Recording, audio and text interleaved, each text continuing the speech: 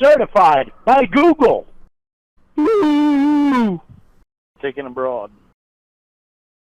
Preparing for his life after high school, Aaron enlisted into the Army, anxious to serve his country and fight for what he believed in. After losing his closest friend to a sniper, Aaron lost it while in the field and spent.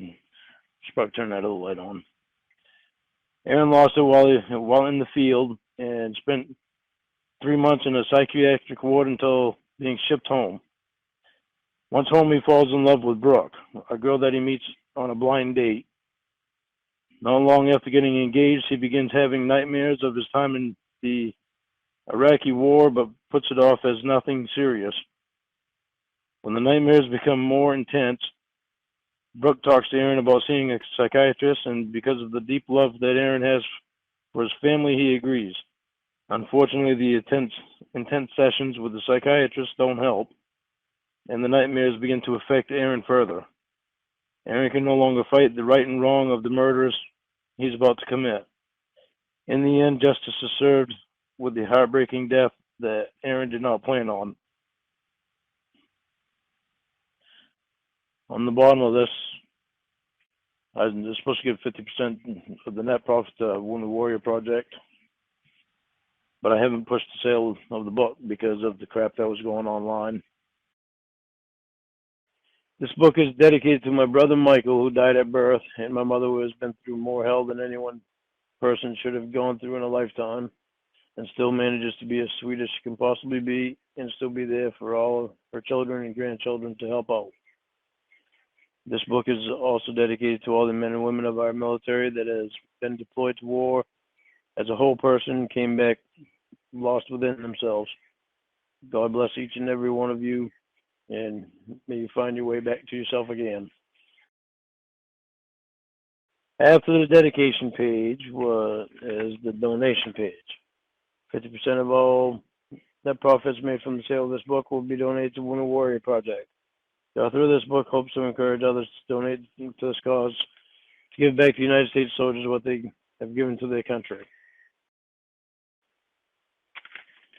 Special thanks. A very special thanks to everyone who helped edit this, specifically Linda A., Sharon L., Sharon C., and Charlene V. Chapter 1. Aaron left his house in Bloomington, Indiana, and drove to school in the 1996 white Ford Taurus his mom bought him as an early graduation present.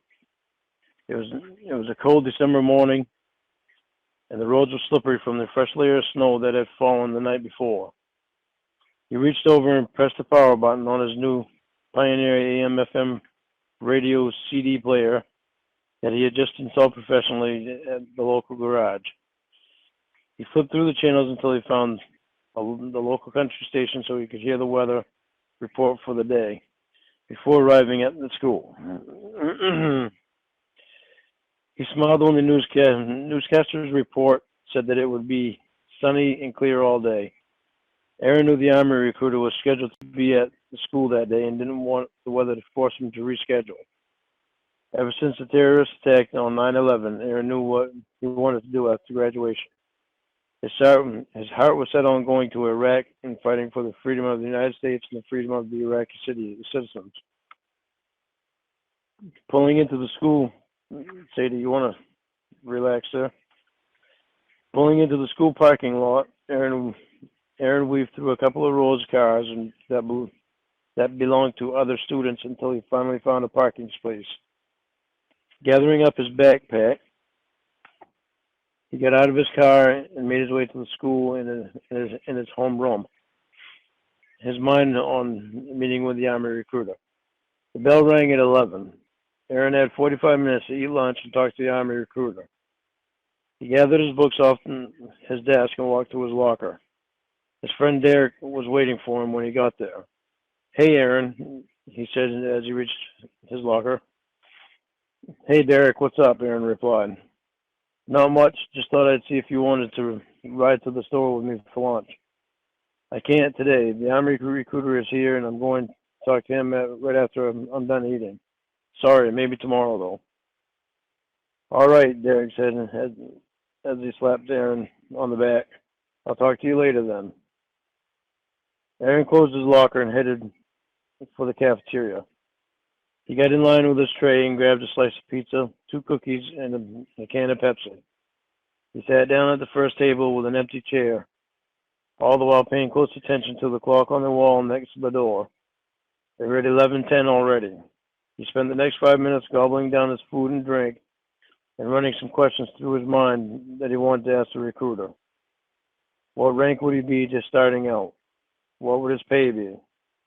Would he be able to do some type of mechanics work? Would he be able to go to Iraq and fight? How long would it be before he could leave for basic training? He finished up eating, brought his tray to the counter, and walked to the study hall where the recruiters were setting up and talking to other students that were interested in military careers. There were tables set up for Army, Navy, Air Force, Marines, and Coast Guard. Aaron made his way through the line of students to the tables set up for the Army recruiters and waited in line with 4 students in front of him. There was only two Army recruiters. There was only 2 Army recruiters, so he knew he wasn't going to have much time to talk to a recruiter. He waited patiently as the line in front of him slowly disappeared, and he was next to seeing a recruiter. When the next student stood up to shake the recruiter's hand and leave, Aaron read the nameplate on the table as he walked toward the recruiter. Sergeant Walker is what it read in big golden letters with a black background. The recruiter held out his hand to greet Aaron as he approached. Aaron shook the man's hand in envy as he eyed the sergeant's uniform. He spent the next 5 minutes talking to Sergeant Watkins and getting all the information he could before accepting the recruiter's business card and making an appointment to meet with him at his office the following week to enlist. Aaron left the recruiter's table with a smile on his face and the feel of more pride in his heart for this country than he had when he had first sat down to talk to the recruiter. Amazing, he thought, what 15 minutes of talking about my future in the military could do to my pride. Aaron spent the next week looking information up on the internet about the career fields, medical and dental benefits, and the GI Bill. He talked things over with his mother about signing up for the Army so that she would be prepared. She took the news hard, but she knew how much this is what he wanted to do. She raised him to do what he believed was right, even if it meant sacrifice. She couldn't tell him that she didn't want him to go because it would contradict what she had taught him. Tuesday morning, Aaron woke up, showered, got dressed, and got himself to school. He spent the day looking anxiously at the clock. This was the day he had been waiting for a week. His appointment with Sergeant Watkins was at 3:30. Hold on a second, I need to take a drink.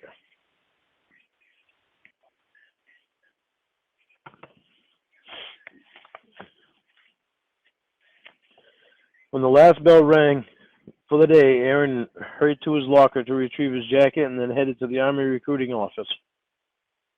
He pulled into the parking lot and looked at the clock on his car stereo. 3:15. I'm 15 minutes early, he said to himself. I'll go in and wait in the lobby. I'm sure he won't mind if I'm a little early.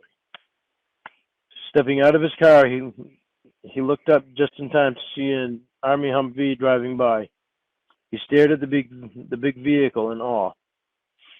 Hopefully soon I'll be working on vehicles like that one, he muttered into the cold air. He turned back around after the vehicle was out of sight, locked his car door, and closed it hard. The weather today was 22 degrees, and the wind had a sharp bite to it. Aaron placed his hands in his jacket pockets to protect him from the cold, tilted his head down against the wind, and began walking across the snow-packed parking lot to the recruiting office entrance. When he walked through the door, he looked to the left at the secretary behind the desk. Her name tag read Helen in small black letters with a brass-colored background, and it was pinned to her suit jacket just above her left breast. She was an older woman, probably in her late 40s or early 50s, a little on the heavy side, with brown curly hair that came down to her shoulders and wore wide-rimmed glasses with a gold chain that dangled from the sides of her glasses and wrapped around the back of her neck. She had a mother's air about her and greeted him with a warm, welcoming smile. "May I help you?" she asked.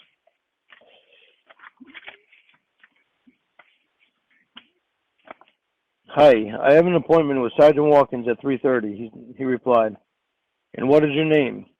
He watched her as she opened a large black book that read "Appointment Book" on the cover and answered, "Aaron Johnson." She licked her thumb. She licked her thumb and flipped through the pages to the correct day and looked at 3:30. "There you are, right there," she said as she looked up and smiled at him. "Have a seat in one of those chairs right there, and I'll let Sergeant Watkins know that you're here." Aaron turned around after thanking Helen and found a seat next to some Army brochures. He picked one up and began looking at it while Helen let Sergeant Watkins know that his 3:30 appointment was there. "Mr. Johnson," Aaron looked up in surprise. He hadn't heard Sergeant Watkins approach him because he had been engrossed in the pamphlet that he was still holding in his hand.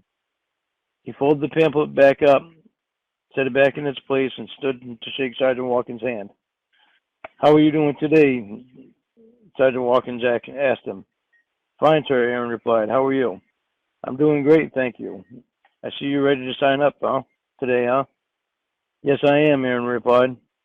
"Well, follow me and we'll begin all the paperwork."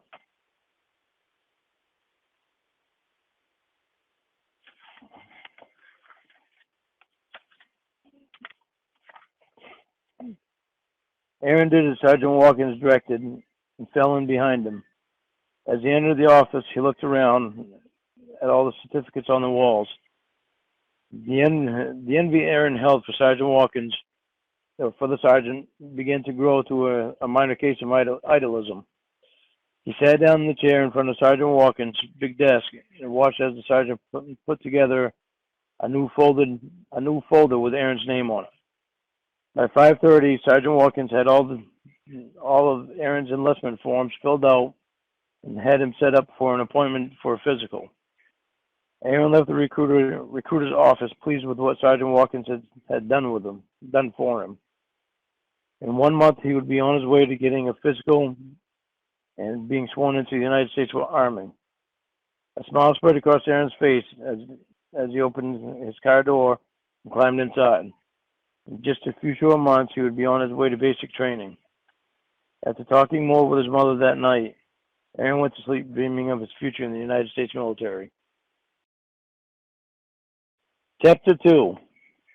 Aaron suddenly found himself at Fort Jackson, South Carolina. He looked around at the many other young men and women that, like himself, wanted to fight for their country. From the moment he got off the plane, he was to follow every order given to him.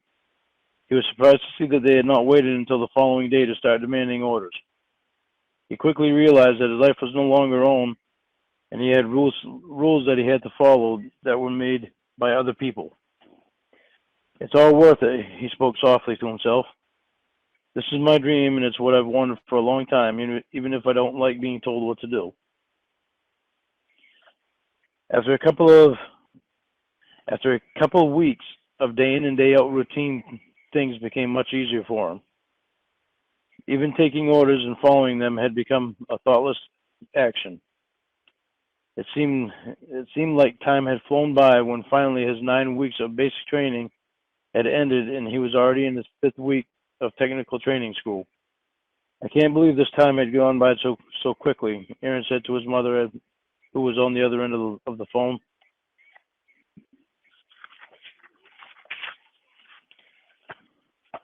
"Only another 6 weeks of tech school, then I graduate and can come home for 2 weeks.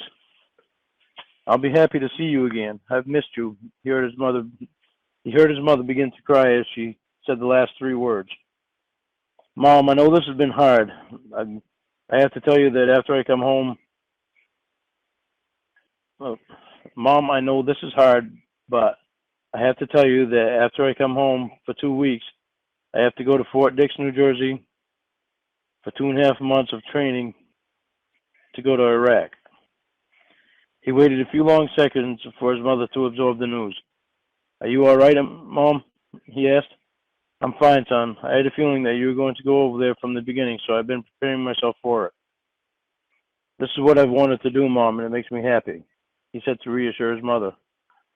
I know. I want you to know that I'm very proud of you.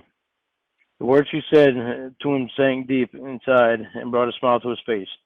I have to go now, Mom. I'll see you in 6 weeks. I love you. I love you too, son. Goodbye. Aaron hung up the phone and stood motionless as he thought about the words his mother had said to him as they penetrated deep. I'm proud of you. Her voice saying the words echoed in his head. He smiled at the phone, then turned and walked away. Fort Dix, New Jersey was an exciting place for Aaron, as he learned many ins and outs of what would take place in Iraq. It could only partially prepare him for the real thing, and he realized this from the beginning. He had a good visit when he went home for 2 weeks, but knew he had made the right decision by joining the Army when he had seen some of his friends still hanging around home and working at dead-end jobs, going nowhere with their lives. It made him feel good knowing that what he was doing was important to many lives. Now he had to finish his training at Fort Dix so that he could move on to Kuwait and then Iraq, where he will be fighting for what he believes in.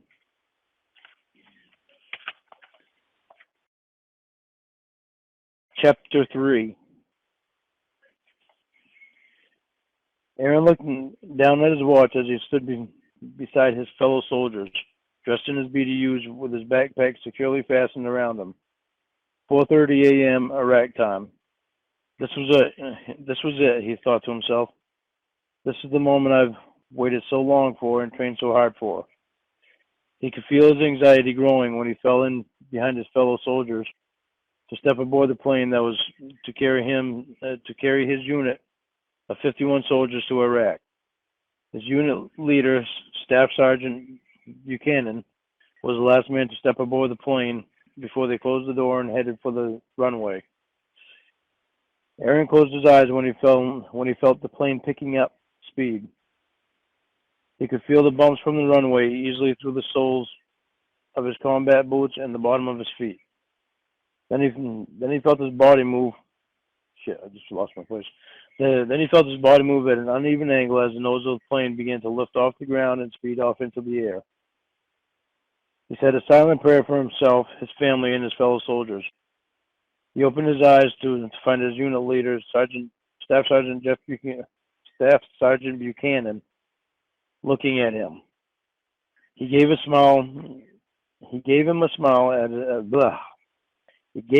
smile as his leader gave him a thumbs up for reassurance. He fidgeted with the excess strap from his backpack belt while a million things ran through his mind.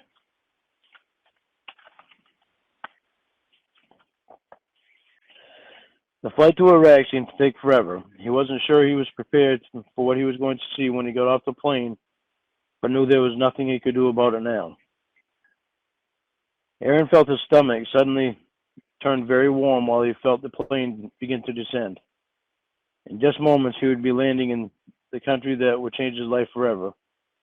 He felt the jolt of the plane as the tires touched the ground. His limbs went numb, and his stomach felt as if the food would come up at any time. He swallowed hard and beat the rising gorge back down from his stomach as the plane began to slow to a crawl. As he pulled the release handle to his seatbelt, he repositioned himself to stretch and prepared to disembark from the plane. He had expected to hear a lot of noise and see explosions in the distance when he got his first glimpse of Iraq, but was happy to find it quiet in the dark early morning hours. He hadn't planned on it raining like it was, but he would be outside only long enough to go from plane to hangar anyway. The unit had all entered the hangar and sat on the floor as directed by Staff Sergeant Buchanan. after removing their backpacks. Aaron felt the concrete floor getting more and more uncomfortable after sitting through 2 hours of what the next 3 days' agenda would be. After the 2 hour lecture, the unit gathered up their backpacks and made their way to the bunks. Aaron located his bunk and began unpacking his gear. He had his gear all spread out over the bottom bunk when he felt a tap on his shoulder. He turned around to find his friend, Staff Sergeant Paul Pablo, there with a smile on his face and his index finger pointing to the top bunk, indicating to Aaron that the bottom bunk was his. "Oh, no way," Aaron said with a smile spreading across his face. "Oh, yes way," Paul replied, grinning back at him. "Rank has its privileges, you know," he said with a smile as he patted Aaron on the back. "Well, I guess I can be thankful for a good bunkmate anyway," Aaron stated. Once he gathered up his things from the bottom bunk and placed them on the top bunk, he realized he wasn't at all upset about sharing the bunk with Paul. In fact, he was quite happy about it. He just couldn't believe that out of all the guys in the unit he could have gotten forced to share a bunk with, he was lucky enough to get one of his good friends. Over the next 3 days, Aaron and Paul spent the time getting to know the base and the areas that surrounded it. They distributed ammunition throughout the base and took the necessary classes they needed for out in the field. The fourth day, Aaron and Paul and a couple other guys they had worked with drove a Humvee into the city to get to know the area there. Aaron drove especially slow because he was also looking around at all the new sites. They were pointing out places that had been bombed and gunfights had taken place between the American soldiers and the insurgents. They noticed that this particular area of the city was almost deserted because of all the damage that had been done to the buildings. There were people still there, but not many that hung about in the streets. Aaron quickly slammed on the brakes when a man ran out in front of the Humvee and stood there blocking its path.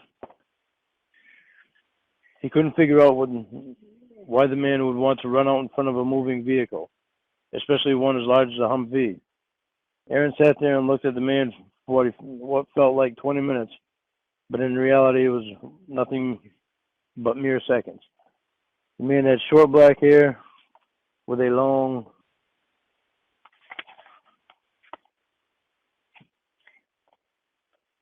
beard and an athletic build, and was about 5 feet 9 inches tall, wearing torn brown pants and white long sleeve shirt.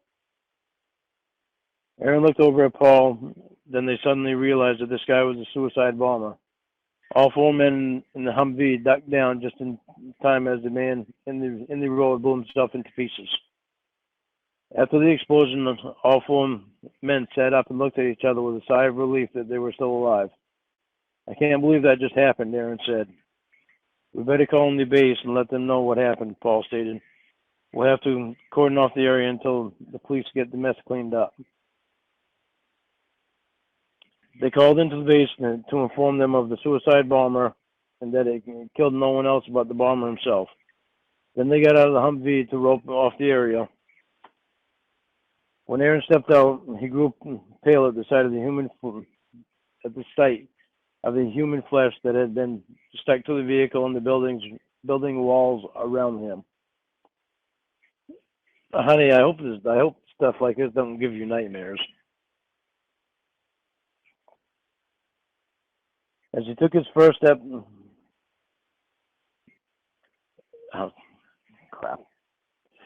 As he took his first step after closing the door to the Humvee, he felt an odd feeling under his left boot that felt like he had stepped on a thin carpet. He lifted his foot to find a piece of human scalp stuck to the bottom of his boot. That did it for him. "Oh God," he exclaimed as he pulled the scalp from his boot, turned and lost his breakfast in the middle of the street. Paul ran to his side. "Are you all right, Aaron?" "Yeah," he answered. "There's just some things that even the Army can't prepare a person for, I guess." That was one thing that none of us was prepared for, Paul answered. Let's get this area roped off before anyone else steps into a mess. The next couple of nights, Aaron found it hard to sleep and hard to concentrate on his work during the day. He and Paul had both stayed up talking about the incident of the suicide bomber on the third night. It seemed to help them both face what had happened, and they both were able to sleep better. From that time on, whenever they found something that was bothering them enough so they couldn't sleep or couldn't concentrate on their work, they would talk to each other so they could get it out of their system and not have to keep it bottled up inside. Over the next month, Aaron and Paul attended many training classes on how to react to IEDs, improvised explosive device, how to close off specific areas after bombings and raids, how to raid houses, and how to train Iraqi police. He kept busy, so there wasn't much time for a lot of recreation. In his off time, Aaron would get on the computer and talk to his mother or call her on the phone.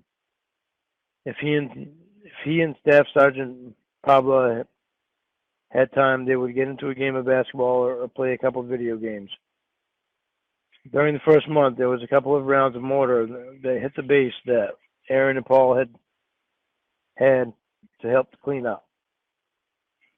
He was never bored, but always wished he could be in a little more of the action.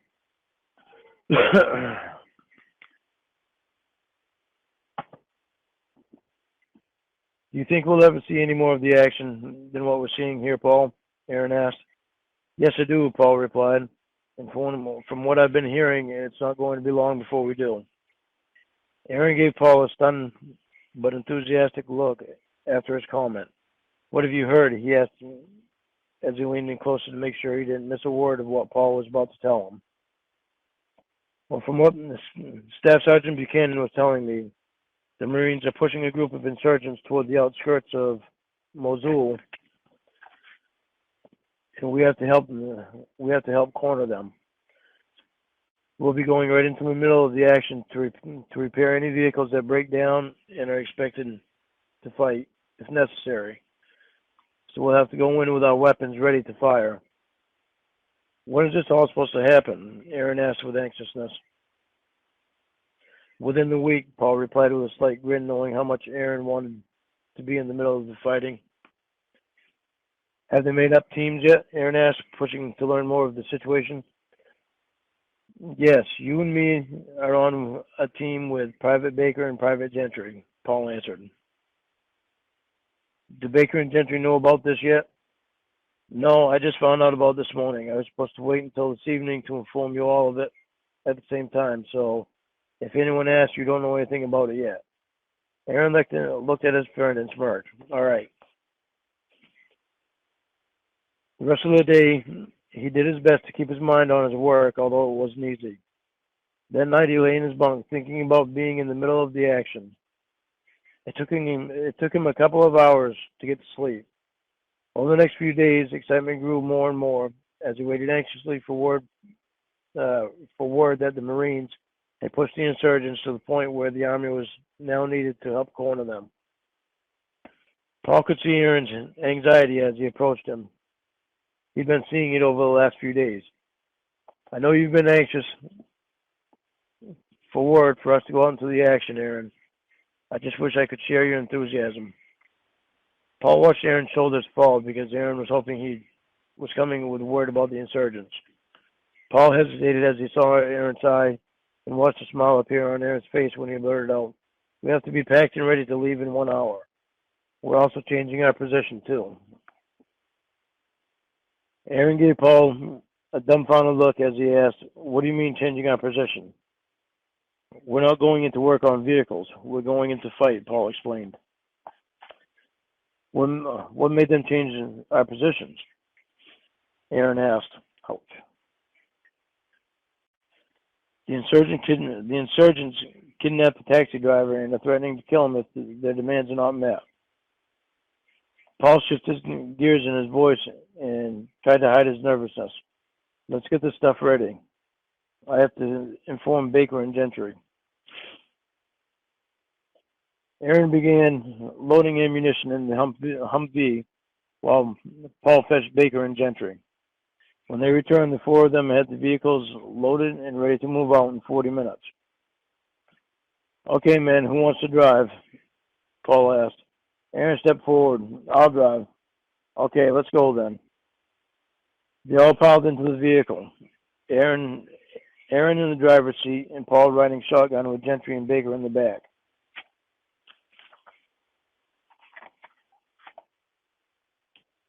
"We have to go to the police station first to let the Iraqi police know that we're here to help them," Paul explained. Aaron pulled into the parking lot of the police station and parked near the entrance door.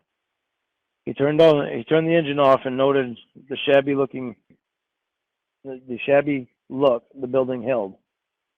All four of the men got out and walked toward the building. Upon entering it, they had to stand still for a moment to let their eyes adjust to the dimly lit room. They found the translator standing next to the clerk's desk. The man held out his hand to greet the soldiers. "Hi, I'm Staff Sergeant Pablo. I need to let the police know that we're here to help them." The translator was an American, Paul could tell. He felt relieved that it would be easy to communicate with police with the translator present. "My name is Staff Sergeant Randolph. Hold on right here and I'll let the police chief know." Paul and Aaron stood watching this. "Honey, did you just try to call me again?" It'd be weird considering I can hear you. I don't know who it is, but it's like it rings once and then it's gone. Oh. I wouldn't doubt if it's Roy, and Roy's phone's dying. His phone doesn't keep a charger with his shit. But anyway, let's see. Paul and Aaron stood watching the sergeant as he left the room and made his way down the narrow hall. Before he could return, they heard gunfire come from nearby. Paul, Aaron, Baker, and Gentry rushed outside. They reached the Humvee just in time to dodge a bullet that ricocheted off the police station. They couldn't fire back until they found out which direction the shots were coming from.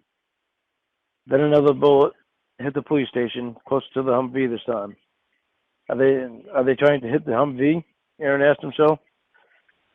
His question was answered as the next bullet twanged off the back of the Humvee. "They're shooting from between those two buildings over there," Paul shouted as he pointed to the buildings across the street. "Aaron, go behind that concrete barrier on the right side of the police station and shoot. Baker, you go to that concrete barrier on the left side of the police station and shoot. Me and Gentry will stay here and shoot from both sides of the Humvee," Paul ordered. Aaron and Baker both ran to their designated positions and began to fire back at the insurgents. Paul and Gentry began firing back also from the sides of the Humvee. The insurgent must have been overwhelmed by the firepower the four men held because the shooting ceased after only 5 minutes. Once Paul felt all was safe enough, they went back into the police station and were updated that the kidnapped taxi driver had been killed and they needed to find the man's body. After a few minutes deliberation, the four men headed back out to the Humvee and climbed in. They drove around the block to make sure the insurgents were gone. Then they cordoned off the area and began a search for the taxi driver's body. Aaron and Paul walked toward the two buildings to begin searching, while Baker and Gentry began walking in the opposite direction to start searching. "Keep your eyes sharp," Paul said to Aaron. "You never know if or where an insurgent could be hiding." Aaron could feel his adrenaline picking up as he inched toward the back of the building where the insurgents had been shooting from. He inched his head around the corner to take a cautious look. Paul's notion that the insurgents had left was right on the money. Aaron found as he looked down at the body laying motionless on the ground behind the building.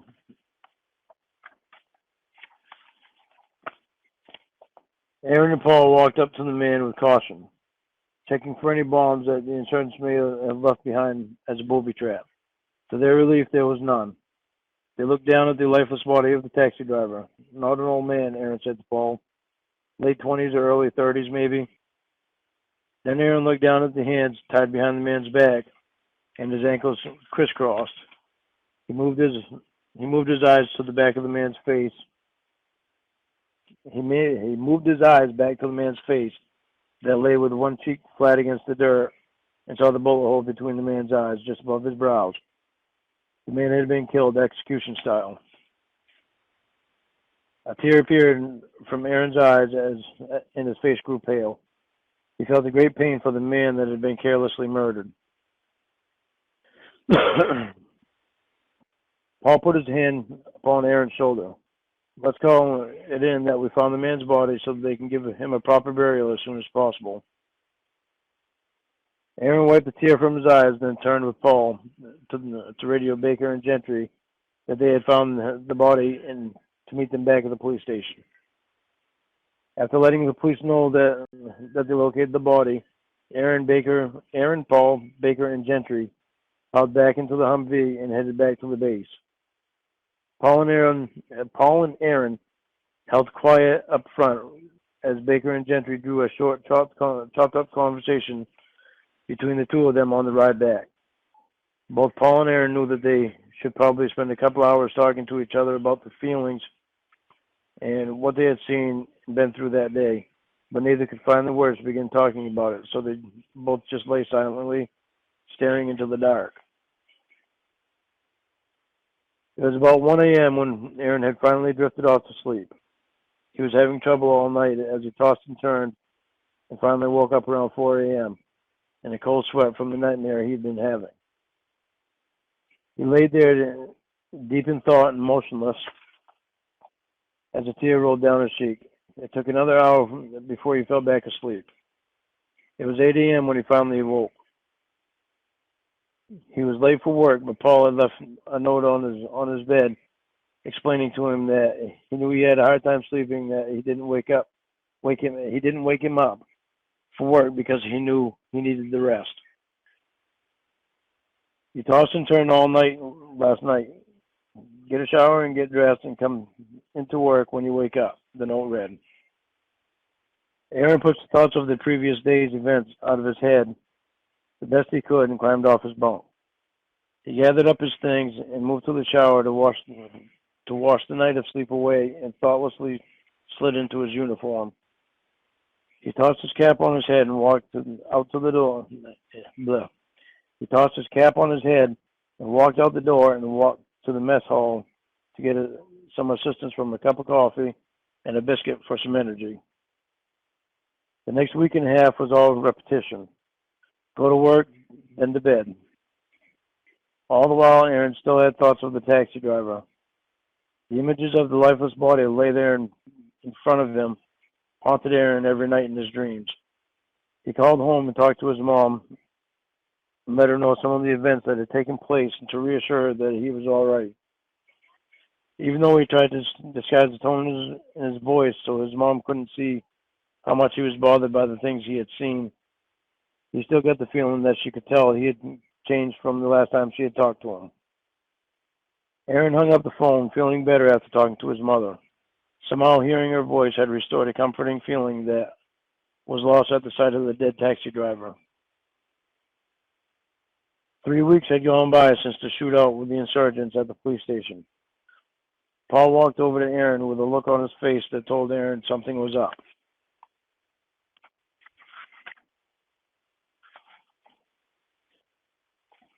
Where do we have to go? Aaron asked Paul before Paul even got a word out. We have to go to the Iraqi police station again, Paul replied. What's going on this time? He asked. Nothing. We're going to be training them.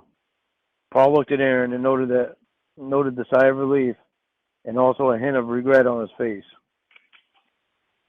They left and gathered up Baker and Gentry and Jerry Bowler, a worker from the refueling unit, because they needed an extra man, and left in the Humvee for the. They needed an extra man and left in the Humvee for the Iraqi police station. Must have been one of the parts she messed up. As they approached the police station, Aaron looked at the building to his left where he had found the taxi driver. Will I ever get that image out of my mind? He asked himself. He was able to move the thought from his head for most of the day as they were training the Iraqi police. After 10 hours of training, Aaron was ready to go back to the base and lay his head on his pillow for a long night of rest. On the way back to the base, the guys were laughing and discussing the day's events of training the Iraqi policemen. The ride was quiet and smooth, and Aaron slouched easily back against his seat while Paul drove along. He closed his eyes and took in the conversation and put his remarks in when he needed to. He could feel himself begin to fall asleep so quickly as he sat up, rubbed his eyes back into focus, and looked at the road ahead.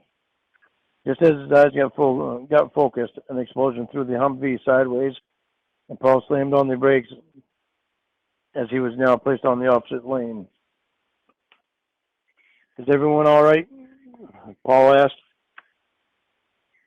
He looked at Aaron to his right, saw that he was fine, and then turned to check on Baker, Gentry, and Bowler. Jerry had his hand over his ears and slightly bent over in his seat. Jerry, are you all right? Paul asked. Jerry, he repeated. Jerry still didn't reply. Aaron turned around and grabbed Jerry's hands to pull them away from his ears. As he lifted his left hand from Jerry's ear, he saw a small stream of blood roll down Jerry's earlobe from inside his ear. We need to get him to the hospital now, Aaron said to Paul. Paul took his foot off the brake and stepped down heavily on the accelerator. I think we should all get checked out while we're there, he stated. Aaron looked at the confused look on Jerry's face. He could tell that Jerry couldn't hear anything, but admired the way he remained calm. At the hospital, everyone checked out all right except Jerry. The doctor informed Paul, Aaron, Baker, and Gentry that Jerry's eardrums had been blown out from the explosion, and he would have to remain at the hospital. They all went to the bunks and prayed that night for Jerry to recover, and thank God that nobody got killed in the explosion. The next few months went by quickly, and Aaron thought less and less about the incident with the taxi driver. Although it still remained in his mind, he was able to deal with it easier than he had when it first happened. He had a hard time when he had to say goodbye to Jerry.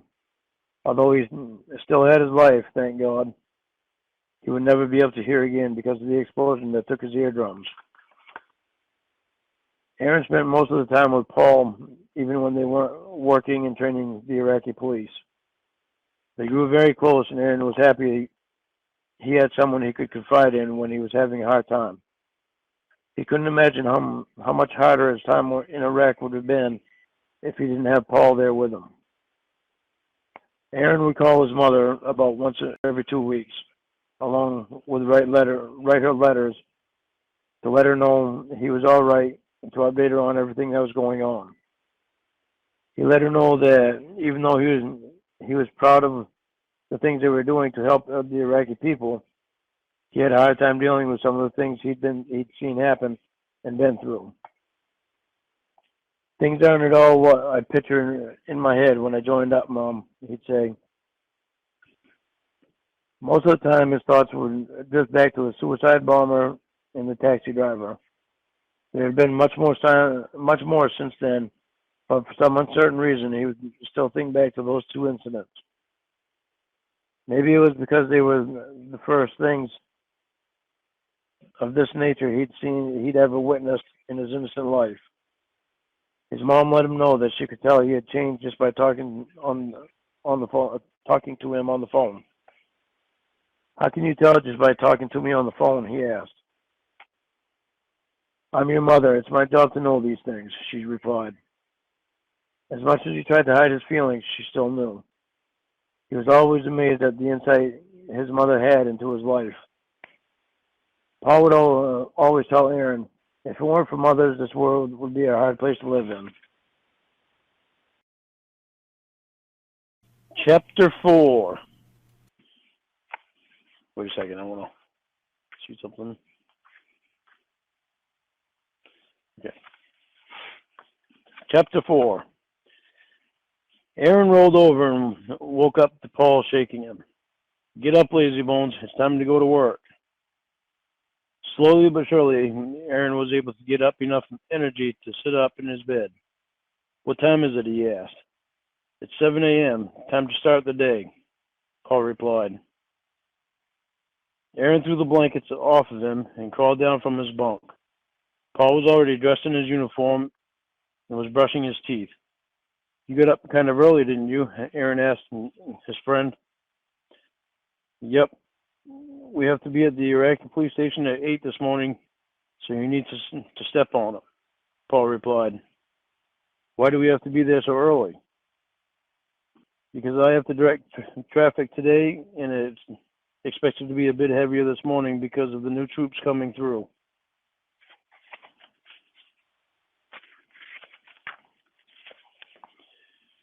That would figure, Aaron said jokingly. Leave it to you to mess up my much-needed rest.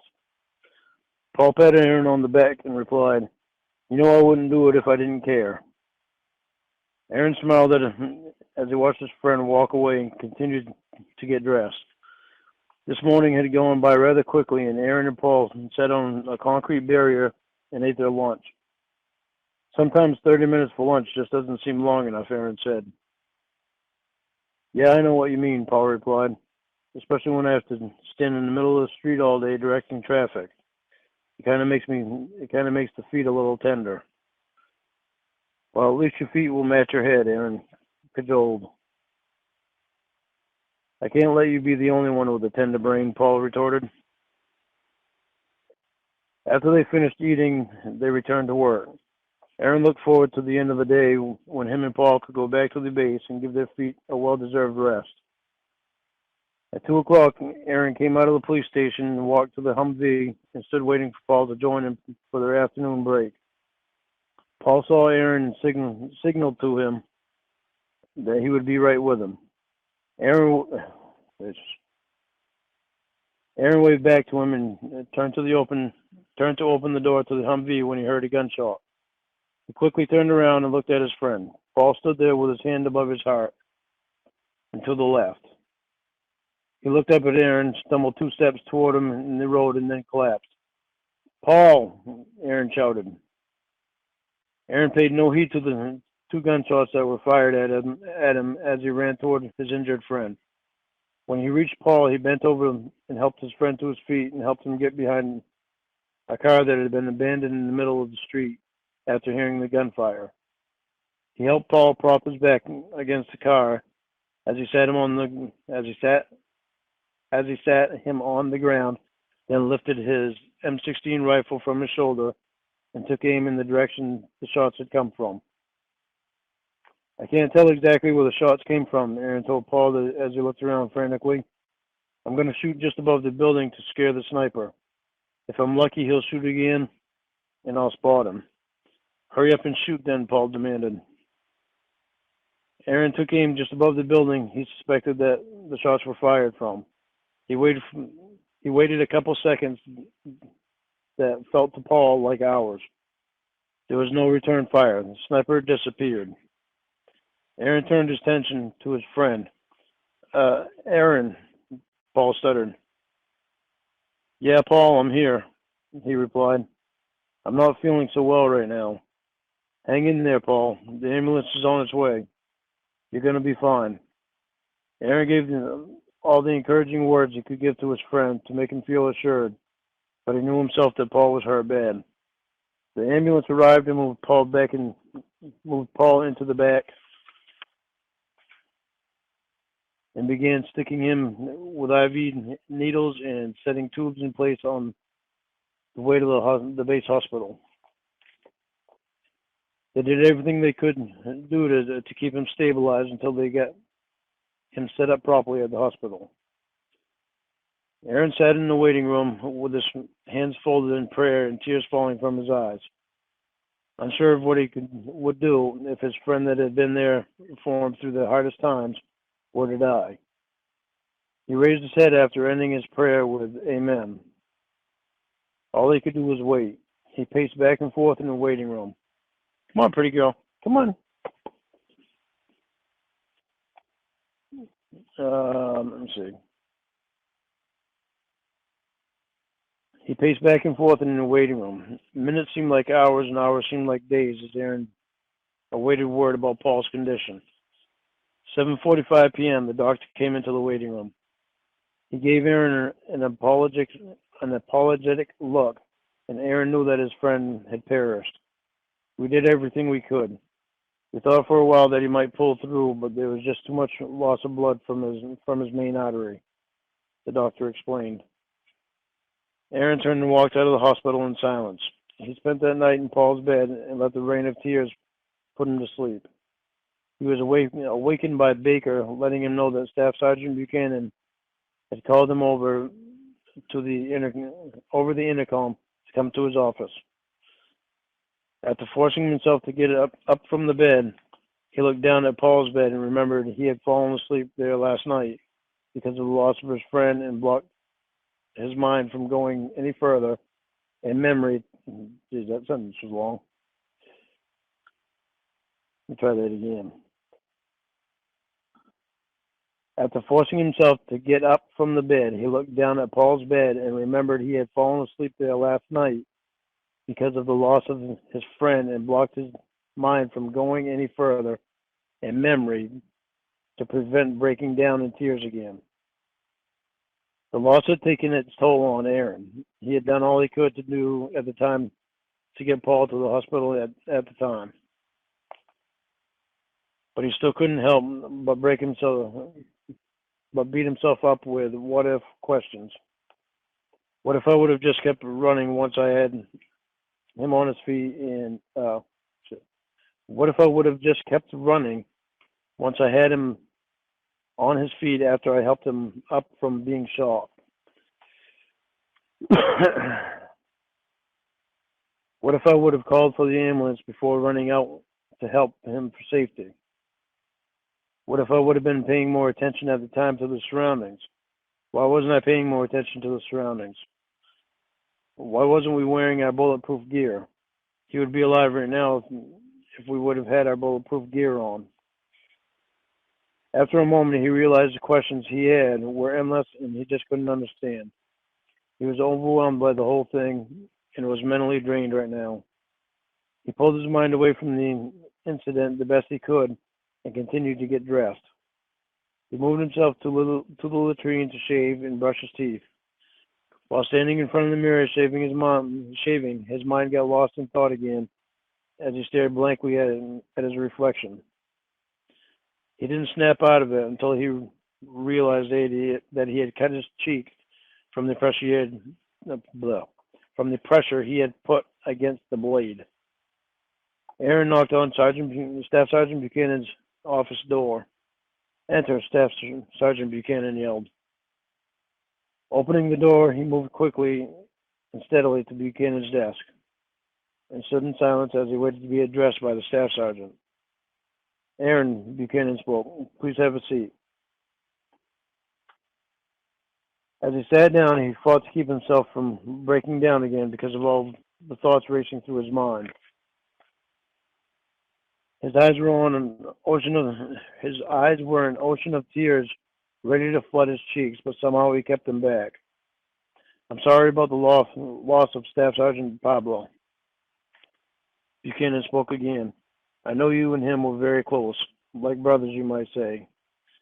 The loss is a great blow to the whole unit. I've written his family and need to ask if he can put together his personal items to be shipped back to his home. The staff sergeant paused a moment. Then I want you to take the next few days off so you can try to heal from the loss of your friend. I know how hard it is for you right now. I've been through the same type of thing myself before. Yes, sir, was Aaron's only response as he lifted himself up off the chair and moved toward the door. Aaron, Buchanan spoke before Aaron could get out of the door. Aaron turned around and looked at the staff sergeant. Yes, sir. If you need someone to talk to, Aaron, you're more than welcome to come to me. Buchanan stated to let Aaron know that he was there for him. "Thank you, sir." Aaron walked back to his dorm, where he slowly began the painful task of putting together Paul's personal belongings to be shipped back home to his family. He kept the one picture that he had of him and Paul that was taken in front of the Humvee that they were always rode in. When he had all Paul's personal effects together, he brought them to Staff Sergeant Buchanan and returned back to his bunk, where he spent the rest of the day and night in bed, most of the time staring off into space while his mind wandered through the past. Aaron returned to work a few days later. Still not back to himself, he returned to work anyway. As hard as he tried to let things return normal for himself, he felt it was near impossible without Paul there with him. There were times when Aaron had some close calls of being shot or blown up because his mind would drift back to watching Paul get shot and falling on the ground before him. He began having a hard time focusing on his job, but no longer felt anything when he killed or had witnessed someone else being killed, including those from his own unit. Finally, the strain became too much as Aaron was in the field one day and witnessed 3 children that were playing with a ball become insurgent targets and were blown up only 30 feet from where he stood.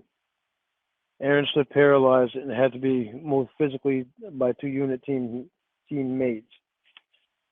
As they grabbed his arms to haul him to safety, Aaron began to resist and tried to run toward the departed children, but his 2 teammates overpowered him and forced him to safety. Chapter 5. Aaron looked up at the clock above the door of his room. It read 1:45 p.m. In just a few hours, he would be on the plane and headed for home.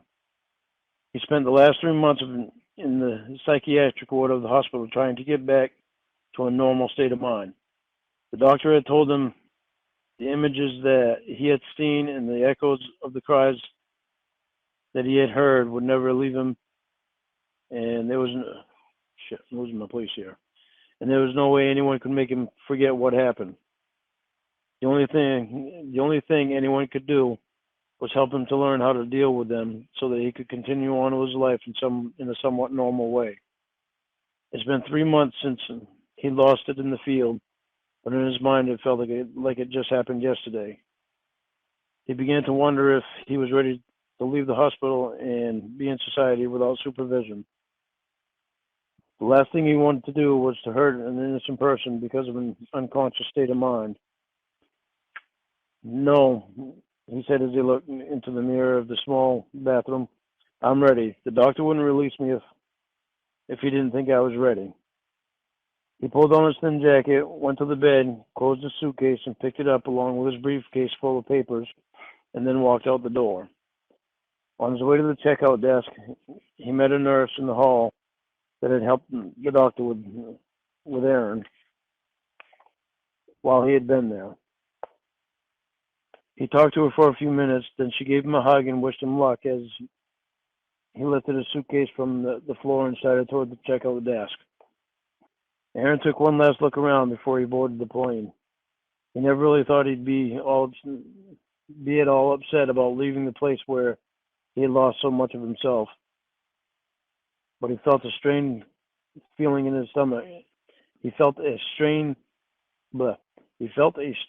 feeling in his stomach because he was leaving what he had grown used to in a year and leaving people behind that he grew to care about. He didn't feel right about leaving. He felt like his job was still unfinished, but could not do anything about it. He looked down at the ground in front of him and then made his way up the portable staircase and then entered the plane that would carry him back to the States. He found his way to the seat and prepared for the plane to take off, and then stared out the window at the country that was full of turmoil. When the plane began to roll down the runway, he muttered to himself, "This is it. No more madness. This is where I need to try to start my life over again." A hell of a chore that's going to be. He closed his eyes and let his mind drift away as the plane began lifting higher and higher into the air. When the plane finally leveled out, Aaron took a couple pictures out of his family.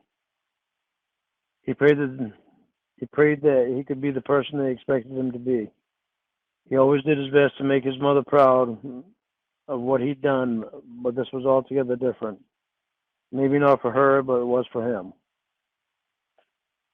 He put the pictures away and then lost himself in peaceful thoughts as he looked out the window at the sight of the fluffy white clouds that looked like cotton and made it feel like he was sitting in heaven. He thought of Paul as he slipped off to sleep and wondered if this is what Paul was viewing in heaven. The flight was long after making three flight changes before finally landing in Indianapolis, Indiana. 23 hours and 30 minutes long to be exact. He was tired and relieved when he set his first foot down on the soil of his home country. He hadn't got much sleep on the plane, and he was anxious to get home and get in his own bed after so long of sleeping on Army-issued bunks. There was a large crowd of people in the airport to welcome the troops home as they walked in the door. He shook the hands of many people that showed support for him and for the rest of the troops.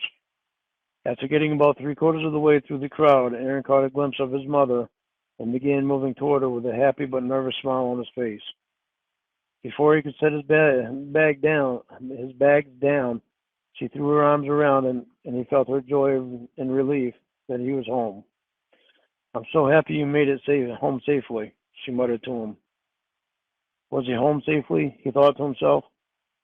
Did he really make it home safely, or was the person that his mother knew before still left in Iraq while another Aaron, a damaged beyond repair Aaron, came home in his place? Could he hold up to the expectations that stood before him in this world that had been without him for a long, horror-filled year? He pushed the thoughts from his head when his mother moved away from him and picked up his briefcase. "Let's get you home," she said with a broad smile on her face and a tear of joy rolling down her aged and worried cheek.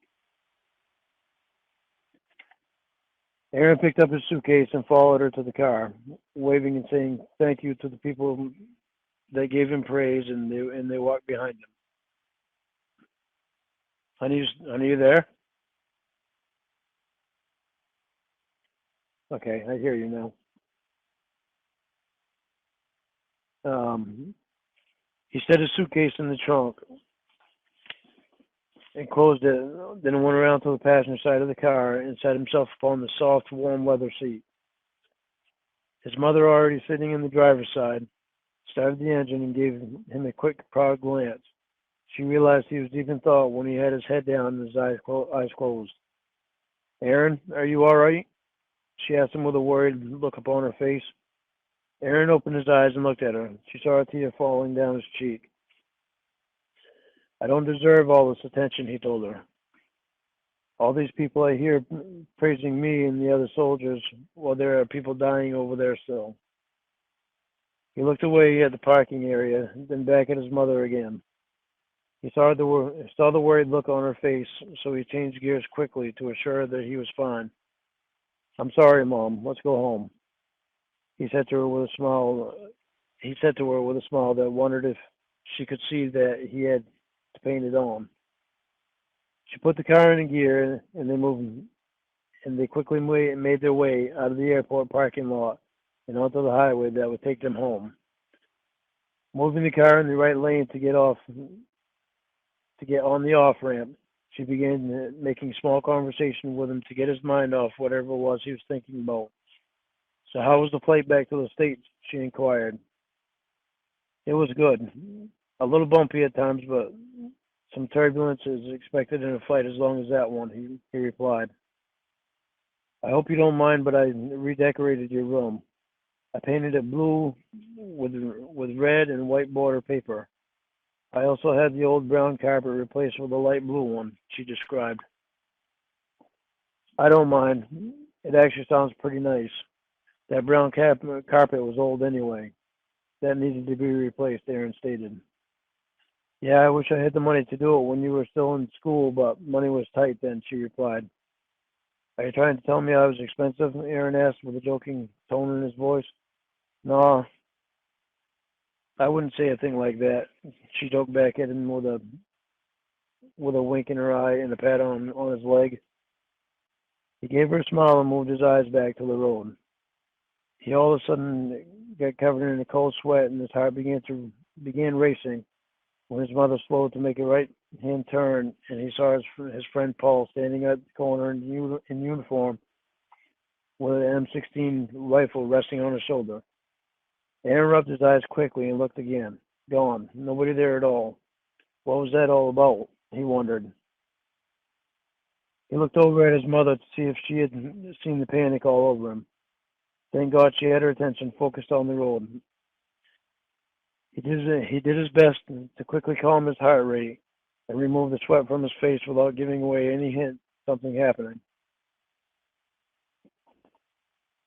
As she slowed the car to turn in the driveway, Aaron read the big sign that was stretched from one tree to another on opposite sides of the driveway. It read, "Welcome home, Aaron," in big red and blue letters with a white background. Looking at his mother in appreciation, he leaned over and gave her a kiss on the cheek. Thank you, Mom. No, Aaron, I'm the one that should be thanking you, she said with a serious tone in her voice. For what? He asked. For being born, she replied. Ow, Roscoe. Damn.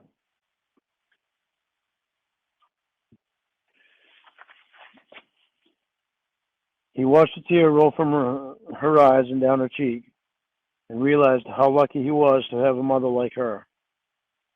After the car came to a stop, they both got out and walked to the trunk to retrieve Aaron's bags. They closed the trunk and walked toward the house. His mother fumbling through her purse on the way to find the key to unlock the door. After she had the door unlocked, I lost my place here. After she had the door unlocked, she walked in with Aaron in tow. Oh. After she had the door unlocked, she walked in with Aaron in tow. Setting his bags on the floor in front of him, he flipped the light switch next to the entrance door to the on position. Surprise! A chorus of yells came from people jumping out of hiding places and startled Aaron. His face turned pale again, and against the His face turned pale against the unexpected event, and he had to quickly regain himself from flashbacks of Iraqi insurgents' attack. Wiping the sweat from his clammy hands, he worked up a smile and began shaking hands and giving warm hugs to friends and family members that gathered together for his return from the war. His mother had all kinds of food set out on the table and the counter, most of which were favorites of his that his mother made special. There was a chicken pie, but okay, I mean, you kind of get a yeah, some of these names that you've heard before. I wrote the things that I liked. There was the chicken pie, butterscotch Rice Krispie squares, Reese's peanut butter squares, vanilla cream puffs, apple pies, chocolate cake, mashed potato mixed with corn and ham cubes, spare ribs with Mountain Dew, punch, and water to wash it all down with. Everyone had their turn talking to Aaron and asking him all kinds of questions about being over in Iraq and everything we were doing there. He felt like a broken record after answering most of the same questions 5 or 6 times over. Some of the questions hit him hard, and he did his best answering them without breaking into tears. But most of the questions that were asked were ones that he'd expected people to ask him anyway.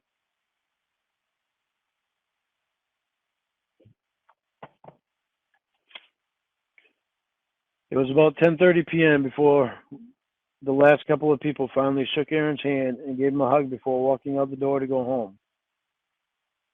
He was happy when he finally was finally able to get in the shower and soak his head to try to rid himself of the headache that had developed with the rush of questions over the evening. When he got out of the shower, he dried himself off and put on his night clothes, then stood looking at himself in the mirror. Will I be able to find the same man that I used to be before I went to Iraq, or are these images of the war going to haunt me more as the time goes on? He asked himself. He let his head fall down and closed his eyes as he said a silent prayer. After saying amen, he lifted his head back up to take one last look in the mirror at himself before finding his way down the hall to his bedroom. His mother had already decided to retire for the night, and she would clean up from the party the next morning, so he had already said goodnight to her. After climbing into bed and turning the light out, he laid there looking up into the darkness and letting his mind drift back in time to when he and Paul were playing basketball, and Paul had actually accidentally poked him in the eye, making his eye turn black and blue. Aaron smiled at the memory and wished his friend had made it back home alive instead of inside a decorated pine box that was to be placed in the ground. He had difficulty sleeping all night and tossed and turned when he did finally fall asleep from the dreams he was having. When morning finally shone in from the window, Aaron stumbled into the kitchen with his eyes still half closed. "Good morning," his mother said in a gentle tone. "Good morning," he returned. "By the looks of you, you should go back to bed for another 8 hours," she said as she set a fresh, hot cup of coffee on the placemat in front of him. "Thank you. I didn't sleep too well last night," he replied. "If I stay up all day today, I'll be able to sleep better tonight. Would you like for me to stop by the drugstore and get you something to help you sleep tonight?" she asked. "No, that won't be necessary. Thank you anyway, Mom," he answered after taking his first sip of the hot coffee. "What do you want to do today?" she asked him.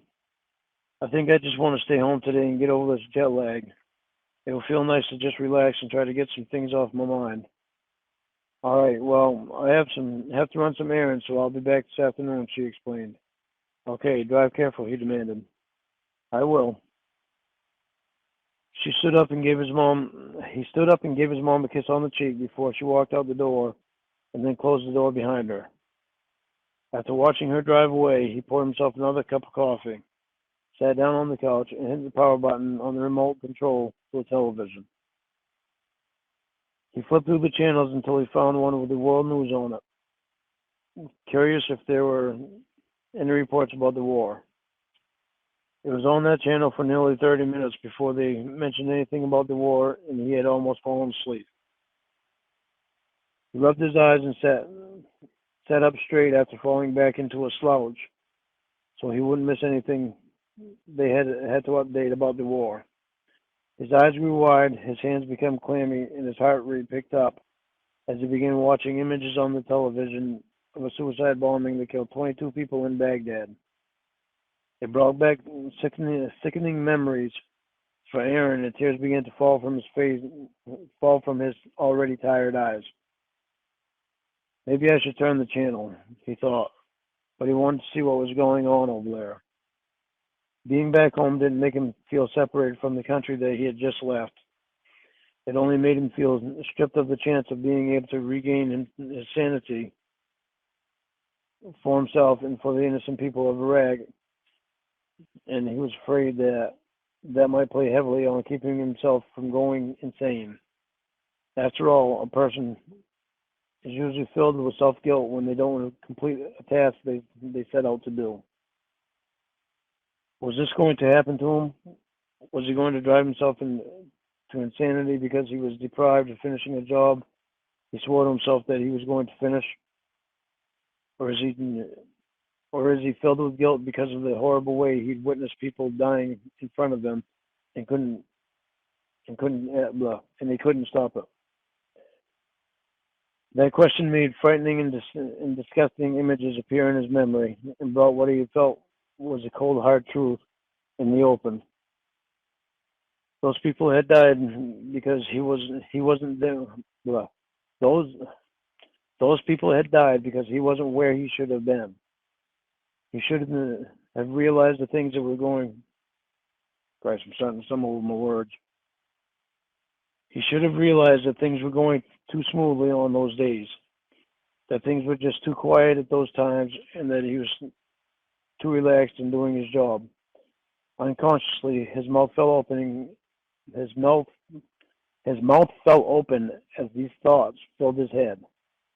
Just then, the phone rang and snapped Aaron out of his transfixed state of mind.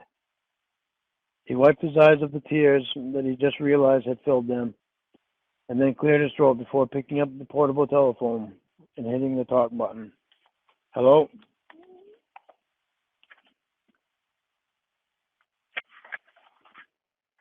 Hi, this is Mom, she stated. Aaron tried to disguise any sign of emotional problems he had just been having when he heard his mother's voice. He didn't want her to think something was wrong and become worried. Hi, Mom, what's up? He asked, bringing forward a more cheerful tone to his voice. Not much, she answered. What are you doing? Watching a little TV and relaxing, he answered. Good. I thought I'd give you a quick call and see if there was anything you needed while I'm out and about. I forgot to ask you before I left this morning, she explained. No, I'm fine, but thank you for thinking about me, though. You're welcome. I'll see you when I get home. Okay, bye and drive careful. Aaron hung up the phone with a sigh of relief that he had been able to put his issue past his mother that time, even though it was a very strained effort to do so. He lifted his head up to the ceiling, closed his eyes, and began running through what he was thinking about before the phone had snapped him out of it. These were ridiculous thoughts he had. These were ridiculous. These were ridiculous thoughts I had. He said it out loud to himself. There's no way I could possibly have known what was going to happen. He looked at the television and saw the news report about Iraq. He looked at the television and saw the news report about Iraq had ended. So he flipped the channel to country music videos, laid himself down on the couch, and drifted off to sleep. The sound of a car horn blaring in the driveway snapped him out of his sleep and made him snap up quickly from the couch. His nerves were on edge for a few long seconds until he remembered where he was and that it was his mother honking the horn in the driveway. He opened the door to find his mother loading up her arms with grocery bags, so he slipped on his shoes and hurried out to help her carry them in. You look like you just woke up, he stated. I did. What time is it? He asked.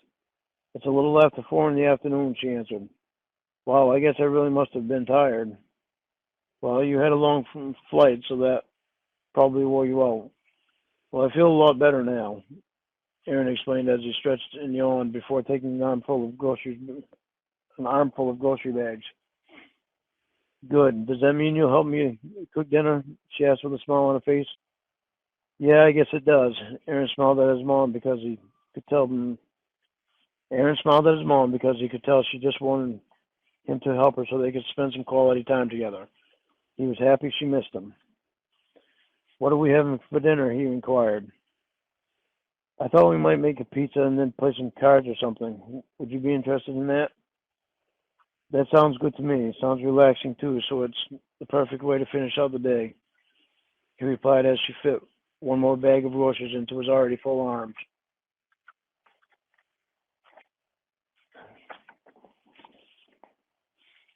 Good, let's get these groceries inside and get started on our pizza. They finished carrying the rest of the groceries and began making their pizza. After eating, they played a few games of rummy, and she got Aaron up on the gossip of the family and told him stories of happenings at bingo and her work. He completely enjoyed himself, and she took his mind away from Iraq, and it helped him to relax easier. She never asked him anything about his time in Iraq while they spent their quality time together. Maybe she could see that he was bothered by guilt and the horrible images and memories from the war, and he needed a few hours where he could escape from it all, and be himself again.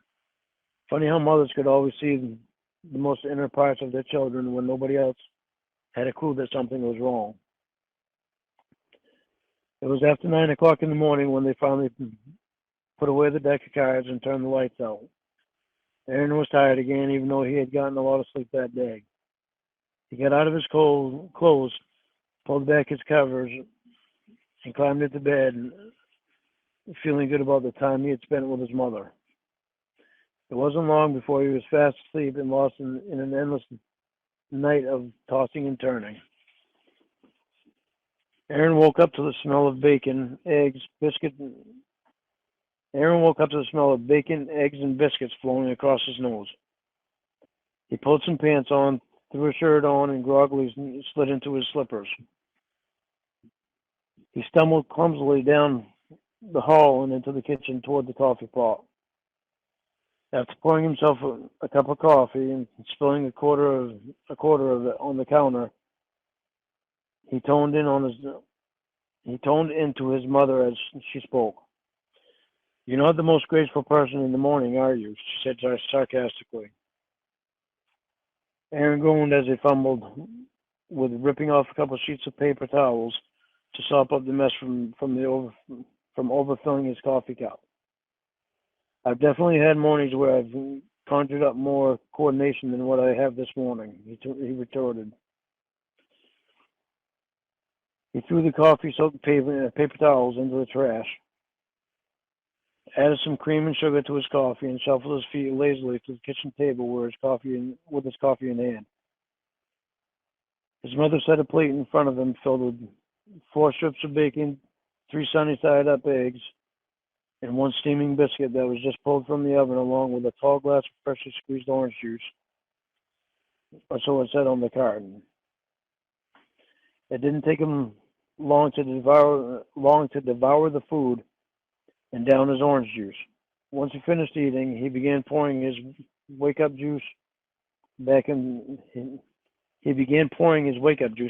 himself. "Are you going to do anything today, or are you going to rest another day?" his mother asked. "I'm going to go see my friend Derek today," he replied. "I also might go to the veterans cemetery. After that, I'm going to come back and make some calls and see if I can find out where my friend Paul is buried."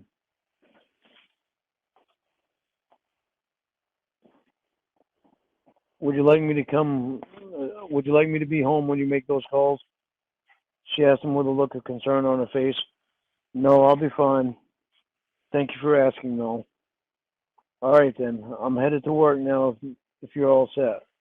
My number to the office is on the refrigerator in case you need me for anything. Have a good day, Mom." "You too, and be careful," she added. "I will," Aaron replied. He gave her a kiss on the cheek before she walked out the door and then turned and headed for the shower. Feeling the hot water rush over his head and body was refreshing and relaxing, and it revitalized his energy that he had lost from the long flight across the ocean. After getting dressed, he poured himself another cup of coffee, walked outside, and stood next to his car and let the heat from the sunlight soak into his face. This was one of his favorite times of the day, when the sun was just beginning to heat up the earth and it was a comfortable temperature. He finished his coffee and returned his cup to the house before heading off to visit with his friend Derek. As he was driving, he took in all the greenery beside the road that he hadn't been able to enjoy for the past year. It was nice to see these things again. It helped to ease some of the tension in his muscles that had been growing that morning. He saw Derek sitting outside on his porch peeling potatoes for his mother. Derek stood up when Aaron got out of the car and greeted his longtime friend. "Hey, Aaron, I heard you were back," Derek stated as he set down the potato peeler and reached out to shake Aaron's hand. "Yeah, I just got back 2 days ago," Aaron replied. "How have you been doing, Derek?" "Good. Come up on the porch. I'll get another peeler and you can help me peel these potatoes while we talk. All right, Aaron answered with a slight smile, knowing Derek just wanted someone to help him so he could get finished with them quicker.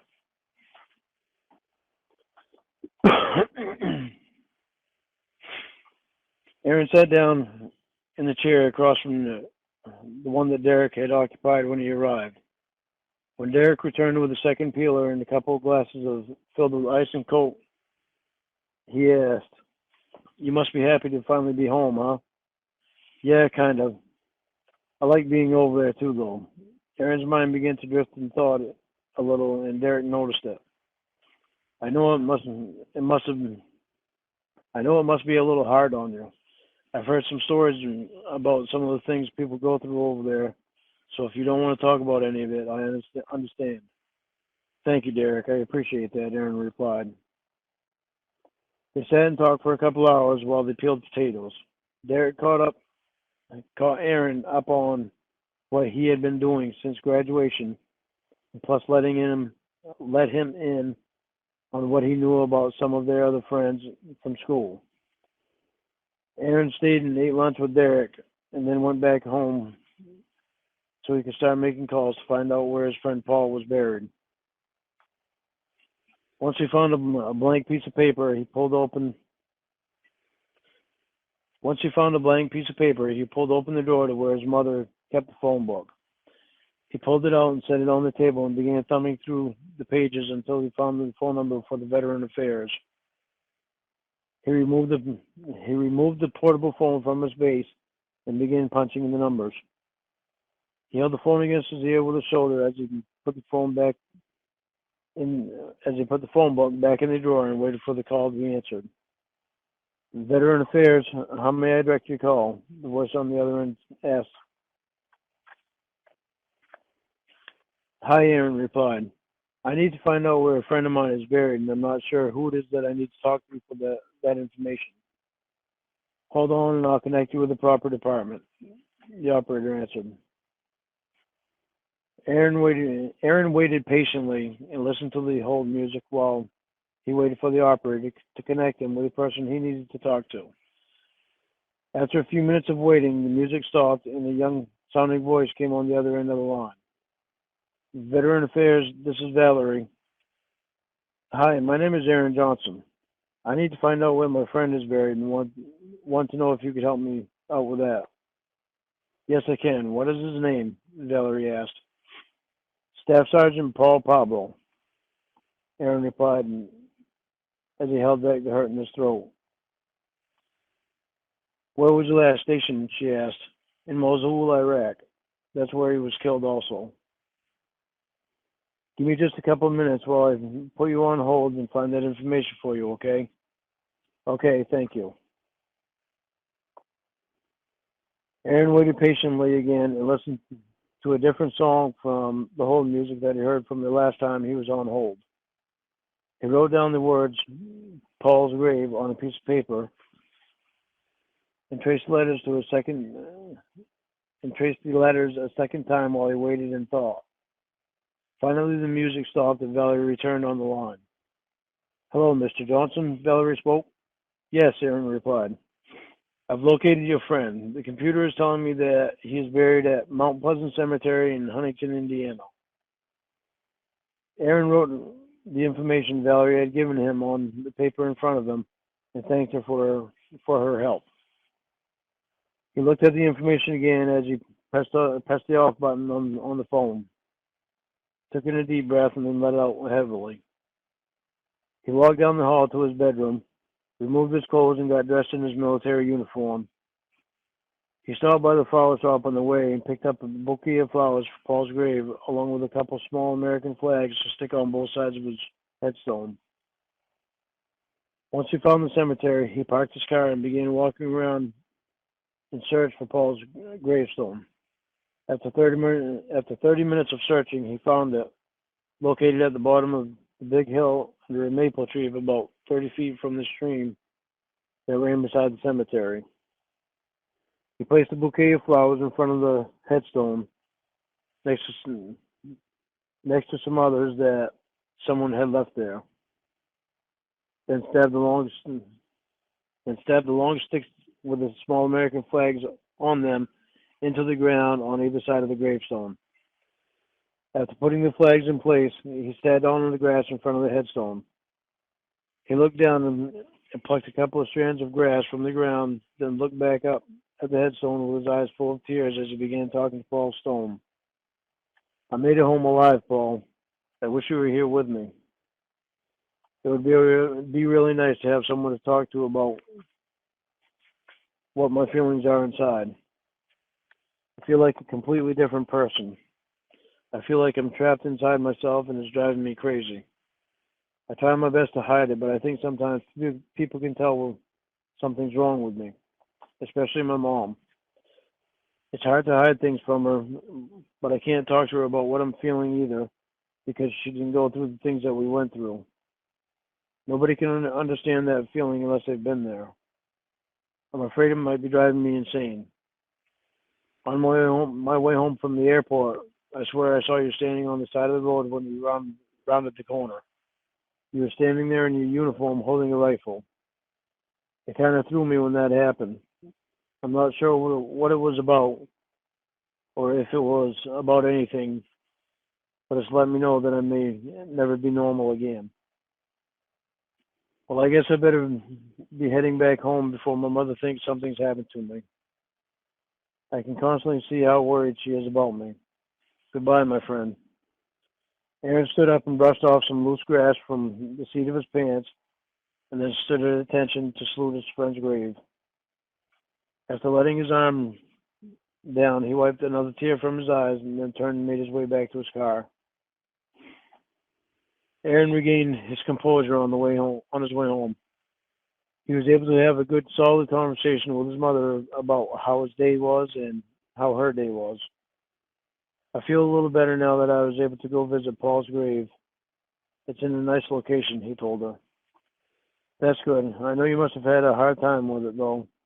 So if you want to talk about anything, you know that I'm here for you. She told him without pressure.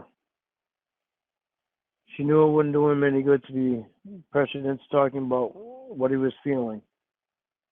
All it would do was make it harder for him to deal with what he went through and was going through. Thank you, Mom, and I appreciate it. But it's too deep for me to talk about right now, he replied with regret. Okay, whenever you feel ready, I'm here, she said to try to comfort him. Aaron quickly moved the conversation by asking her if she knew what the weather was going to be tomorrow, but before she could answer, the telephone rang. His mother picked up the phone off of its base and pressed the talk button. Hello? Hi, Mrs. Johnson. This is Derek. Is Aaron there? He asked. Yes, he is, she answered. Hold on one second. She handed the phone over to Aaron. It's Derek, she informed him. Hey, Derek, what's up? Aaron asked his old high school friend. Hey, Aaron, I want to see what you were doing on Friday night. Nothing that I know of right now, Aaron answered. If I set you up on a blind date, would you want to go? Derek asked. Yeah, I guess, Aaron replied in surprise. Good. Can you be ready by 8? Sure.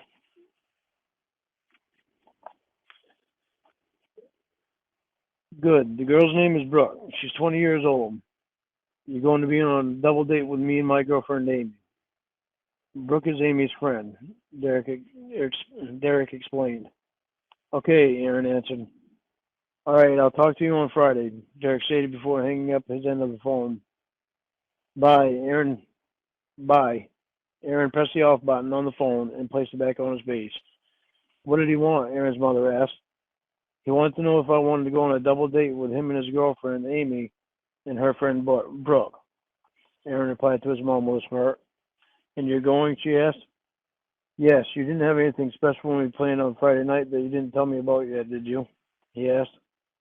Nope, I think it's great that you have a date. I hope you have fun, she replied with a smile. Yeah, you're just hoping for grandchildren, huh? He asked jokingly.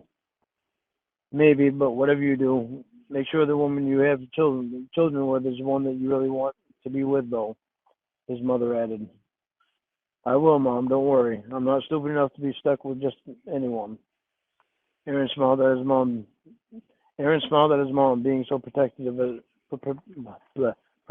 of his future.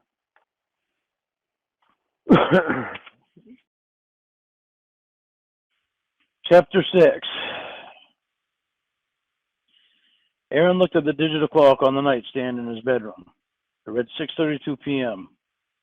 Derek will be here in 1.5 hours to pick me up, so I guess I should get ready now, he told himself. He wasn't really too thrilled about going on a blind date, but he didn't have anything better to do. He pulled some clothes out of his closet and dresser and took a quick shower. After getting out of the shower, he got dressed, combed his hair, and splashed on a bit of cologne. He still had about 30 minutes to go before Derek was supposed to arrive, so he made himself a couple of hot dogs, brushed his teeth, and then munched on some popcorn while he watched television until Derek showed up. When he saw Derek's headlight shine on the wall through the living room window, he quickly grabbed his wallet and walked out the door, locking it behind him. Striding swiftly to the car, Aaron got in and said hello to Derek as he buckled the safety belt. "How are you doing, Aaron?" Derek asked. "Good, a little nervous. I'm not too big on blind dates," he told his friend with a friendly chuckle. "Well, you'll be happy to know that Brooke doesn't like blind dates either," Derek informed him. Aaron muttered. "Two people that don't like blind dates. Sounds like a match, huh?" he said with a hint of sarcasm in his voice. "Yeah," Derek laughed. "It was Amy's idea." "Oh, sure. Blame it on the girlfriend," Aaron joked. "Yep, just don't tell her that. I could get in trouble for it," Derek responded. "Sounds like good blackmail material," Aaron thought, still joking. "Gee, thanks, by the way. I don't have any money in the bank, so if you blackmail me, make sure you want something small and worthless, like a $10 watch from Walmart." "I'm guessing that the girls are at Amy's house," Aaron asked. "Yep, I think you like Brooke. She's a really nice girl," Derek said, trying to ease Aaron's nervousness. "Good," Aaron said, feeling better knowing that Derek held a high praise for his blind date. They pulled into Amy's driveway, got out of the car, and walked to the front door, where Eric was greeted by Amy with a kiss, and then she greeted Aaron with a handshake and a hello. Amy ushered them to the kitchen, still holding Derek's hand, where Brooke stood waiting to be formally introduced to Aaron. Aaron's mouth dropped open as he caught his first look at Brooke, and he had to catch himself so he didn't give any hint of losing his cool with his first impression. But he thought she was completely beautiful, and he noticed that she hadn't taken her eyes off him either.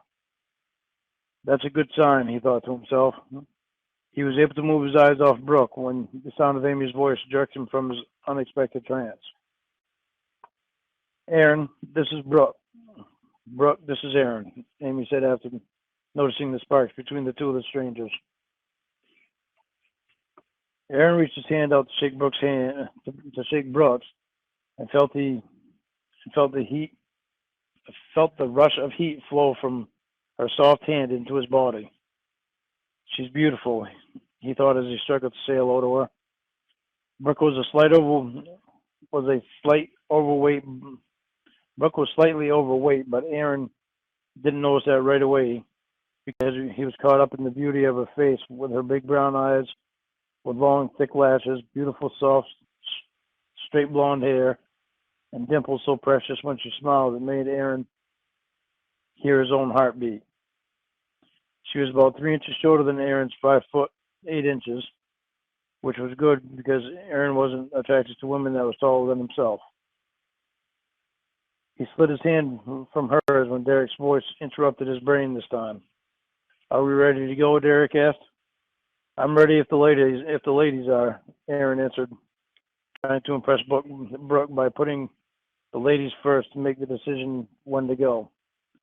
"We're ready," Amy answered for herself and Brooke. Aaron and Derek escorted Amy and Brooke out to the car and opened the doors for them. then walked around to the other side and climbed in themselves. The night moved along as they went out to eat, to see a movie, and then to a dance club. Aaron was happy to find out that Brooke only liked slow dances because he couldn't dance fast very well, and it also gave him a reason to hold her close to him and get to know her better with one-on-one conversation. They were both happy to learn all they had in common. By the end of the night, Aaron and Brooke had happily agreed on a second date and exchanged phone numbers before she gave him a kiss on the cheek and parted ways. Derek and Aaron talked on the way to dropping Aaron off at home. "Thank you for thinking about asking me to go on a date with her before asking anyone else," Aaron said to his friend. "You're very welcome," Derek replied. So you two have set up another date with each other, huh?" "Yep, a week from tomorrow," Aaron answered. "Where are you going to take her?" Derek inquired. "She said she likes roller skating, so I told her we could do that, even though I'd probably be spending most of my time on my butt." Derek laughed. "Well, maybe she'll take pity on you and hold your hand. That's what I'm hoping for," Aaron cajoled. Derek pulled into Aaron's driveway, and the two shook hands and said goodbye before Aaron got out of the car and closed the door, then watched his friend drive away before entering the house. He turned after closing the door behind him and walked to the kitchen where he found a note left on the table for him by his mother. He smiled because his mother had always left notes for him on the table when he was in school, and he enjoyed the memory. He picked up the note and read it. "Aaron, there's some ham, potatoes, and peas on a plate in the refrigerator for you in case you're hungry when you get home from your date. Leave me a note to let me know how your date went, and I'll let you sleep in tomorrow. If you don't leave me a note, then I'm going to wake you up so that I can find out and hear about it. I love you, Mom." Aaron smiled and flipped the paper over to write his mother a note about his date like she asked him to. "Mom, my date was really good. I have another date with her next Saturday night. We'll tell you about it when I wake up. I love you, Aaron." He set the pen down, walked to the refrigerator, and pulled out the plate of food his mother left for him. After peeling the plastic wrap off the plate, he slid it in the microwave to warm it up. He poured himself a tall glass of milk while his food was heating up and set it on the table. When the beeper sounded on the microwave, he retrieved his plate of food, sat down, and ate. He replayed the events of his blind date with Brooke in his mind as he scarfed down his food. "I really like this girl," he decided to himself in a whispered voice. "I hope it works out with her." He finished his food, downed his glass of milk, and set his plate in the sink before retiring to bed. It was the first time in a long time that he had been able to go to bed without thinking about something from the war.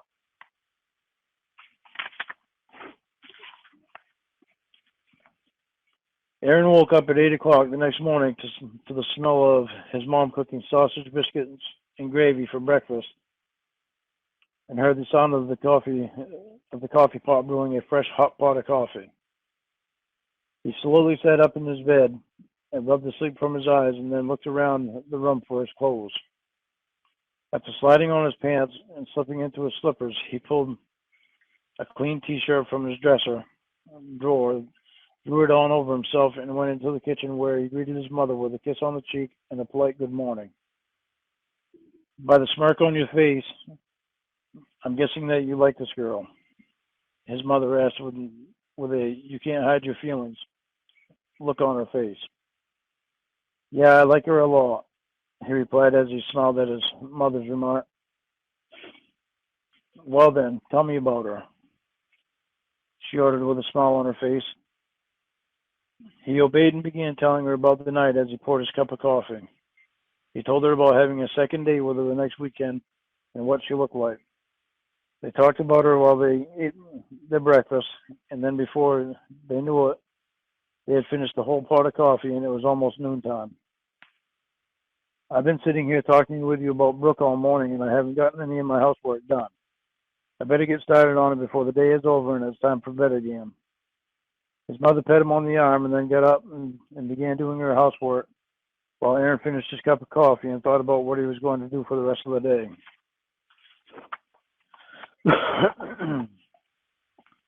After about 15 minutes of contemplating, he decided he would give his car a good cleaning out and then wash it and wax it. He didn't want to be taking Brooke out on a date in a dirty car. Yeah, I don't believe she'd be too impressed with me if I picked her up with my car looking as messy as it does right now, he thought as he set his empty coffee cup on the counter by the kitchen sink. It was only 3:30 in the afternoon when he finished his car, so he decided to go over to his sister Kelly's house and see his new nephew, Hayden, that Kelly had when he was overseas in Iraq. He called her to make sure she was going to be home and then headed over. When he arrived, he found his brother-in-law, Josh, and his older nephew, Blake, playing pass with a baseball out on the front lawn. He stepped out of the car and closed the door just in time to catch his nephew jumping up into his arms. "Uncle Aaron," Blake shouted in an excited voice as he wrapped his arms around Aaron in a death grip hug. Aaron smiled as he bared with a long, choking hug. "Hi, Blake. I missed you too." Aaron strained the words as he tried to cope with the bear hug. Blake released his arms as he drew back and looked at his uncle in a hero worship kind of way. "How long can you stay here?" he asked. "For a little while," Aaron replied as he set Blake back on the dirt driveway. "Cool. Mom's inside with Hayden. He's only 6 months old, so Mom says he has to stay inside where it's cool," Blake spat out.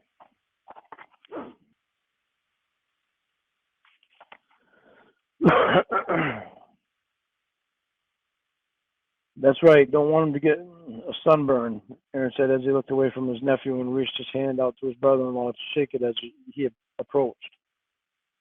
"Hi, Josh." Aaron. "Hey, Aaron. How's it feel to be home?" Josh asked. "It feels good. Different, but good," he replied. "Blake, why don't you lead the way to show Uncle Aaron your new baby brother?" Josh ordered. "Maybe he'll come out and play pass with us for a little bit before he leaves, too." Blake obeyed and looked up at Aaron.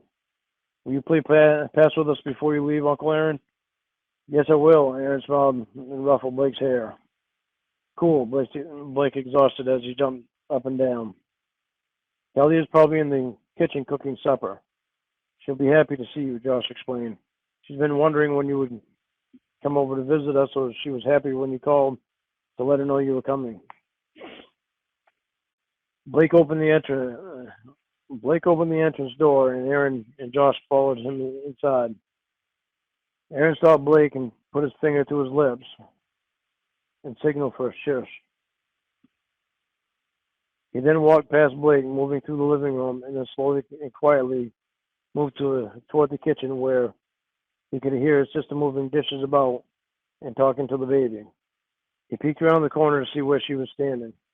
She was standing with her back to him, so he moved and stood in the kitchen doorway and purposely made a throat-clearing noise. He could tell he succeeded in surprising her when she jumped and spun around at the sudden and unexpected sound. "Oh my God, Aaron!" she yelled as she walked briskly over to give him a tight hug with one arm and held the baby in the other. "How long have you been standing there?" she asked with a smile on her face. "Not long. How's my new nephew doing?" he asked as he put his finger to the baby's chin. "He's being a little brat today. He doesn't want to be put down," she answered. Aaron reached his hand out to take his little nephew, Hayden, away from Kelly. "Let me hold him for a bit. Give your arms a break." "Gladly," she replied with a sigh of relief that someone had rescued her arms from the feeling of wanting to fall off from the strain of continuously holding the baby. Aaron pulled the baby close to him as the baby stared in surprise of the new person that was now holding him. Aaron flipped the baby's nose with one finger and said, Boink. Hayden gave Aaron a comical giggle when he pulled his finger back. I wouldn't make him giggle too hard, Aaron. He's liable to pee on you at any time, Kelly explained. Oh, yeah? I just realized he doesn't have a diaper on under his outfit, Aaron replied. Yeah, I need to have Josh go to the store for me. I just realized about 15 minutes ago I was out of them, Kelly said.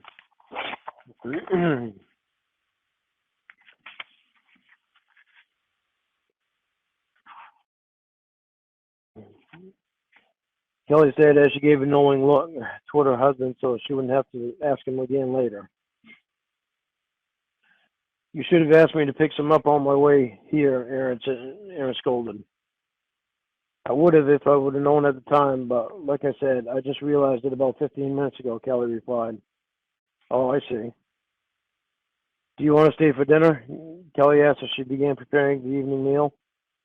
Aaron gave it a couple moments consideration, then asked, how long before it's ready? About an hour. Why, do you have a date? Kelly asked with a smirk on her face. So I see you've talked to Mom, huh? He cajoled. Yep, she told me about your new girlfriend. She's not my girlfriend yet, Aaron replied with a smile. She will be, though. She said yes to a second date with you, so she will be. Kelly said, believing her point was justified. So is that a yes to staying for dinner? Kelly reached for an answer. Yeah, I guess so, he answered. What are we having? Ham, baked potatoes, and corn on the cob. Sounds good. Doesn't this little guy have a problem chewing on the ham, though? He asked jokingly. Ha ha, Kelly smiled. He gets that mushy stuff in that little jar that says Gerber on it. Want me to feed him for you right now, or does he eat at the same time we do? Aaron inquired. Well, if you want to feed him right now, you can, and then maybe you can rock him to sleep and we can talk over dinner without interruption of the baby. Kelly answered as she plopped the corn on the cob into the big kettle full of water. Okay, Aaron agreed. Where's his bib? Blake, would you get Uncle Aaron a bib from the baby drawer, please? Kelly asked her son. Uncle Aaron, I thought you said you'd play pass with us before you left. Blake asked on his way to the baby drawer. If we don't get to play pass this time, then the next time I come over, we'll play, okay? Aaron responded to his nephew. Promise? Blake asked with an innocent look that only a child can hold. I promise, Aaron returned. With this set up here, Aaron, you'll have all the practice you need for when you have kids. Brooke would be impressed to see you right now, Kelly said with a smile. Cute, Aaron said as he smiled back at his sister.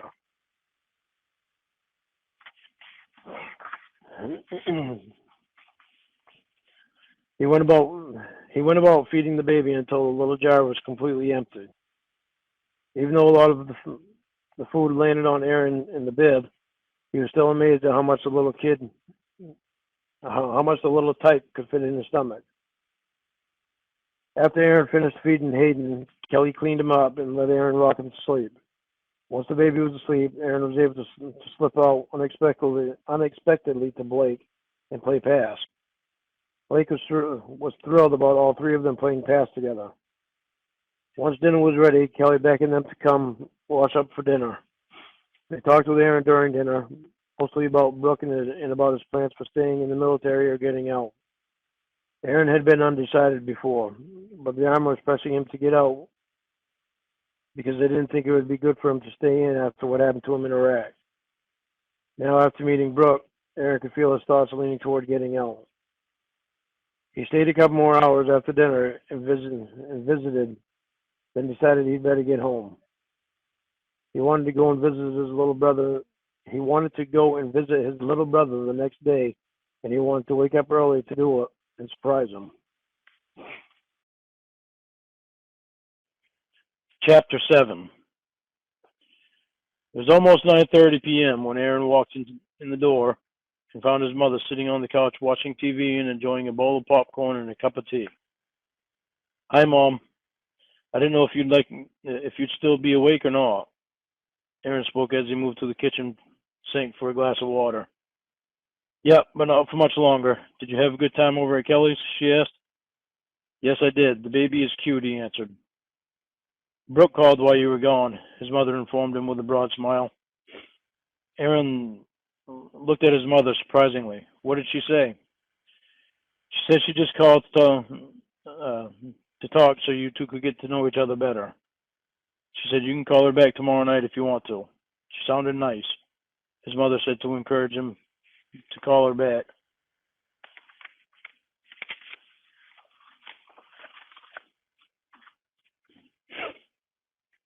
She's she's very nice. Aaron emphasized the words when he spoke them. I want to get up early and go surprise Brady. Don't worry about making any breakfast for me. I'll grab something at McDonald's. Good night. He kissed his mother on the cheek and found his way down the dimly lit hall to his bedroom and retired to bed. After taking a quick wake-up shower the next morning, he drove over to surprise his little brother. He stayed for a few hours, visiting and catching up on things with him, then went back home. He didn't have any other plans for the day, so he decided to clean the house for his mother. She was happy to see a clean house when she got home from work, so she could just sit down and relax for a change. Around 7 o'clock, after eating dinner, Aaron called Brooke and they talked on the phone for about 2 hours. He was amazed that the more he talked to her, the more he liked her. Most girls have scared him off by calling him, but she was different.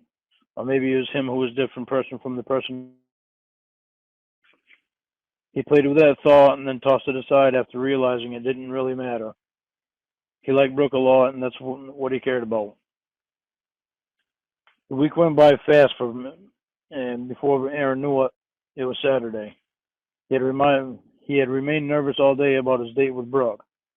But once he had picked her up and they started talking, Aaron never even thought about his nerves and was completely comfortable around Brooke all night. He felt better when she mentioned how comfortable he made her feel also. They had gone roller skating at Roller King skating rink, and Aaron had a great time, especially when Brooke held his hand on the couple's turn only and pretended to slip and fall so he could get closer. She could get closer to Aaron. She nearly knocked him over too, but with the help of the railing being there, he was able to recover himself quickly, even with Brooke's added weight against him.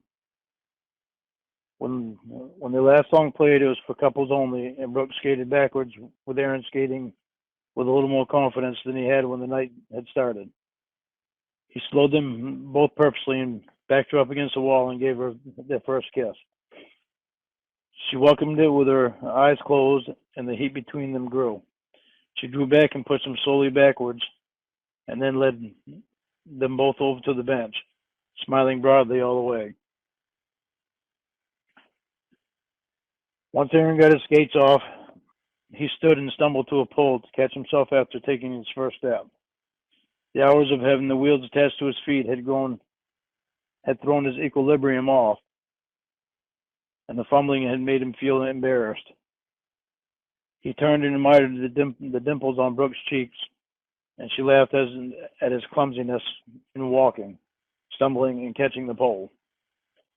She picked up her skates, walked up to him, and took his hand in hers.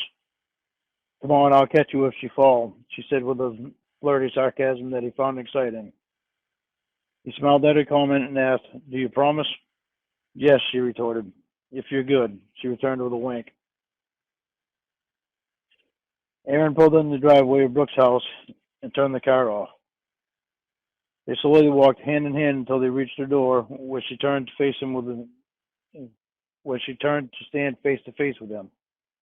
As she glared into his eyes, he moved his hand to cup the nape of her neck and moved his mouth to hers.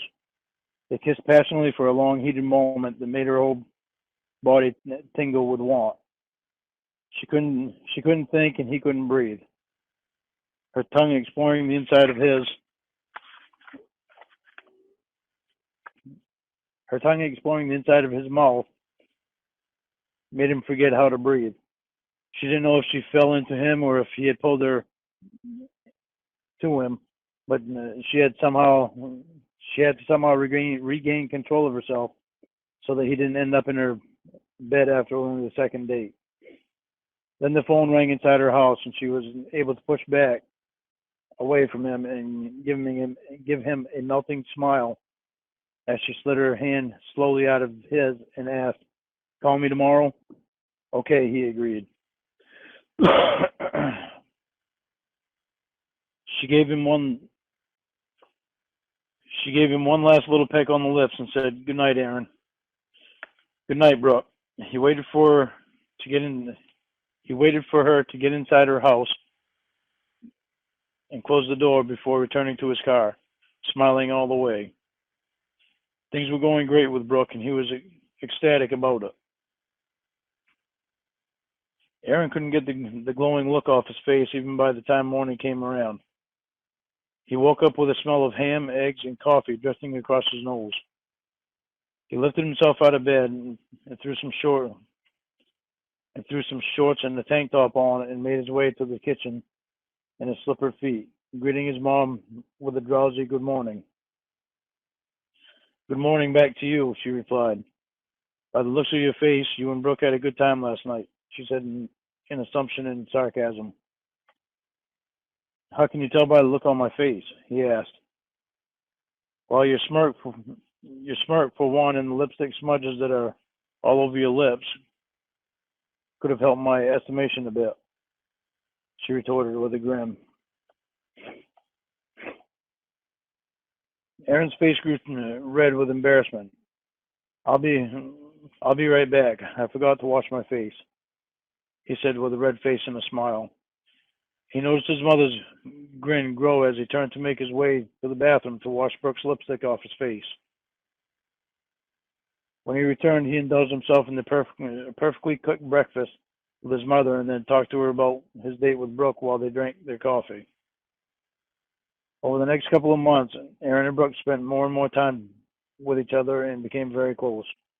Aaron had brought Brooke to meet his mom, his sister Kelly and her family, and his brother Brady and his girlfriend. Aaron could tell his feelings for Brooke was growing very strong when he started calling her in the middle of the day just to talk to her. Then the night came when they both could no longer contain their feelings for each other and lost themselves in the heat of passion. A month after the first time of lovemaking, Aaron took Brooke to a fancy romantic restaurant. After they were finished eating, Aaron took her to a pier, got down on his knees, and proposed to her. Brooke had already known almost from the time that her and Aaron first met that he was the one that she wanted to marry. She let him slide the engagement ring on her hand after she said yes, then gave him a long, mind-losing kiss that led them back to her house. When Aaron turned around to leave after the kissing, Brooke said goodnight. She gripped his hand tightly and pulled him back to her. She wrapped her arms around his neck and pressed her firm breast against his chest and then exploded the cleft of his lip with her tongue, moving her tongue slowly along the rim of his lower lip, and then pulled him into her house, closed and locked the door behind them. "I see no reason why you can't spend the night here tonight," Brooke exclaimed.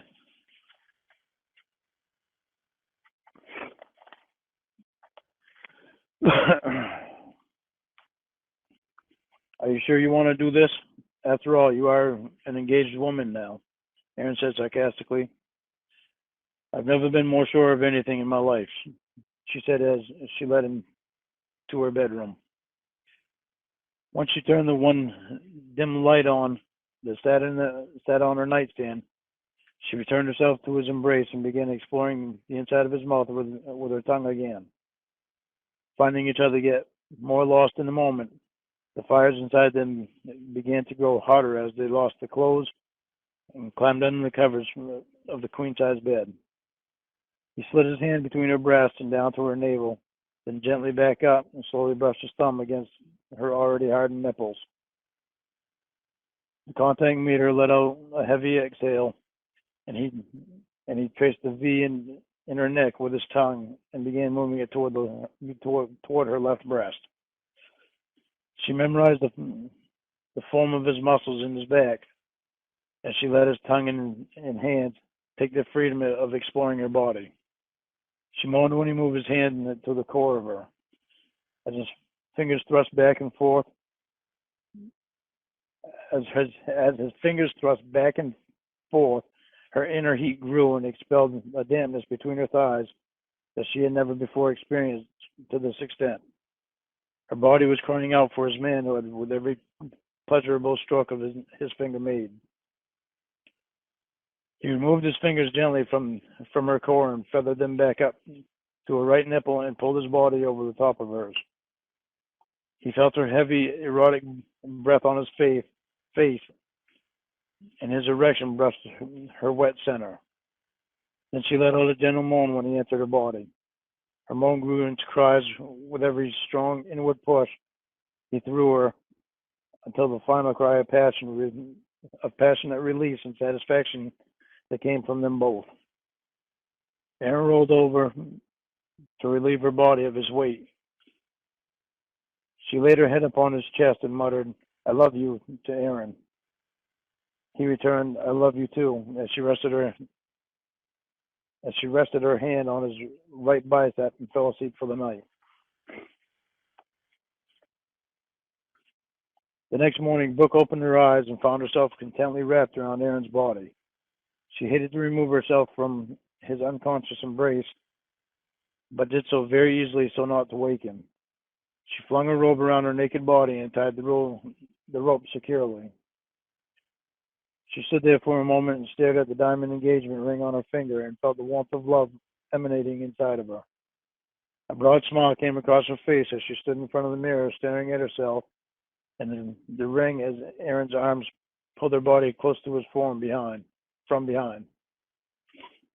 He kissed her ear gently and led her back to the bed where they removed her robe and made love to her again before their day began. Aaron sat at the table and drank his coffee as he watched Brooke moving about the kitchen, making breakfast for the two of them.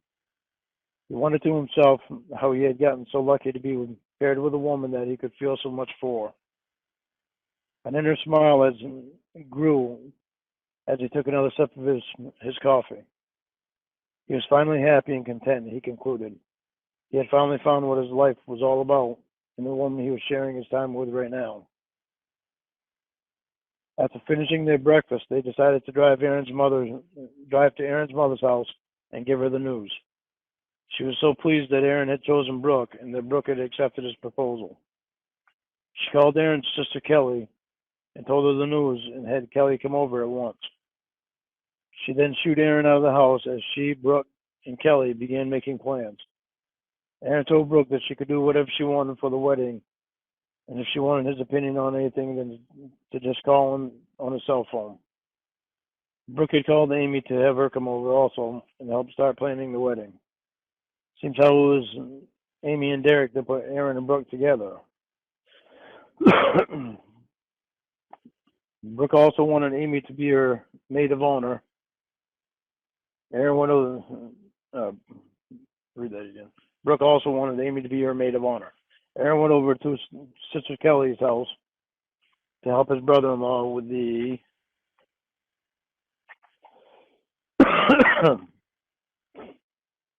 with the kids, while the females were at his mother's house beginning the plans for the wedding.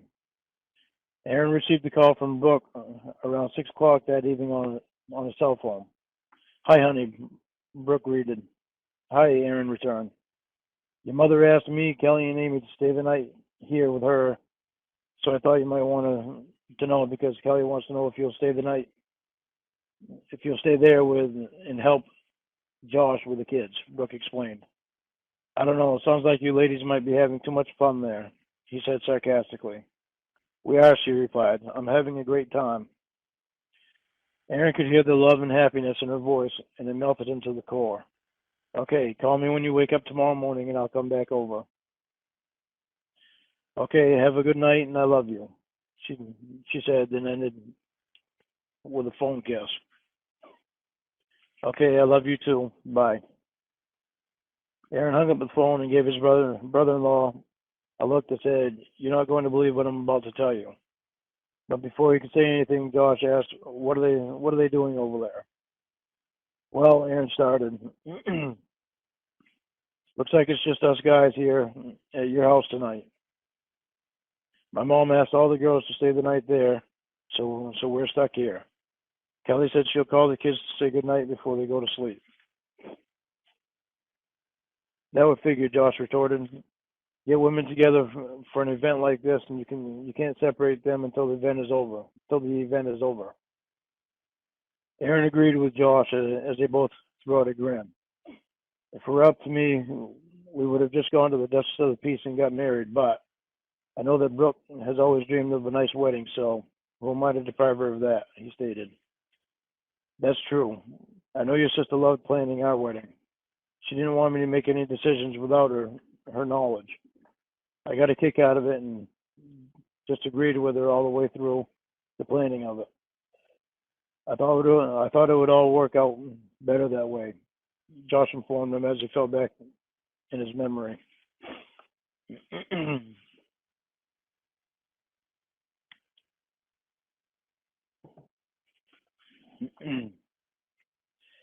um, well, this means that we're going to have to do our own cooking tonight. "Do you trust me to cook while you take care of the baby?" Aaron asked. "No, hardly," Josh replied. "We'll order pizza." "Good choice. I'm afraid of my own cooking, much less having my nephew or brother-in-law taking a risk with their lives eating it," Aaron returned. Josh laughed at Aaron's joke about his own ability to cook as he picked up the phone and dialed the number to order the pizza. By the time the pizza had arrived, Josh had already fed the baby and laid him in the crib for the night, and he fell fast asleep.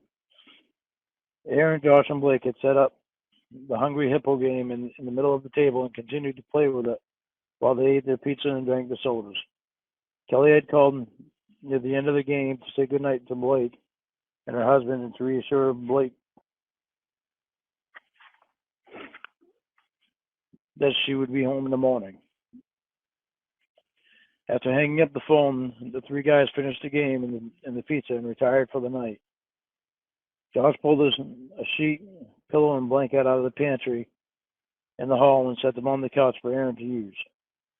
After retreating to his room, Aaron spread the sheet and the blanket out on the couch, crawled under them, and adjusted the pillow to where his head could rest comfortably. He lay there for about an hour, reminiscing about the night before when he held the woman of his dreams in his arms. Slowly, he slid into a deep, soundless sleep. Somewhere in the middle of the night, Aaron began turning into sleep. He was having a dream about something that was haunting him. It was easy to see. He sat up straight and woke himself up from his sleep after yelling, "No!" Josh came running barefoot and in his pajamas from the bedroom to see what was going on, and found Aaron was soaked with sweat and pale as a ghost. He quickly ran next to his side and grabbed both of his shoulders as he sat him up as he sat in front of him. "Aaron, are you all right?" he asked with worry. Aaron tried focusing his eyes on Josh after rubbing the sweat and tears away. "Yeah, I guess I just had a nightmare." Josh let go of Aaron's shoulders and turned the lamp on from the end table. "Do you have them often?" No, I don't. I haven't had any since the night I met Brooke," Aaron answered. "I think it might be a good idea if you see a doctor if you keep having them," Josh recommended. "Yeah, if it keeps happening, I will, but I'm sure it was just a fluke that I had this one," Aaron replied to use his brother-in-law's mind in his own.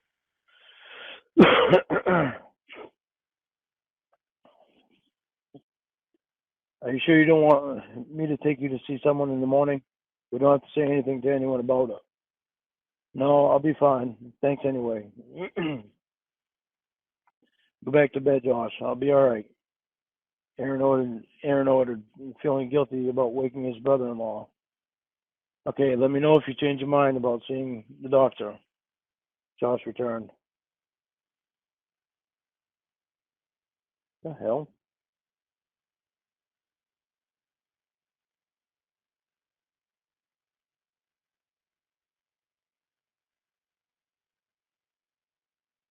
I'll be damned. Huh. Just had a little tremor.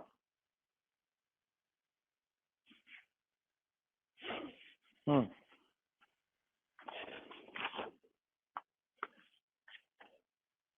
Let me see. Okay, let me know if you change your mind about seeing a doctor. Josh returned. I will. Good night. Night. Josh went back to bed and left Aaron laying there alone as he wished. Aaron laid with his eyes open in the dark, staring at the trees outside the window that he could see from the light of the moon. He began to wonder, why did I have that nightmare after all this time of not having them? Why did the memories of the Iraq war start haunting him in his dreams again? Would they stop again after tonight, or would he have to deal with them every night again for God knows how long? He let the questions run through his mind as he slipped slowly back to sleep. The night moved on and the morning came. Aaron's nightmare didn't return after falling back asleep. Before Aaron left to return to his mother's house, Josh asked him again, Aaron, I know that memories of what happened to you over in Iraq are bothering you because of the nightmares you had. It's no shame to get help with it if you need to. Are you sure you don't want me to take you to see a doctor? I'm sure, Aaron replied as he reached his hand out to shake Josh's hand. If I change my mind, I'll call you. But in the meantime, do me a favor and don't mention this to anyone. I don't need people worrying about me where there's nothing to worry about, especially with the wedding taking place and all. All right, you have my word, but don't forget, if you change your mind, let me know. Josh expressed himself with a firm grip on Aaron's hand. Okay, Aaron muttered. I'll tell Kelly to hurry home to you. Aaron drove away and headed back to his mother's house to rejoin his fiancée. Josh got asking him about going to the doctor, jerked his mind back to the nightmare he had as he traveled along the two-lane road. He couldn't figure out why his nightmare would return after not having one for so long. He'd been feeling great and thought he'd gotten past all the bad things that happened to him in Iraq. He still had something that bothered him, he knew. But for the most part, he thought he felt secure. Or was his security just delayed because of all the new happenings in his life with Brooke and getting engaged? He finally pushed his thoughts aside when he pulled into his mother's driveway. He was surprised to find that Brooke and Kelly had gone into Aaron's bedroom and packed everything up to move to Brooke's house. After he loaded everything into the car, he returned to the house to have lunch with Brooke and his mother. Kelly had already left because she told Blake she would be back in the morning, and Amy had to leave so she could get her house work done before she went to work the next day. Aaron, Brooke, and Aaron's mother all sat down at the table and discussed the wedding further while they ate his mother's homemade chicken pie. It was one of Aaron's favorite dishes. After they finished eating, Brooke helped Aaron's mother gather the dishes from the table and wash them while Aaron gathered the rest of his things to move to Brooke's house. Once the dishes were done, they both gave Aaron's mother a hug, and Brooke thanked her for a great time and help with some of the wedding plans. They said their goodbyes and drove off. On the way home, Aaron remained quiet, and Brooke asked him what was wrong. I had a nightmare last night about when I was over in Iraq, he told her. It was odd because I haven't had one since the night you and I met. I thought I was done having them. Maybe you should go see a doctor about it, she suggested. No, Josh said the same thing, but I'm sure it was just a fluke that I had another one. I'll be fine, Aaron claimed, and then tried changing the subject to get his mind away from the negative thoughts about it. So did Mom, Kelly, and Amy help you a lot with the wedding plans, or was it more of a slumber party? Aaron asked with sarcasm. It was a little of both. It was fun. I had a great time, Brooke returned. Good. I know my mom really likes you a lot. Did she tell you that? Brooke asked. Yes, she did. That's she met you the first time, he explained.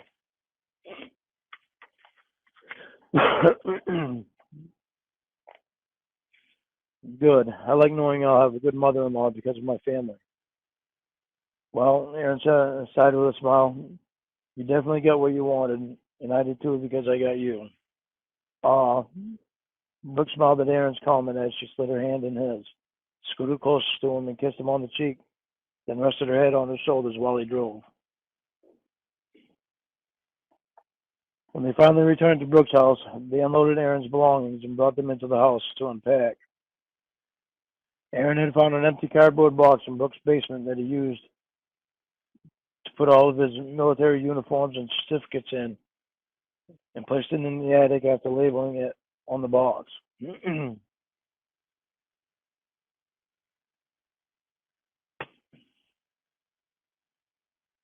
He came back down from the attic and found Brooke sniffing some of his clothes to figure out if they were clean or dirty. Those are dirty, he said as he laughed.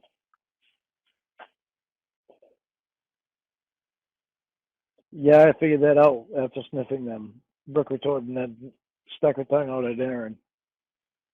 Do you want to go through these for me? Seems like you know what's clean and what's not. Yes, I will. Aaron answered, then gave her a kiss and began sorting out his clean clothes from his dirty ones. Brooke left the room with a load of with a load of hers and Aaron's dirty clothes mixed together so she could wash them.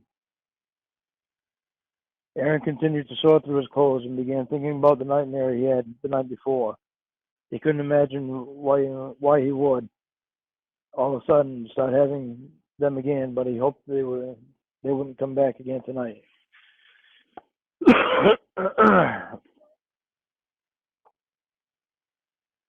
Brooke re-entered the room to find Aaron staring off into space.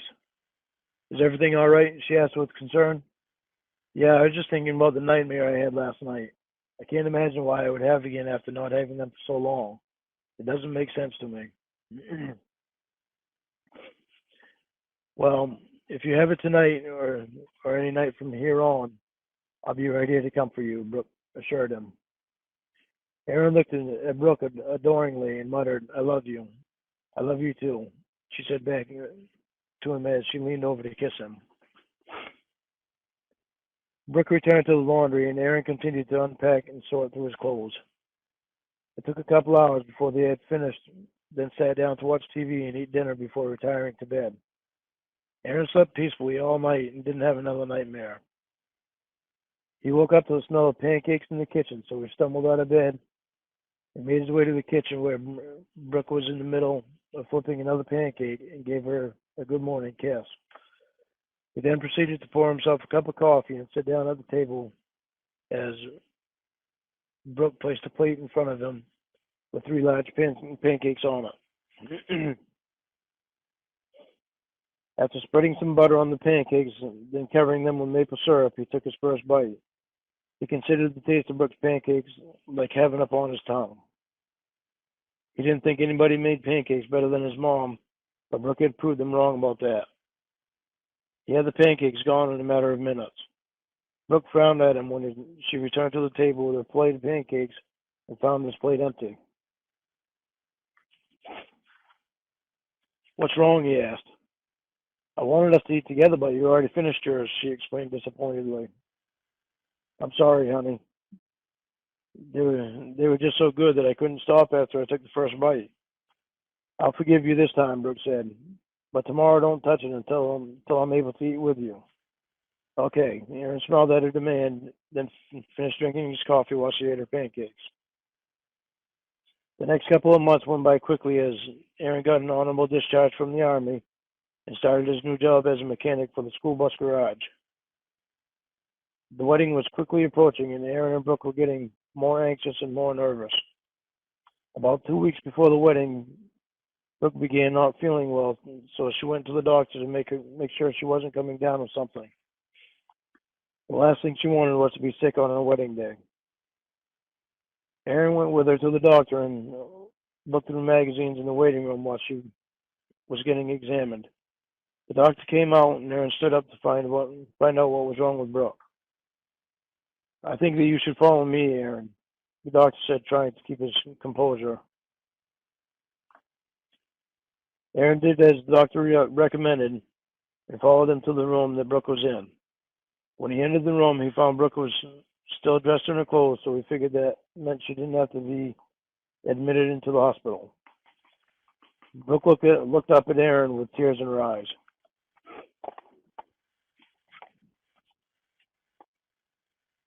"What's going on? What's wrong with her?" Aaron asked worriedly. "I think Brooke should tell you," the doctor said in return. "Brooke, what is it?" Aaron asked. Brooke took Aaron's face in her hands and kissed him, then put her tear-soaked cheek against his, and softly said in his ear, "You're going to be a daddy." Aaron's mouth dropped as he tilted his head back and looked into Brooke's eyes. "You're pregnant?" He asked as a smile began lighting up his face. Yes, she said. "Yes," she said happily, while wiping the tears from her eyes, or from her cheeks.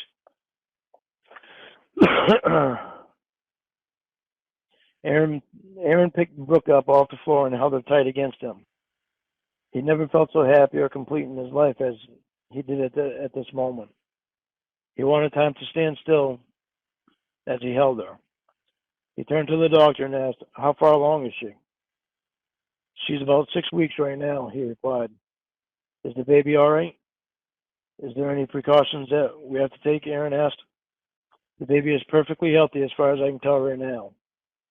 In about another 3 months, if you both want to know, I'll be able to tell you more, like the baby's health, or whether it's a boy or a girl," the doctor explained.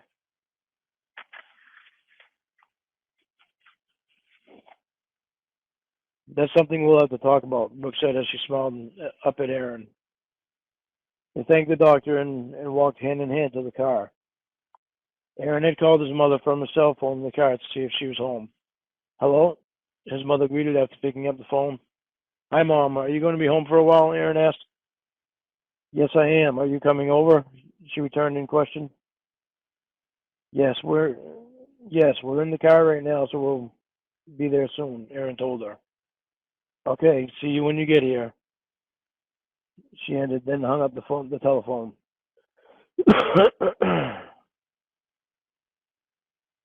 Aaron clicked the end button on the cell phone.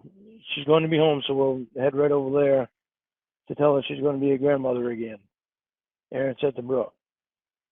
Brooke just smiled at him with a loving smile and squeezed his hand. When they arrived, Aaron's sister Kelly was there also. They walked in the house holding hands and was greeted by Aaron's mother. Kelly looked at Brooke and covered her mouth. "Oh my God, you're pregnant." Aaron's mother's mouth dropped as she looked at Brooke and came to the realization that Kelly was right. "Oh my God, Brooke." She quickly reached for Brooke and hugged her tightly after pushing her son out of the way. Aaron was quick to see that he was not going to be acknowledged by the women for a while, so he decided to go into the kitchen and make a pot of coffee while his mother and sister guffawed over Brooke and the baby she was carrying. Aaron was happy to see his mother and his sister making such a fuss over Brooke. He guessed that having the adult slumber party and making plans for the wedding must have brought them a lot closer than what he had anticipated, because they had forgotten that Aaron was even there. As a matter of fact, if it weren't for Brooke wanting to kiss Aaron goodbye when his mother and sister decided to take Brooke shopping for baby things, they would have left without even saying goodbye to him. Aaron smiled at Brooke and told her that he loved her and to have fun after she gave him a kiss.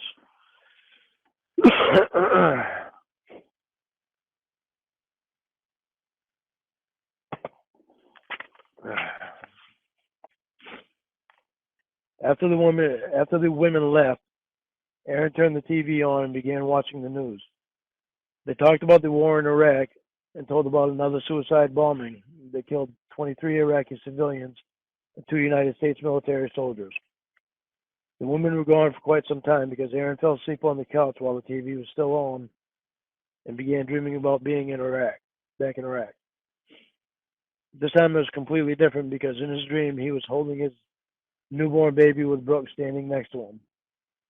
She had a black hood over her head and was on her knees with her hands tied behind her back. An surgeon was standing behind her with a gun to her head, and Aaron screamed, "No!" and woke up to the wails of a baby crying. He looked down at his hands and saw nothing,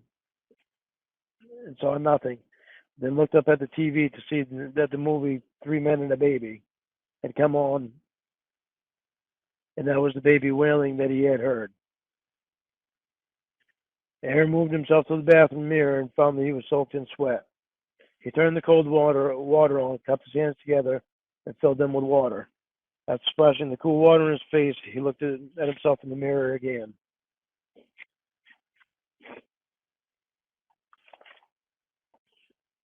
Why would you have a ridiculous nightmare like that? He asked himself. He heard the sound of a car pulling in the driveway, so he knew the women were back from shopping. He quickly reached for a towel and dried the water from his face and went out to help the women bring in all the new baby stuff they had bought.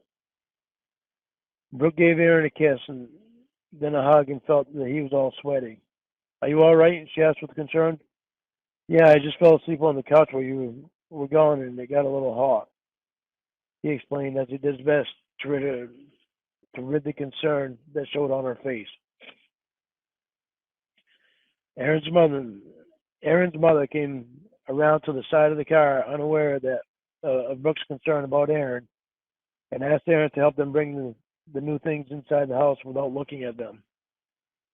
Once they finished unloading all the things from the car, Aaron sat down and began eating the meal that Brooke had bought him at Burger King, while the woman sorted through the new baby items.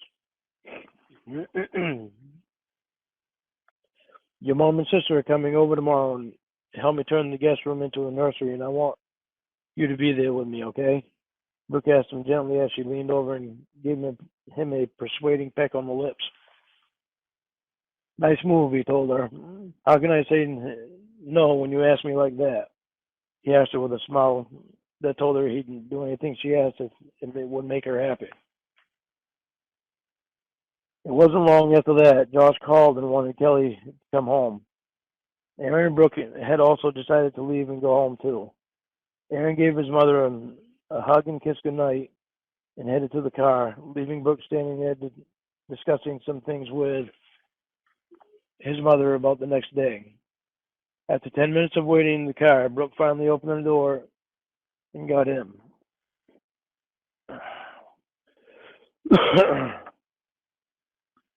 "I'm sorry it took me so long to get away from your mother, but she's so excited about the baby," Brooke said with a smile. "It's all right," Aaron returned. "I understand all about women and talking," he teased. Brooke slapped him playfully with a smile and kissed him on the cheek as he began to drive down the dark street toward home. Aaron was happy to finally be home after a long day at the doctor's, then at his mother's house. Even though he had taken a nap while the women were shopping, it was an exhausting nap because of the nightmare. He was still tired. After unloading all the stuff from the car that his mother had bought for Brooke and the baby, Aaron and Brooke both retired to bed. It didn't take long for both of them to fall asleep. The night grew more and more still, and Aaron once again began to dream. Brooke's body was wrapped around him, and she woke up to feel his arm twitching back and forth.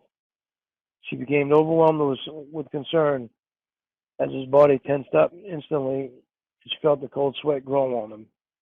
She shook his shoulder and quietly called his name. "Aaron, Aaron." Aaron snapped awake and sat up straight quickly. His breaths were deep and heavy as he looked straight ahead into the dark. Brooke sat up with him and ran her fingers through his hair. "Are you all right?" she asked him quietly.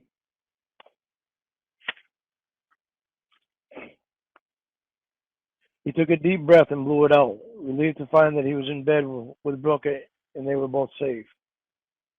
"Yeah, I guess I just had a bad dream, he replied as he slowly drew himself up to get out of bed. Do you want to talk about it? Brooks asked soothingly. No, go back to sleep. I'm going to take a quick shower, then I'll come right back to bed. Okay, she replied. Aaron found his way through the dark to the bathroom and let the cold water splash over his sweat-filled body. After standing under the cold water for 10 minutes, he dried himself off and returned to bed with Brooke. Brooke let Aaron sleep in that morning. It was Sunday and there was no need for him to get up early. She knew he had a hard time getting back to sleep after his nightmare, and she wanted to make sure he got some good sleep to make up for what sleep he didn't get. At 11 o'clock, she finally went in and woke him with French toast and orange juice. His mother and sister were to be there at 12, so she needed for him to be up to help them with the nursery. He ate his French toast in bed and drank his orange juice, then got dressed and poured himself a cup of coffee. He stood in the doorway of what was going to be the nursery and smiled while watching Brooke spread out some rolls of wallpaper on the bed. She caught a glimpse of him staring at her out of the corner of her eye. What are you smiling at? She asked as she smiled back at him. You, he said as he walked up to her and kissed her on the lips. I love seeing you happy and content. It makes me happy. I'm happy because of you, Aaron, she replied. And I'm happy because of you, he returned. Bed apart. After that's done, move it all to the basement along with the dresser and the nightstands. She threw him. Sadie, stop it. She threw him a sweet smile and a quick kiss on the lips and began removing the rolls of wallpaper off the bed. I should have known that was a trap, he said sarcastically. I love you, she said sweetly as she turned and walked out the door with her arms full of rolls of wallpaper. Aaron smiled, set his empty coffee cup on the dresser, and began taking apart the queen-size bed. He had the bed almost completely apart when he heard a knock on the door, then Brooke greeting his mother and sister. He continued taking apart the bed, and his mother came in the room to see his progress. Hi, Aaron, she said happily. Hi, Mom. You realize I'm here today, huh? He said with a hidden smile. What do you mean? She asked innocently. I mean, you forgot I was even at your house yesterday after you heard you were going to be a grandmother again, Aaron explained with a smile.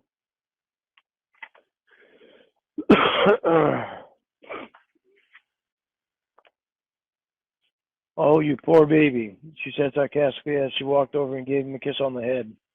There, does that make you feel better?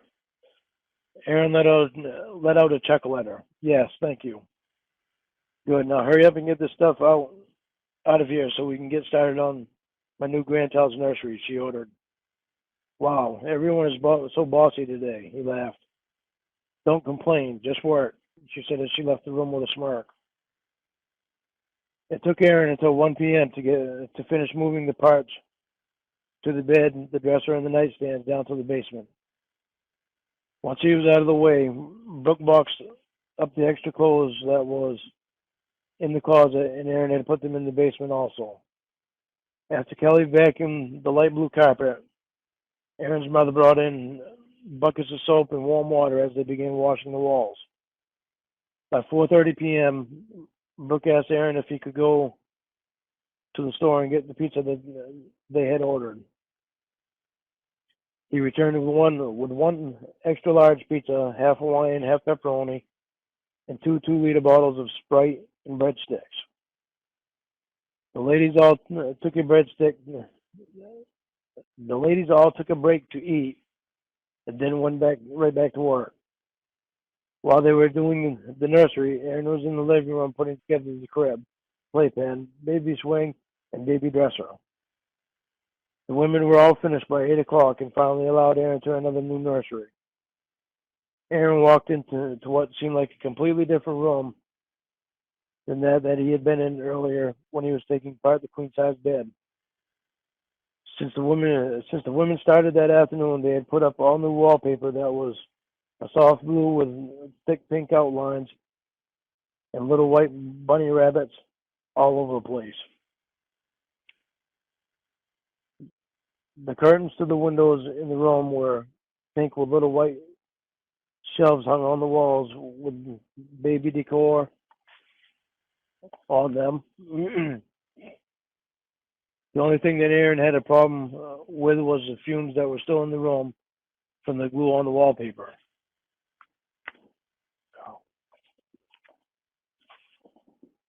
Aaron congratulated the women on the nice job they did as he opened the two windows to air the fumes out of the room.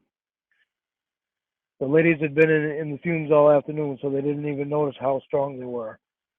Aaron thought it was odd earlier that afternoon when he heard all three of the women start giggling and didn't stop for about 30 minutes. Kelly helped Aaron carry in the shit. Kelly helped Aaron carry in the crib, playpen, baby swing, and baby dresser, and Brooke directed them where to place them. She wasn't sure about their exact locations at the moment, but she could always rearrange them as she wanted to. It didn't take long after Kelly and Aaron's mother left for Brooke to fall fast asleep on the couch. Aaron picked her up in his arms and carried her into the bedroom, carefully laying her down on the bed. He then returned to the kitchen and turned out the light, then closed the windows in the new nursery. He stopped on the way out the door and looked at the welcoming room and smiled before turning off the light and retreating to bed himself. He removed his clothes and climbed into bed and pulled Brooke into his arms. He was happy. He felt very complete with Brooke in his arms. He couldn't picture himself ever being happier or ever being unhappy. He absorbed the comfort she gave him and fell asleep with a slight smile on his face. Chapter 8. The wedding day came and Brooke and Aaron both had gotten sick before the ceremony. Aaron got sick because of his nerves and Brooke got sick because of morning sickness from her being pregnant. Aaron lost his train of thought and his strength in his knees when Brooke entered the aisle and he fell to the floor. He quickly regained himself and stood back up with embarrassment all over his face. He was completely stunned by Brooke's beauty in her wedding dress.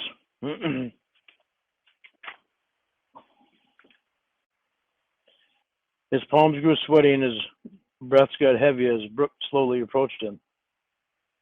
Derek, being Aaron's best man, had to quietly whisper some of Aaron's lines to him because he was so nervous he kept forgetting them. He was relieved when Blake, probably being his ring bearer, had lifted the small pillow up to Aaron and Brooke so they could slide the rings onto each other's fingers. I now pronounce you husband and wife. You may kiss the bride. Preacher finished. Aaron lifted Brooke's veil and placed a short but romantic kiss upon Brooke's lips. They both smiled with love in their eyes as they began to turn and walk out of the church.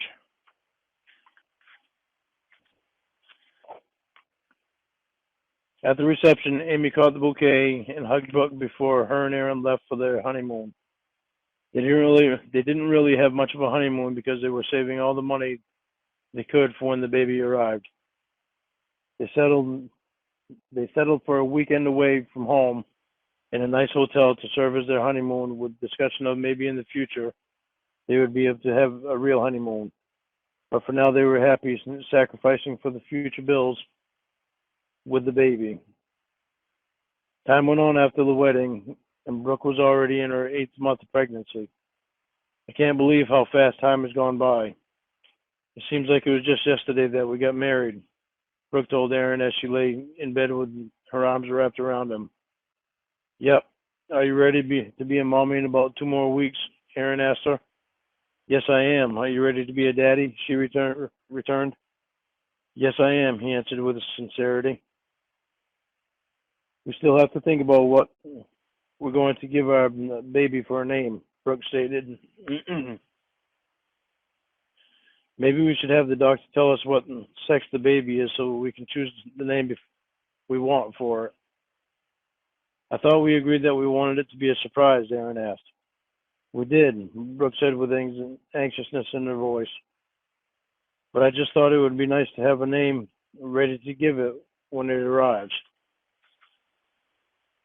Well, why don't we choose a name for it if it's a boy and a name for it if it's a girl? Aaron asked. That's a good idea, Brooke agreed. With everything else going on, I wish we would have thought about that sooner. They sat up for 3 hours that night thinking up names of people in the family with names they liked and other names they thought of on their own. Brooke had told Aaron to keep Sunday open and not make any plans so that they could go through the baby name book she had gotten and decide on names they would use for the baby. Sunday came around, and Brooke and Aaron spent the day on the couch and at the kitchen table going through the baby name book. Around 5 p.m., when Brooke was standing at the stove stirring the macaroni in the boiling water, she felt something wet running down her leg. She looked down to find her pants soaked with water. Oh no, she thought to herself. Aaron, she muttered. Yeah, he answered as he walked toward her, looked down, and saw her pants soaked. What happened? He asked. My water broke, she replied. Oh shit, he muttered it as he began to grow nervous and excited at the same time. Brooke reached over and turned the burners to the stove in the off position. Grab my purse, she ordered. Aaron grabbed her purse and the car keys, then quickly came to Brooke's side to help her to the car. He carefully helped her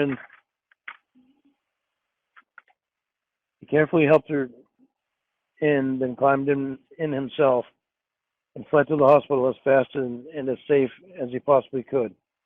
He called the hospital on the way so they would be ready and waiting at the emergency entrance. Once they arrived, they put Brooke in a wheelchair and rolled her to the delivery room. Aaron's nerves were shot when his mother showed up at 12 hours later. Why is it taking so long for the baby to come out? He asked his mother quietly as he stepped away from Brooke's side for a moment.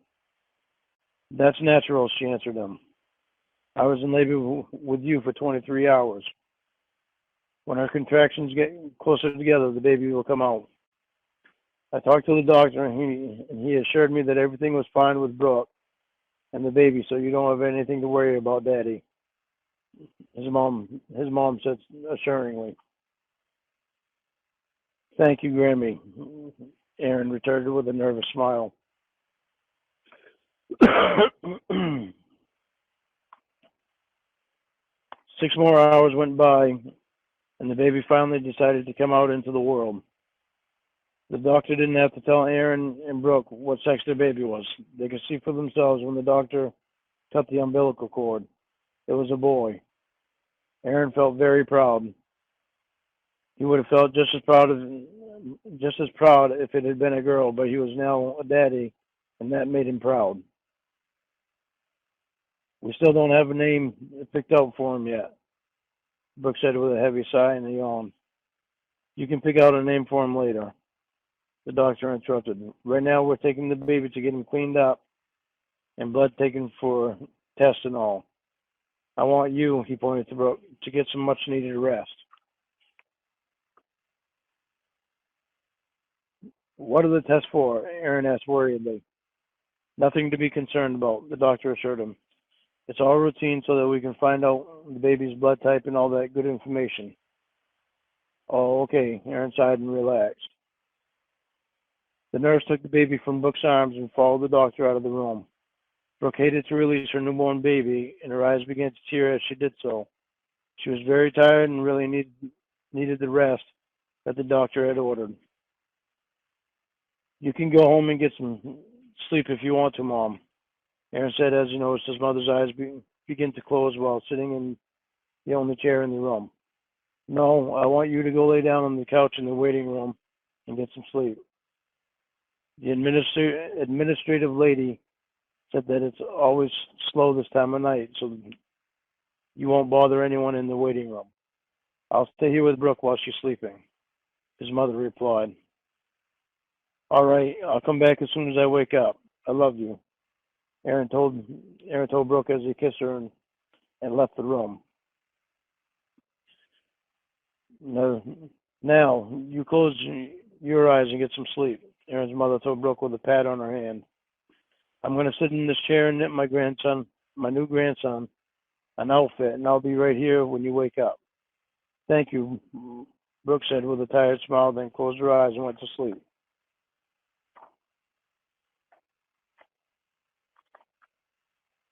Around 6 a.m., Aaron woke up and looked around him. It took him a moment to realize where he was and why. He sat up and rubbed his eyes into focus, then made his way back to Brooke's room. He walked in and found his mother putting the finishing touches on her grandson's new outfit that she worked on tirelessly through the night. He looked up to see that Brooke was still sleeping. Did you sleep well? His mother asked in a whisper. Yes, I did. Did you get any sleep? He asked with a concern. Nope, she said with a grin. I was too busy working on my new grandson's outfits to sleep. Why don't you go to the cafeteria and get us a bite to eat and some coffee, his mother suggested. All right, I'll be back in a few minutes, he replied. All the way to the cafeteria and back, Aaron began thinking up names for his son. He almost spilled the two coffees twice on the way back to the room because his mind was drifting off thinking about his son. He returned to the room to find Brooke, now awake, looking in awe at the outfit that Aaron's mother had knitted that night. It was blue with white trim on the sleeves and along the line of buttons. It's so adorable, she said as she thanked her mother-in-law. Hi, honey, she said to Aaron. Hi, Aaron replied after he handed the coffee and Danishes to his mother and set his on the small table in the corner of the room. How are you feeling? He asked as he bent over and kissed her lips. I'm feeling much better now that I've gotten some rest, she replied. I've been thinking about the baby's name, Aaron said. Do you like the name Trevor? He asked her. Yes, I do. How about Trevor Michaels? She asked him in return. Aaron thought for a moment, then said the name out loud so he could hear it. Trevor Michael, he said a second time. I like it, he answered and kissed her. I guess we have a name for him now, Brooke said as she took Aaron's hand in hers. That's good, a voice said from the doorway, because you have to fill out the baby's birth certificate. A nurse walked in behind the doctor with the baby in her arms and bent over to gently place the baby in Brooke's arms. Aaron looked at Brooke, the baby and his mother. Aaron looked at Brooke, the baby and his mother proudly. When will we be able to take the baby home? Aaron asked. Tomorrow. All you need to do is all the paperwork. All you need to do today is all the paperwork. The hard part is all over now, the doctor replied. Thank you, doctor, Aaron said as he shook the doctor's hand. Save my cigar, the doctor said jokingly. I'll smoke it when my shift is over.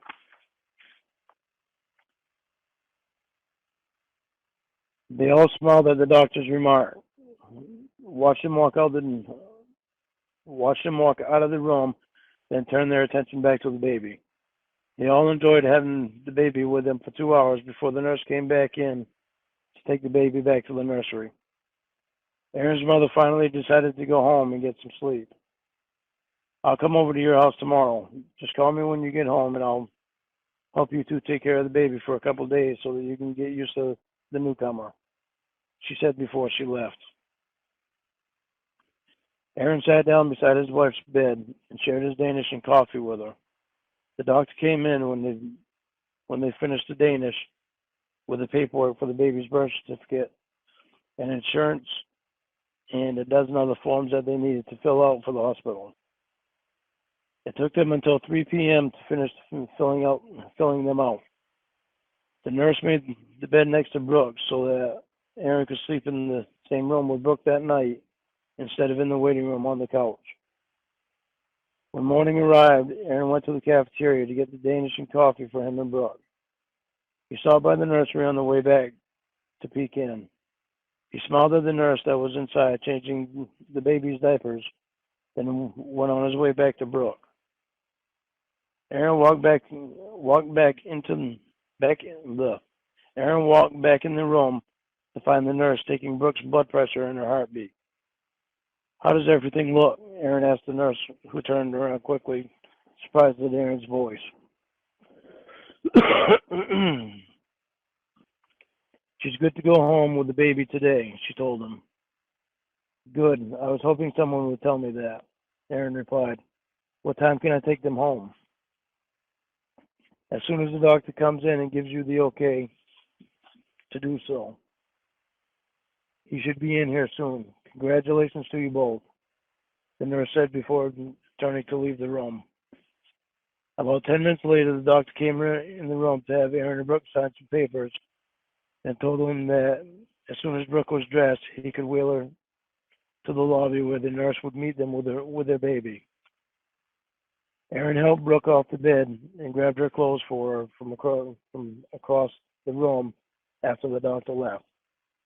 Once she was dressed, he helped her ease into the wheelchair, then wheeled her to the front desk where the nurse was waiting for them with the baby. Brooke held the baby close to her as Aaron wheeled her out front, then moved them both from the wheelchair to the car. On the way home, Aaron called his mother. "Hi, Mom. Brooke and I should be home in about 10 minutes, he informed her.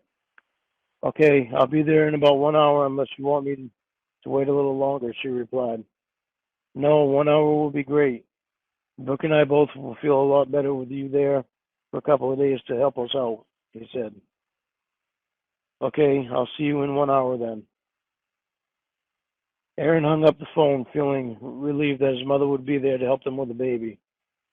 They both were a little nervous about becoming parents and didn't want anything to happen to the baby because of lack of knowledge. Aaron helped Brooke into the house with the baby in her arms. After getting them settled and comfortable on the couch, he returned to the car to retrieve the rest of the things they received from the hospital, along with the new baby outfit that his mother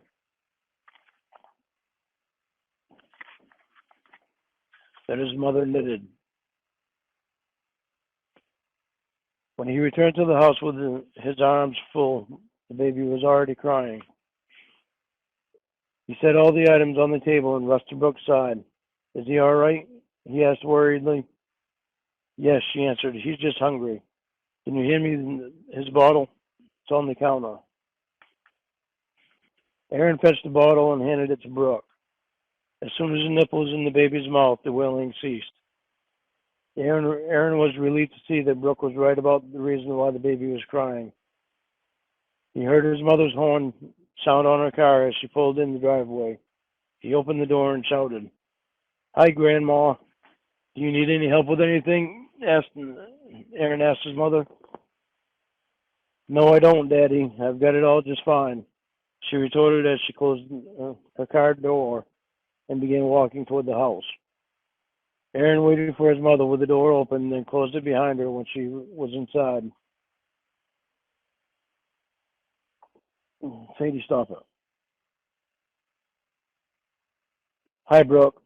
I see it didn't take long for the baby to get hungry, huh?" Aaron's mother smiled at the sight of her daughter-in-law and her new grandson on the couch. It made her happy to see her son's life coming together so well. "No, it didn't. He's taking it quite fast, too," Brooke replied. "You might want to try to burp him after he drinks a couple ounces. If you don't, he'll get a bellyache," Aaron's mother suggested. Brooke removed the bottle to see how much the baby had drank already. It read 3 ounces. She set the bottle down and moved the baby's head up to her shoulder and began rubbing the baby's back lightly in an upward motion to help push out the air in his belly. The baby began wailing until all of a sudden a small belch came. The baby stopped crying after he belched, so Brooke cradled and rocked him until he fell asleep. Aaron, you should take the baby from Brooke and set him in his crib. Brooke's falling asleep, and I'm sure a nap would do her some good, his mother said. Aaron did as his mother recommended and turned the baby's monitor on high and set it in the crib near the baby so they would be able to hear him better.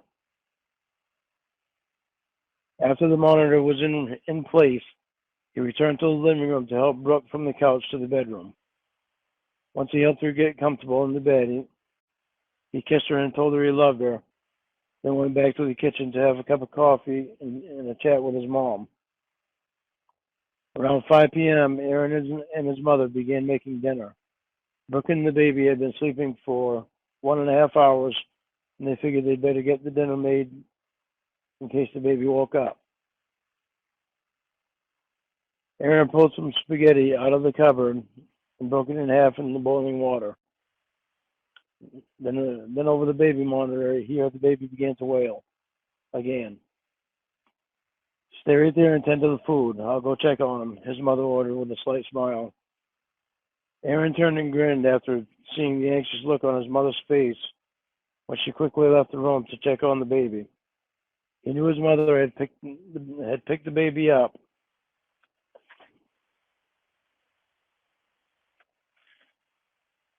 When the wailing stopped and the baby monitor turned silent. A few minutes later, his mother returned to the kitchen, still wearing a smile. He is so adorable, nothing like you was, she teased.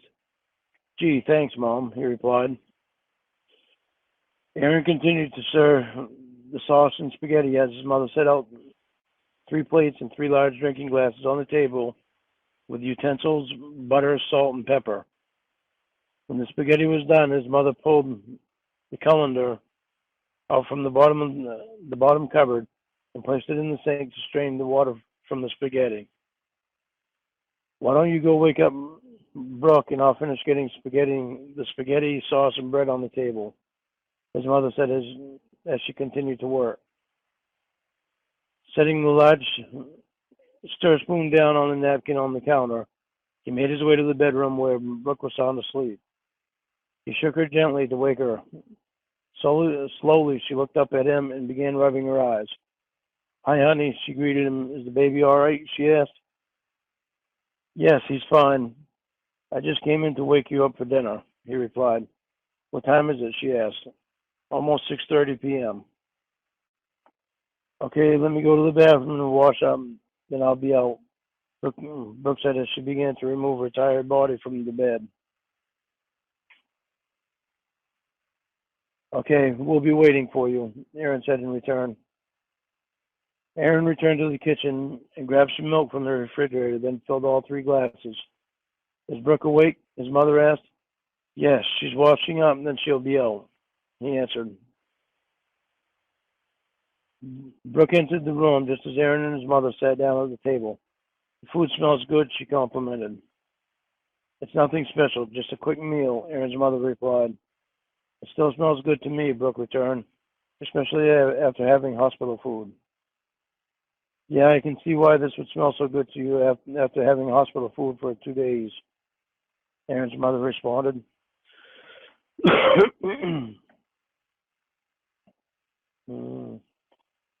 Brooke no sooner finished eating her plate full of spaghetti when she heard a loud cry come from over the baby monitor.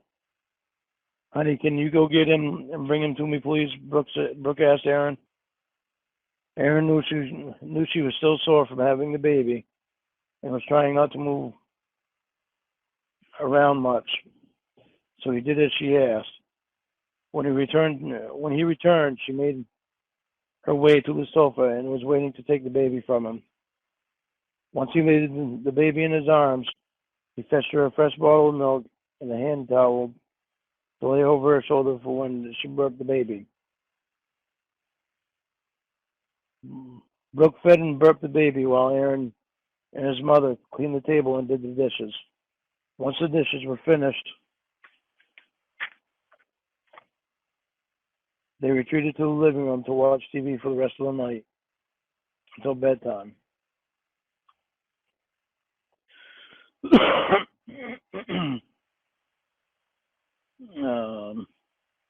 think I was right there. He is so adorable. Nothing like you was, she teased. Gee, thanks, Mom, he replied. Oh, wait a minute. Oh, I already read that part.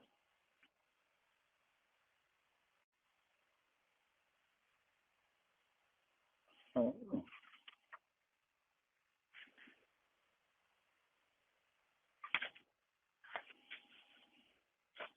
How's your drink taste, honey? I heard you swallow. Okay. Morning came early for Aaron's mother because she placed the baby monitor on the coffee.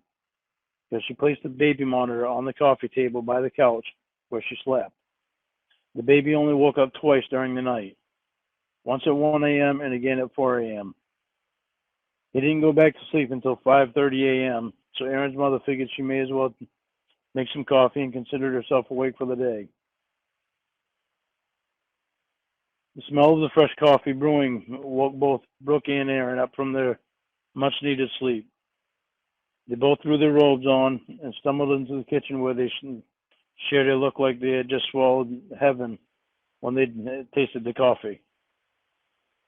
You two look like you're in love with your coffee cups, Aaron's mother said as she laughed.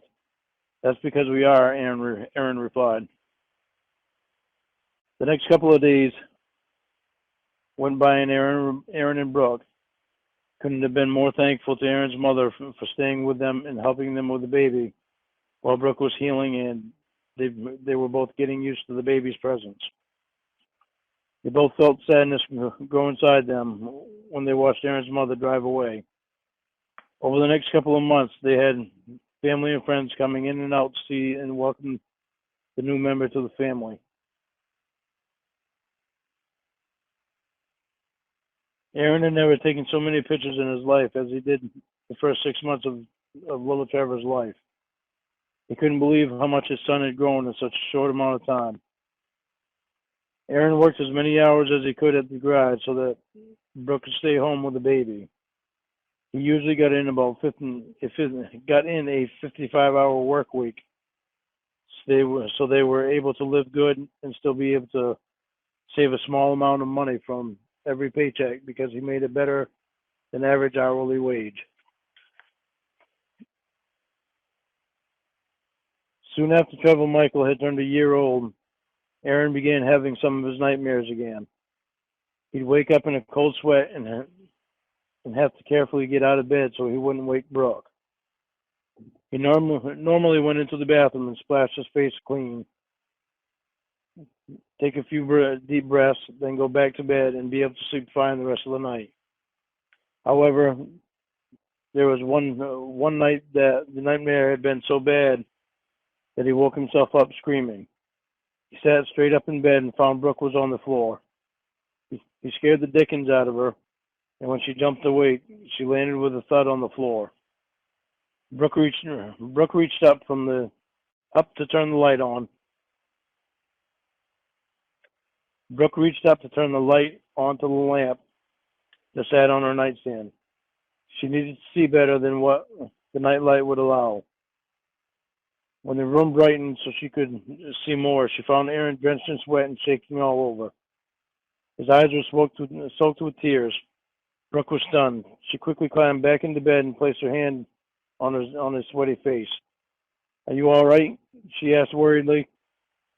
Aaron was breathing heavily as he exhausted and answered back to her. Yeah, I just had a bad dream. I'm sorry I woke you, honey. It's all right. Do you want to talk about it? She asked in deep concern. No, I think I just need to get a drink to cool myself down and a quick shower and I'll be all right, he replied. Aaron got up and went to the kitchen for a tall glass of milk. He peeked in to check on Trevor Michael on his way to the bathroom. Still asleep. Thank God I didn't wake him up too, he said quietly to himself as he pulled the door closed behind him and then got into the shower. Once he was under the cool water, he began to feel his eyes tearing up again because of the nightmare he had. Why am I going through this? Why am I having these nightmares all over again? He asked himself. After spending an hour under the cool water trying to regain himself, Aaron dried himself off and returned to bed. Brooke had gone back to sleep, so he didn't bother cuddling up with her. Instead, he laid there with his eyes open and staring blindly into the darkness until daylight began showing through the window. He looked over at the alarm clock as it read 5:32 a.m. He threw some jeans and a t-shirt on without waking Brooke. Come on, pretty girl. He threw some jeans and a t-shirt on without waking Brooke and went to the kitchen and made himself some coffee. About a half hour later, Trevor Michael began talking. Aaron went in to check on him. He found him standing at the edge of his crib, mumbling as he was rubbing his little finger back and forth along the top of the crib. He looked up when he saw Aaron swing the door open and reach his little arms out straight for his dad to pick him up and take him out of the crib. Aaron walked toward his son and did as his son wished. After he had him in his arms, Aaron realized he should have changed Trevor's diapers before he picked him up, because now he had baby poop and pee on his arm and his t-shirt and his t-shirt. Well, I guess you got the best of Daddy this morning, didn't you? Aaron said to his son with a bland look on his face. Trevor looked at his dad and giggled as Aaron set him down on the changing table and began changing Trevor's diaper. Once he was finished with that smelly task, he put Trevor's socks on and coveralls and cleaned off his own arm. When he picked up Trevor and turned around, Brooke was standing there watching Aaron in admiration. Mom, Trevor muttered as he reached out his hands for his mother to take him. Brooke took Trevor from Aaron, then leaned her head toward Aaron and gave him a kiss. Aaron adored the sight in front of him, and Brooke could see it all over his face. They both turned and walked to the table, and Aaron pulled the high chair in for Brooke to place Trevor in it. They let Trevor feed himself the scrambled eggs they gave him, and they ate French toast. There was quite a mess to clean up.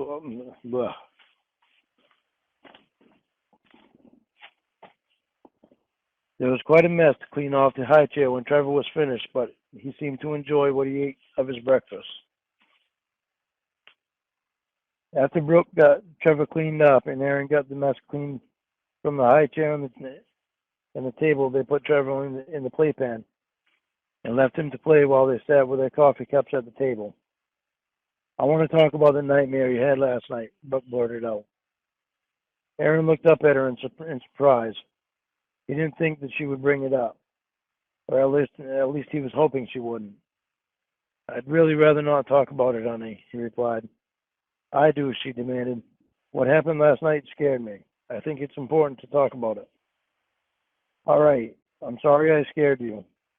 I don't know why my nightmare was as bad as it was, but it scared me too, he exclaimed. Will you please go see a psychiatrist? For me and Trevor, at least. There's obviously some things that are still bothering you from the war, she said with a look of worry and emotion. Aaron let out a deep sigh. I'm going to go for a walk. I'll be back in a little while. Aaron kissed her on the lips and gave her a squeeze on her shoulder, then turned and walked out the door. Brooke walked to the window and watched him as he walked down the driveway. Chapter 9. Aaron walked along until he came to a bridge. He rested his arms on the railing, put his head down, and let the tears fall from his eyes. He needed this walk so that he could think about what Brooke was asking him to do. After about 45 minutes of thinking, walking and releasing tears, Aaron returned back to the house. He paused and took a deep breath, then opened the door and walked in the house. Brooke was on the floor in the living room playing with Trevor when Aaron appeared. She looked up at him with a loving look that told Aaron what he had to do. "I'll call and make an appointment first thing Monday morning," he said. "Thank you, honey," Brooke returned as she got to her feet and gave him a long hug and a passionate kiss.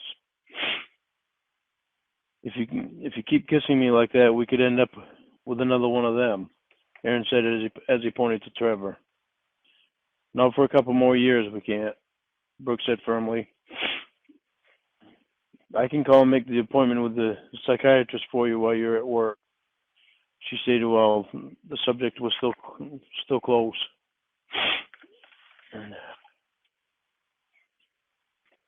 "Okay, that would make it easier on me," he agreed.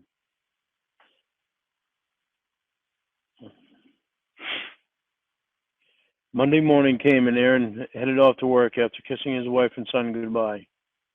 At 10 o'clock, Brooke called and made an appointment with the psychiatrist for Aaron, then called Aaron at work to let him know.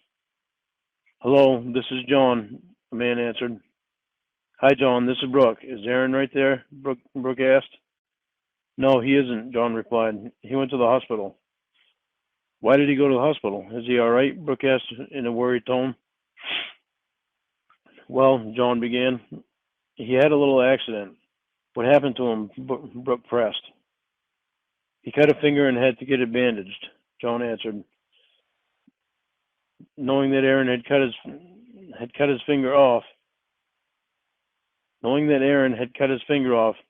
he didn't believe it would be a good idea to inform his wife with that much detail at the time.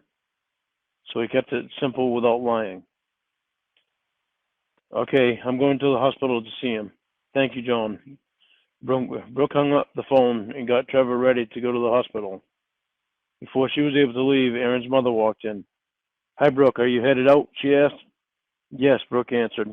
"Aaron cut his finger and is at the hospital, so I was going to go there." "Well, you can leave Trevor here if you want to, and I'll watch him while you go to see Aaron," his mother offered. "Oh, thank you so much. You are such a big help," Brooke complimented. She gave Trevor a hug and a kiss goodbye, then walked out the door and drove to the hospital to be with Aaron. Once she arrived at the hospital, she walked up to the front desk and asked the lady in reference to Aaron. "He's in surgery right now, ma'am," the secretary replied. "Are you his wife?" Brooke's face turned pale. "What do you mean he's in surgery? He only came in here because he cut his finger," Brooke exhausted. "Are you his wife, ma'am?" the secretary asked again. "Yes, I am. Will you please tell me why he's in surgery when he only cut his finger?" Brooke asked anxiously. "Well, he did cut his finger, so whoever told you that wasn't lying. But what they neglected to tell you, and I'm guessing they did it on purpose, was that he cut his finger off," the secretary answered. "He what?" Brooke asked in disbelief. "How much longer will he be in surgery?" "I don't know," the secretary answered. "But I can take you to where the operating room is, and you can wait outside of it if you want to." "Yes, please," Brooke returned.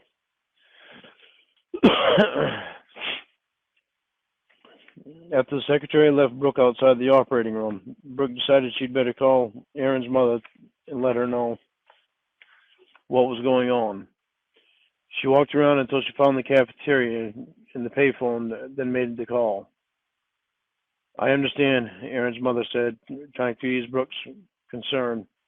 "Stay right there and wait. I'll stay right here with the baby for as long as you need me to." Brooke hung up the phone after thanking Aaron's mother and made her way back to the outside of the operating room and waited. 2 hours went by when finally the doctor came out of the operating room. "Hi, I'm Aaron's wife. Is he going to be all right?" Brooke asked the doctor anxiously. "Yes, he is," the doctor replied. "He won't have full use of his finger, but he'll have most of it," he explained.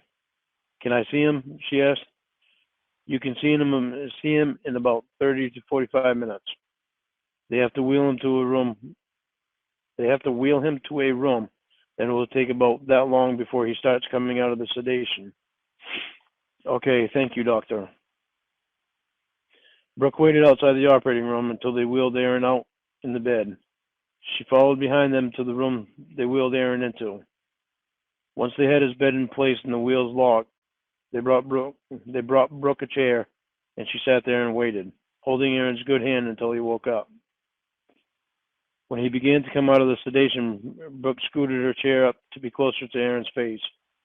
He was surprised to see her there when he opened his eyes. How did you know I was here? He asked her in a tired voice. John told me. Only he told me that you cut your finger. I didn't find out that you cut your finger off until I got here. She spoke calmly. Yeah, I asked him not to tell you too much if you called while I was gone, Aaron said with a smile. Where's the baby? He's at home. Your mother drove in just as I was leaving and offered to watch him so I could come here with free hands to be with you, Brooke answered. So how did you cut your finger off? It was stupid, really, he returned. I was cutting a piece of metal when I got lost in my thoughts and wasn't paying attention to where my finger was until it was too late. He explained with disgust in his voice from his lack of attention. Aaron didn't want to let Brooke know that what he was thinking about when he got lost in his thoughts was being over in Iraq. He guessed that last nightmare he had affected him more than he cared to let on. Well, at least the doctor was able to put it back on, so you'll be able to have most of the use of it again, Brooke stated. The doctor wanted Aaron to stay at the hospital overnight in case there was any complications with the stitches staying in place. Also, his bandages had to be changed every 2 hours, the first 24 hours. So with Aaron in the hospital, the nurses would be able to do that without disturbing the stitches. Brooke called Aaron's mother to let her know that she'd be there with Aaron and they would both be home the next day.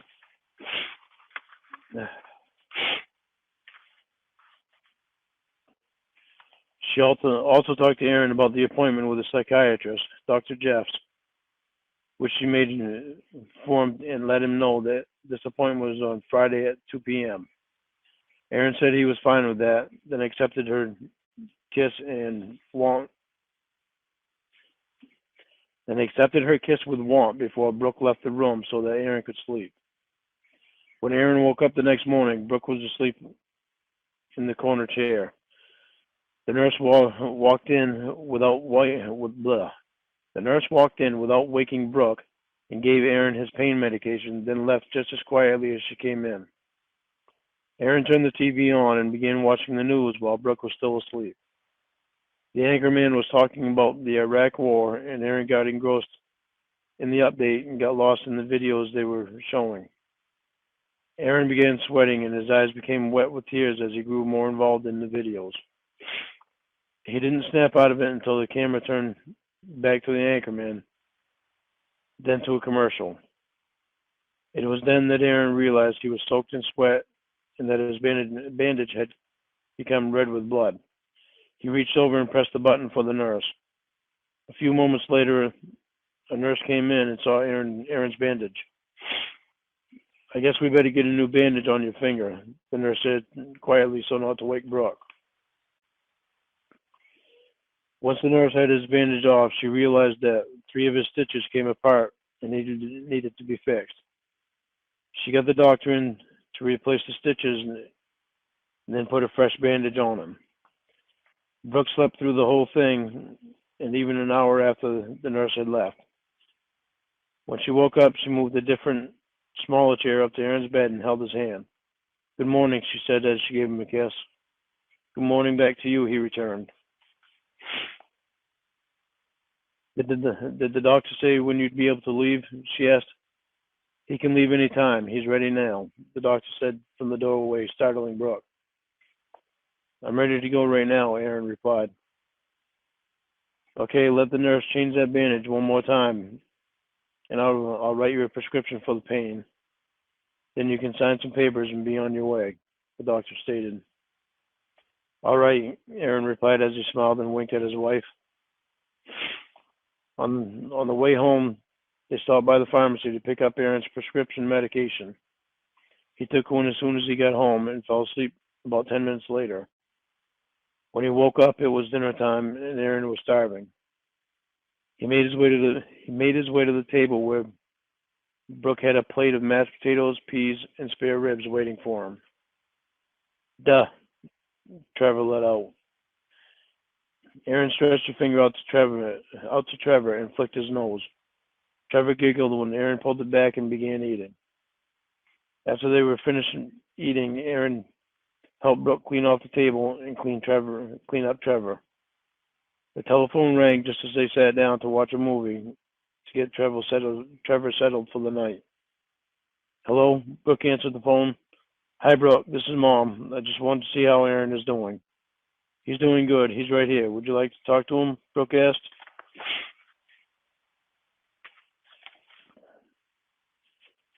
No, I know you probably have Trevor there all settled down, so I don't want to interrupt that. Just let him know that I'll call him again in the morning to see how he is, okay? She finished. Okay, I'll talk to you tomorrow then. Bye. Brooke hung up the phone and returned to Aaron's side on the couch and watched the movie. Around 9 p.m., they happily retreated to bed. During the night, Aaron began tossing and turning from the nightmares that were haunting his sleep almost every night now. Brooke woke up from being poked in the side by Aaron's elbow and turned the lamp on dim on her side of the bed. She felt her heart rate launch upward at an astounding rate when she looked down at the sheet on Aaron's side of the bed and found them soaked with blood and sweat. Aaron, she spoke softly as she shook him.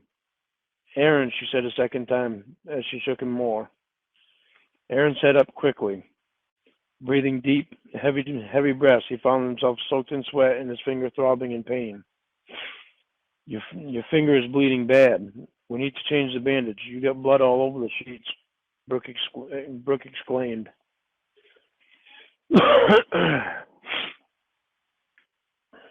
Brooke fetched a cold washcloth and a wet towel. She laid the towel down on Aaron's lap for him to put his bloody finger on, then wiped the sweat from his forehead. You were having another nightmare about the war, weren't you? Brooke asked knowingly. I wish I could say no, but yeah, I did, Aaron answered. I'm sorry. I wish I could make them go away, Brooke said with concern. Hopefully going to the psychiatrist will help, Aaron replied. Brooke retrieved the new bandage for Aaron's finger and changed it for him, then got him a glass of water and one of his pain pills. They cleaned up the blood on the bed, put new bedding on, then climbed back into bed. In no time at all, Aaron was sound asleep again, thanks to the help of the pain pills. Brooke wished that she could also fall back to sleep, but instead she lay there with her eyes open and her hand resting on Aaron's chest as she stared at him with tears rolling from her eyes and onto her pillow. Her concern about Aaron's nightmares were beginning to scare her. She was afraid of what his nightmares could do to him, or worse, what they could do to their family and their marriage. She didn't fall back to sleep until around 4:30 a.m. and woke up again at 6 when Trevor started yelling from his crib. Aaron woke up around 8 o'clock a.m. and poured himself a cup of coffee. Brooke changed his bandage again while Aaron quietly drank his coffee. Something had changed in Aaron that night, and Brooke could see it in the way he acted. The whole day he remained quiet and to himself. She could tell he was depressed and upset about his nightmares. That made her depressed because she didn't know how to help him. Friday rolled around and Aaron went to the psychiatrist.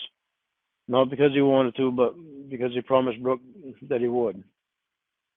When he returned home, Brooke asked him how it went. He wants to see me twice a week for intense therapy, Aaron answered with a surly tone in his voice.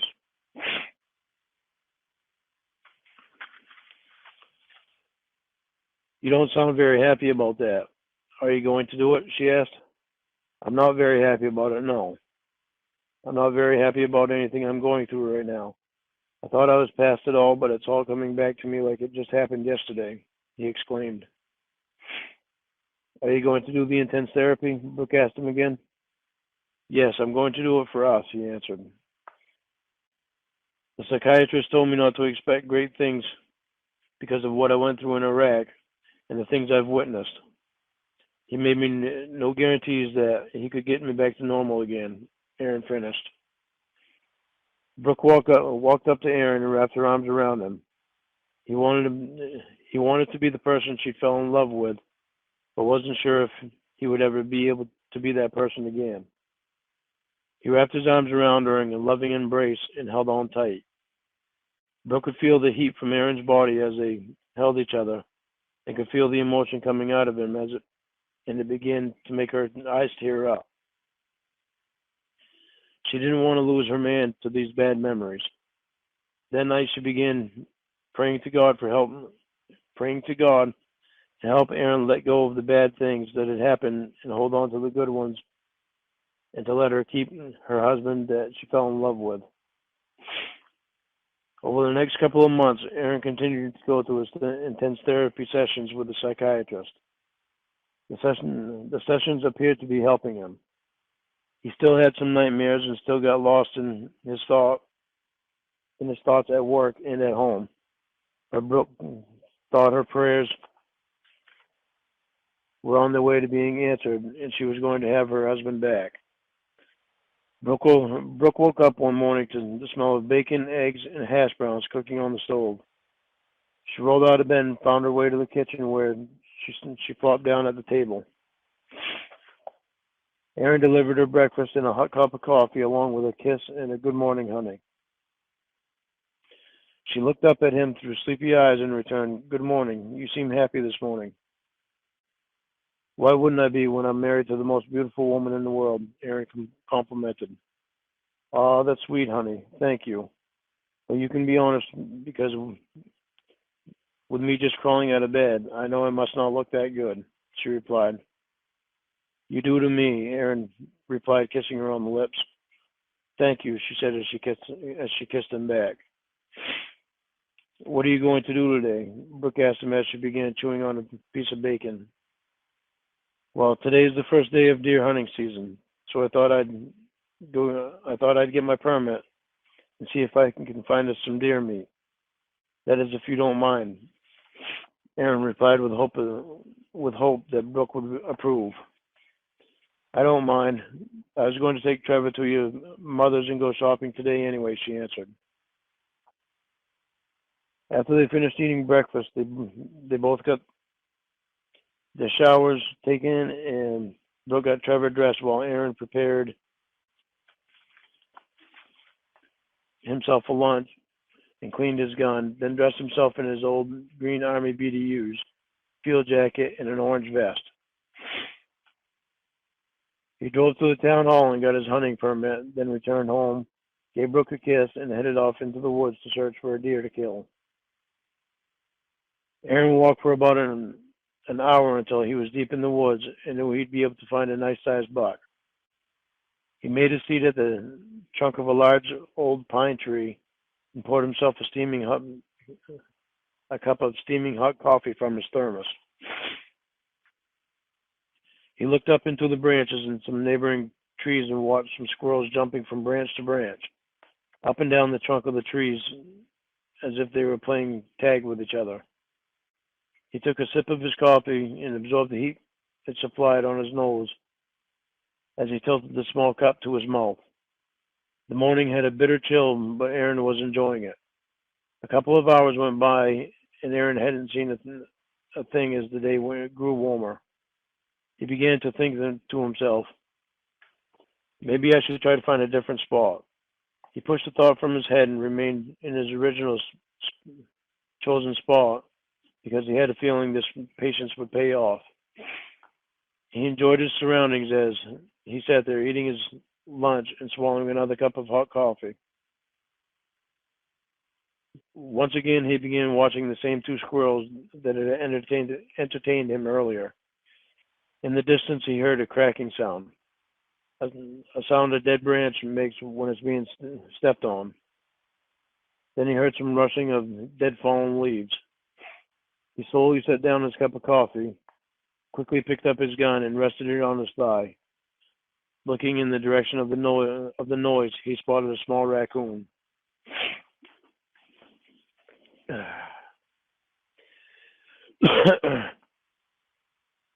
Aaron relaxed his tense muscles at the sight of the raccoon. He was bummed out for a few seconds because he thought the sound was made by the raccoon. Then he glanced up about a foot and a half above the raccoon and spotted a very large buck standing strong, approximately 30 feet away from the raccoon.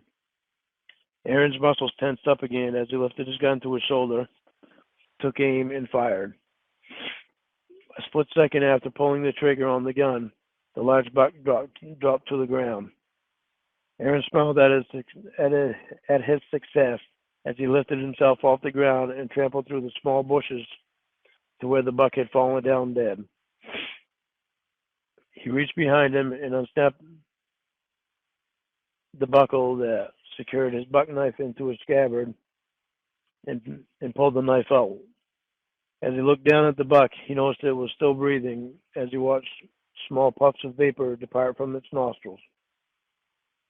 Aaron kneeled down and gripped the knife tightly in his hands, then placed the blade of the knife against the buck's neck. He made a small grunt as he pressed the blade in and slid it across the buck's neck. Watching the skin spread apart and the thick red blood fill the split area. Somehow watching the life fade from the animal's eyes and seeing the blood flow from its body intrigued Aaron and made him enjoy what he had just accomplished. It took his mind back to Iraq when he was killing the enemy. He felt a small release of satisfaction in the murder of the animal and wished that he could make another kill, but the law only permitted a person to kill one deer each. Aaron gutted the deer where it lay to make it easier to carry it back to the house.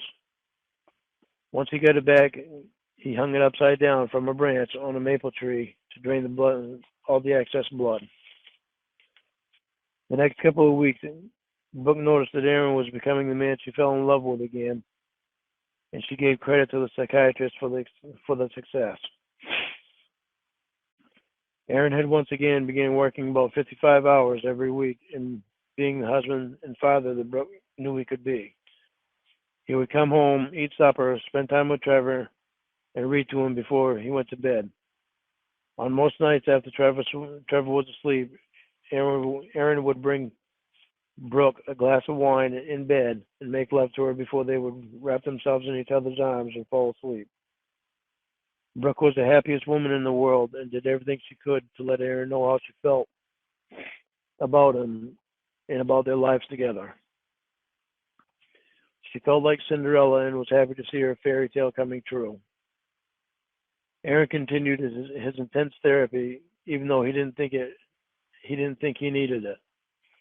He knew it made Brooke feel better, and that was enough for him. One night he came home to an unexpected large meal with wine and a candlelight. "What's all this for?" Aaron asked with a smile on his face. "Well, I guess you've forgotten that we met 2 years ago on this day," Brooke answered. "I'm sorry, honey. I didn't mean to forget," Aaron apologized graciously. "You're a man," Brooke retorted. "I expect you to forget." "So I guess that means I'm forgiven?" Aaron asked with hope. "Yeah, this time. Just don't let it happen again," Brooke returned. "Yes, ma'am," Aaron cajoled and then pulled her in for a long, passionate kiss. They ate their meal and drank their wine and enveloped each other the rest of the night until they fell asleep.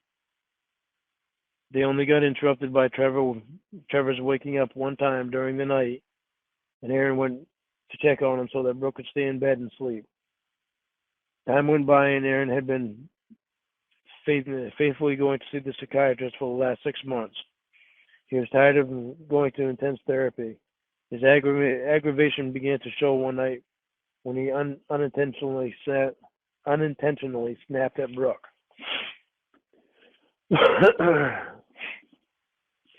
What's wrong?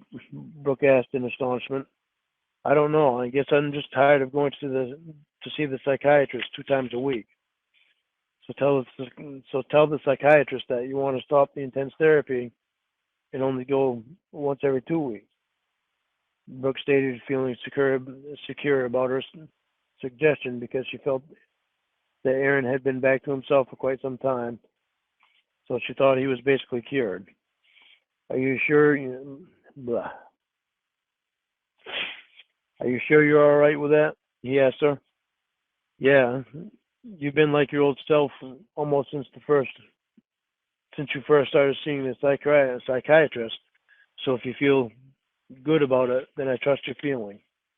Brooke replied and then gave him a kiss on the lips. All right, I'll let the psychiatrist know at my next session.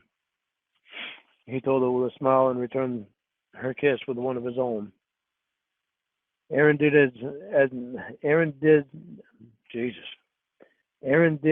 as he'd said and stopped intense therapy sessions with the psychiatrist. He set it up so that he went twice a month to see the psychiatrist, even though Dr. Jeffs didn't think it was a good idea to reduce his sessions just yet. He had dealt with other people that showed similar signs as Aaron had shown, and had even seen a couple of them commit suicide after 1.5 years of intensive therapy. He didn't want to see the same thing happen to Aaron. He knew he was a good young man with a wife and son, and didn't want that to get lost unnecessarily. He prayed for Aaron after he left his office. He prayed for Aaron after he left his office to head back home and hoped that he would change his mind in the near future.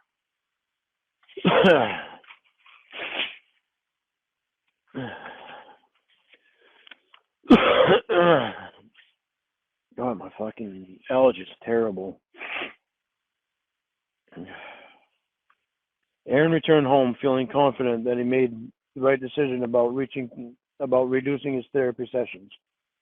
After dinner that night, Aaron read to Trevor and then retired to bed early. Even though Brooke stayed up watching a movie she'd been waiting to see that was on television.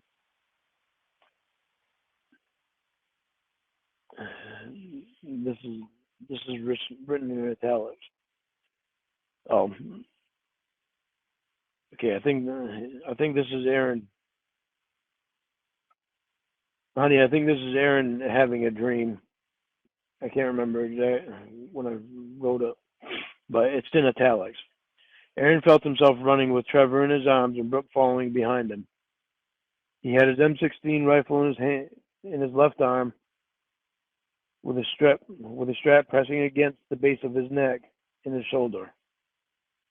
His buck knife swung loose on the bottom and slammed against the side of his leg with every stride he took, and his feet were killing him because of the uncomfortable sole on his combat boots. Aaron and his family were in the open and were easy targets. He needed to find a place for them to hide, someplace fast where he knew they would be safe. Aaron kept looking behind him as he ran. The blast came while he was turning to face forward again. He couldn't feel himself running anymore. Everything around was invisible because of a thick cloud of dust. He looked at his arms to find his son no longer there. Where is he? He shouted. Trevor. The dust cleared just enough so that he could see an outline of Brooke on the ground laying flat. No, he yelled. Brooke. He screamed out. He tried to run to her, but realized he was paralyzed. What was holding him? Why couldn't he move? He pushed himself up by his arms and looked down to find his legs gone. Aaron began taking deep breaths, panicking. Aaron began taking deep, panicking breaths, then screamed. And now he's out of his dream. He sat up straight in his bed, soaked in sweat from the nightmare he just had. He put his hands down to his legs to assure himself that it was just a dream. Running his hands up and down them, he took a deep sigh of relief and whispered, "Thank you, God," and then put his hands to his forehead to wipe the sweat away. He struggled to get out of bed because the nightmare had taken a lot of his energy. Finally, he made it to the bathroom, turned the light on, and took a quick shower to wash away the nightmare and the sweat before Brooke came to bed. After drying off, Aaron took a long look at himself in the large mirror. Did I make the right choice in reducing my sessions with a psychiatrist? He asked himself. Then he gave in to the decision that he had already made earlier that day. "Yeah," he said in a whisper. "This was just a fluke that I had a nightmare again. It'll pass." The next morning, Aaron woke up feeling better than ever. He made breakfast for himself, for him and Brooke and Trevor, then decided that because it was Sunday and he wasn't working that day today, that his family should go to the zoo. Trevor had never been to the zoo, and it would be neat for him to see all the different animals. He wowed at the bears and awed at the lions, and all the other different animals that were there. The fun-filled day had tired Trevor out to the point where any possibility of him waking up the whole night was impossible. Aaron laid him in his crib when they got home, and now, 2 hours later, he was ready for bed himself. Aaron slept great through the whole night, but woke up with a pounding headache and an urge to just be completely left alone. He got out of bed so not to wake Brooke, made himself a thermos full of coffee and a couple of sandwiches, then left Brooke a note. Dear Brooke, I woke up with a pounding headache this morning and felt like being alone. I made myself a thermos full of coffee and a couple of sandwiches. Please don't worry, honey. I'll be back before dark. I just need to be alone for today. I love you, Aaron. Aaron placed the note on the table, grabbed his rifle and knife, and quietly walked out the door. He didn't have any intention of hunting. He just took his rifle for his own protection. Chapter 10. He began walking in the woods toward the area where he had killed the deer. His headache began to fade as he continued to walk. The forest was quiet, peaceful, but for some reason it felt loud to Aaron. Like all he could feel surrounding him was death. Why am I feeling like this? What is happening to me? Why can't I get rid of all the noise? He asked himself aloud. The question seemed incredible and made him grow angry. He began to run to get away from the noise, but it only got louder. Aaron threw himself behind a fir tree when he caught something moving from the corner of his eye. He peeked slowly around the tree. He saw them behind the bushes ducking down so that Aaron couldn't see them. The enemy was there. Aaron had no choice. It was either stay and fight or die. He loaded his rifle and took aim toward the bushes. The first shot, he saw one head fall. The second shot, he saw a second head fall. The third shot, he missed and the enemy ran. Aaron quietly and quickly snuck up close to that he shot to see if they were dead. He couldn't see well through the bushes. He counted to three and jumped over the bushes with his buck knife gripped tightly in his hand and grabbed the enemy's head and sliced their necks. Two of the enemies were now dead. Aaron became upset with himself because he had let the third one get away. For a few minutes, he just stood there staring at the dead bodies on the ground until his headache came back. His eyes grew watery and he wiped the back of his hand against them to clear them.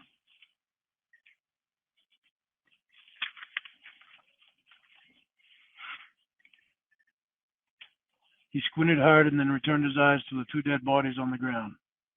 Two deer lay there lifeless. What just happened? Aaron asked himself. How did I get here? He wondered as he looked at his surroundings. Looking down at his hands, he saw they were soaked in blood. All of a sudden, he felt a certain pleasure grow inside of him. He didn't know what was happening right now to him, but he liked it. He wanted more of it. Aaron ducked down and looked for his next victim. There it was, standing 50 feet away. Aaron lifted his rifle to his shoulder, aimed, and fired. His victim went to the ground quickly with a gut-wrenching scream. Aaron ran up and stood over his victim. It was a man. I heard shots, he sputtered. Help me, please, he said as he reached his weak, shaking arm up toward Aaron and held the other one on his chest where the bullet had entered. Aaron's eyes grew wide with evil as he slowly unbuckled the leather strap on his scabbard and pulled out his buck knife. You've killed enough troops. Now it's your turn to die, Aaron muttered as he grabbed the man's shirt and watched the fear of death go in the man's eyes. This made Aaron's heart rate pick up and his anxiety grow strong. He placed the knife up to the man's jugular. No, the man screamed as Aaron pressed down on the blade and slid it across the man's throat. He stood up and looked into the man's dying eyes and watched him gurgle and drown in his own blood. Aaron picked the man up and hid him in a place where he couldn't be found and covered him with brush and leaves until he could return. He made his way back home around 3 p.m. and to his relief found that Brooke was not home. He raced inside and removed his blood-stained clothes at the entrance, then made his way to the shower. He washed all the blood away, then got dressed in some sweatpants and a t-shirt. Grabbing a large plastic trash bag, he raced to the door, threw his clothes inside the bag, and brought them out to the barrel that he used to burn the trash in. He lit the blood-stained clothes on fire, then returned to the house to wash the blood from his knife. The blood from his knife, rifle, and combat boots before Brooke returned home. When he was satisfied with the cleanliness of the items, he returned back outside to the barrel to see if the clothes were now completely ashes. He pulled out the garden hose and drowned the hot coals in ashes with water to hide any trace of smoke or recent fire in the barrel. When Brooke returned home, Aaron was sitting in the easy chair in the living room, eating chips and drinking a can of Sprite. Hi, honey, Brooke said as she carried the baby to Aaron and gave him a small kiss on the lips. Hi, Aaron said as he returned the kiss. Take the baby for me so I can grab the bag of groceries from the car, okay? Brooke asked Aaron as she bent over to hand the baby to Aaron. Aaron reached his arms out for his son, set him on his lap, and fed him a chip as he began watching TV with his son. After his show was over and they had eaten supper, Aaron put the baby in the crib, then retreated to bed himself with Brooke following behind him. It didn't take long for Aaron to fall asleep and begin dreaming. Brooke fell asleep in Aaron's arms but woke up once she felt his body tighten up and become intense with twitching. She could tell he was having another nightmare, a horrible one. She had never been awakened by his body like this before, and she was afraid to wake him up after she turned on a lamp and saw the evil look on Aaron's face that he was holding, even with his eyes closed. She backed slowly out of the bed and watched him for a minute before deciding that she had no choice. She had to wake him up from his nightmare. She slowly reached her hand across the bed toward his sweaty shoulder and nudged him gently for the first time. He didn't wake up.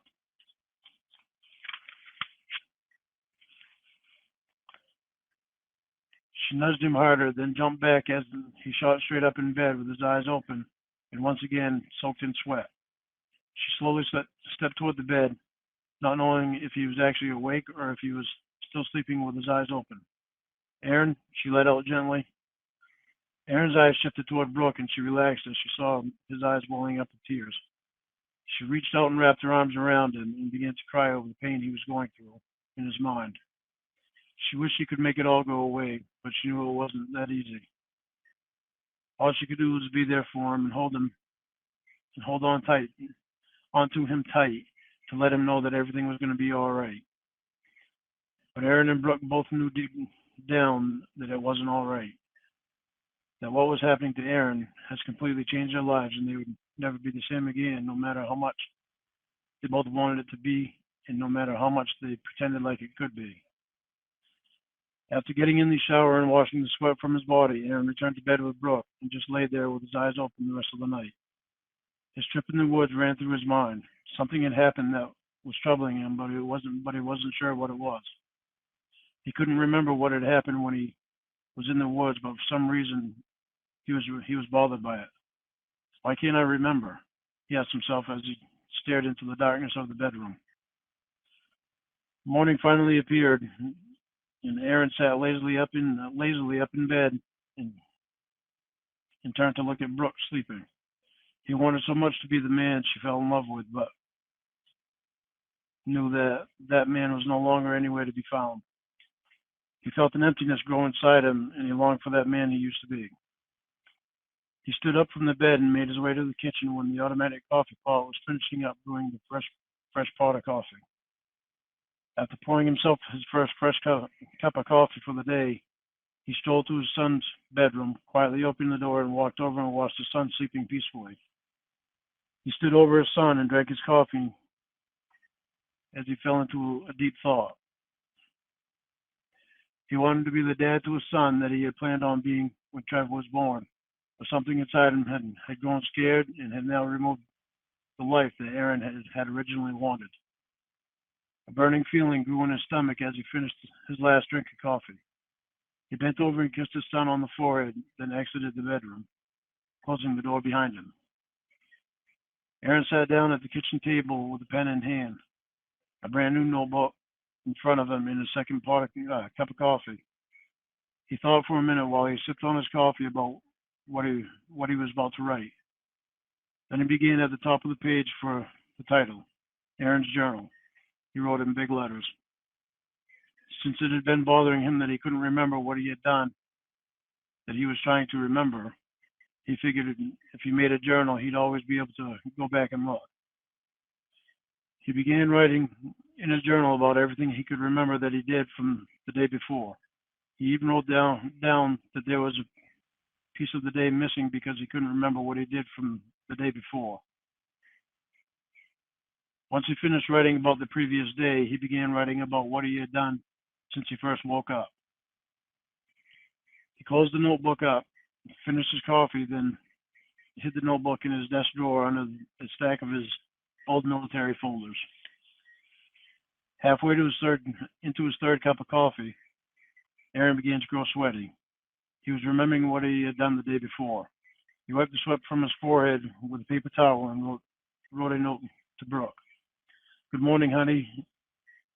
I've gone out for a while this morning, or for a walk this morning. I'll be back in a little while. I love you, Aaron.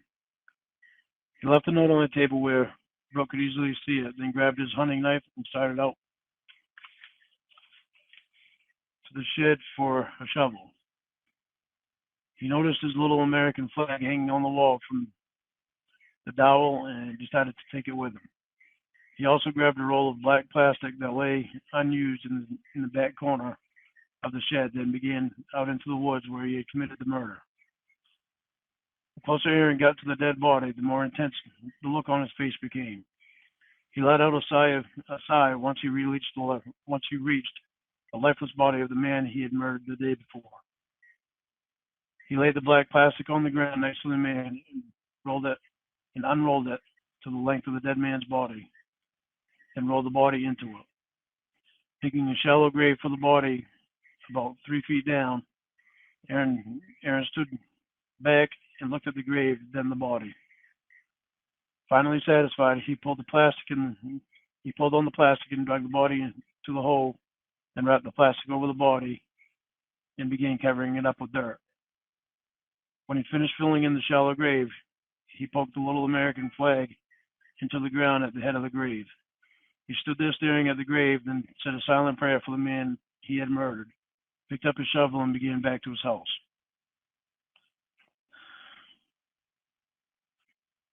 Once he got back to the house, he returned the shovel to the shed along with a roll of black plastic and cleaned the dirt off the bottom of his boots and went inside the house where he found Brooke waiting for him with a fresh cup of coffee and a plate of bacon, eggs, and toast.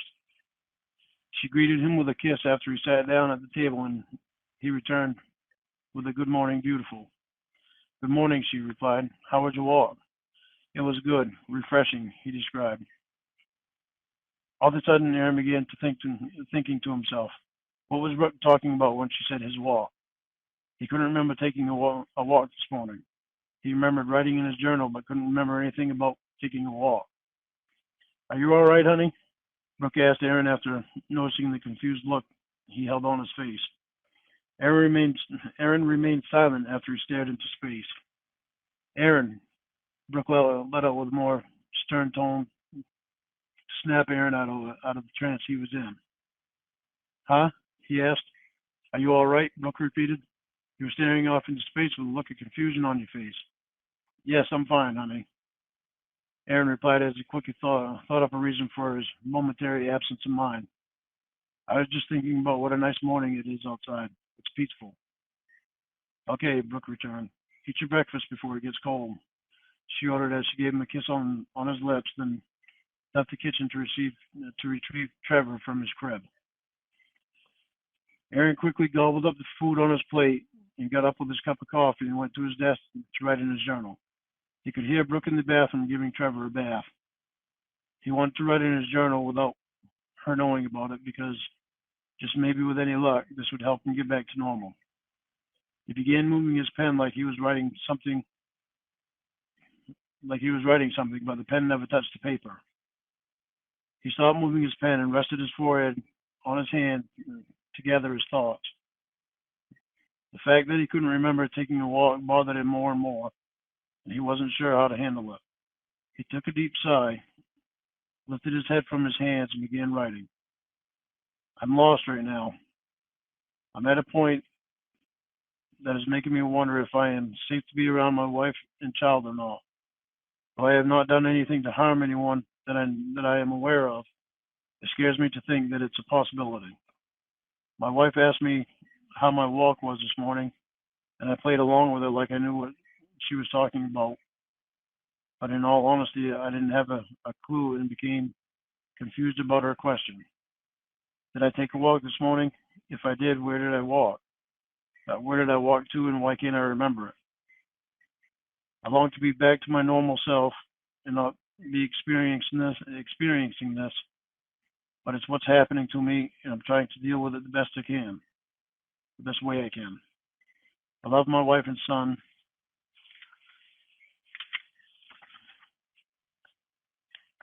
very much and will do everything possible to get back to my normal self. I'm afraid I may need more help than anyone will be able to give me."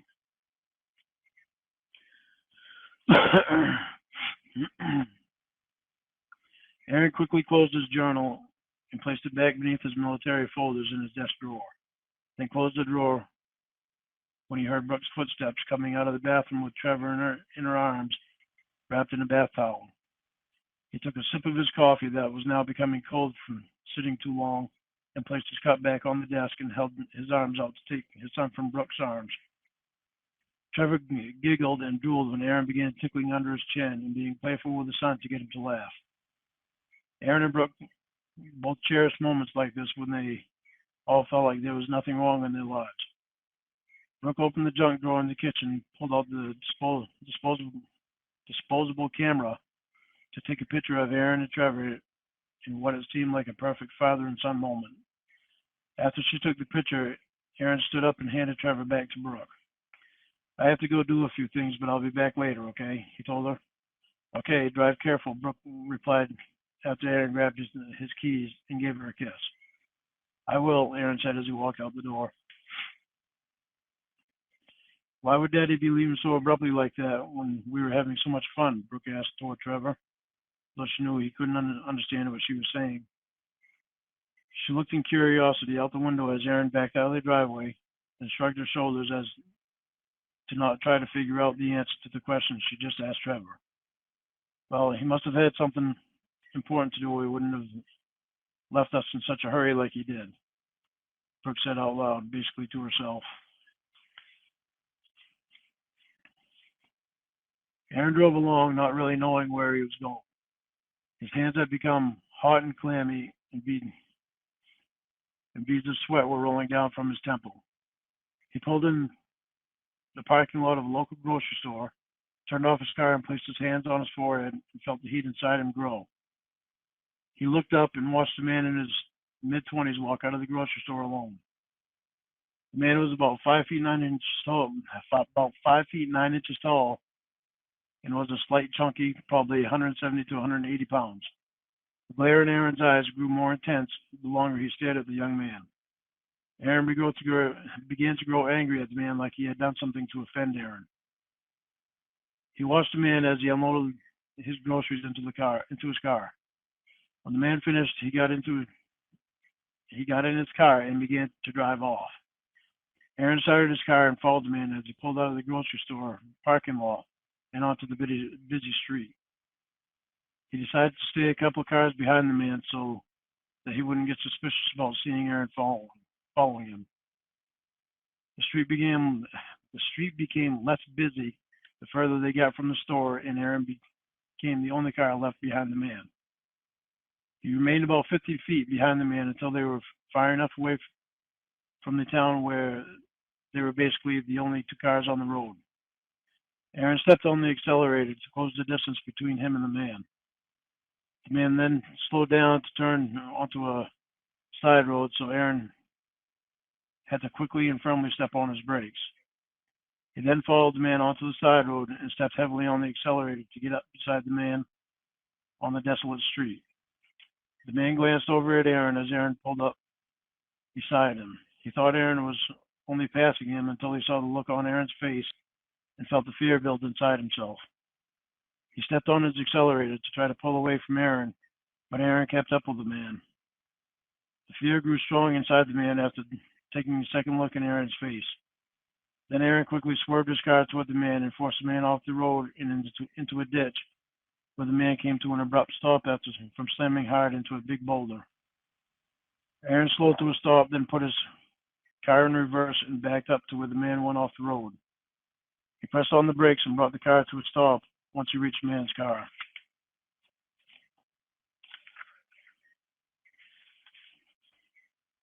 There was no movement. There was no movement from the now totaled vehicle that lay smashed up in the ditch. He noticed. Hold on, I need to take a drink.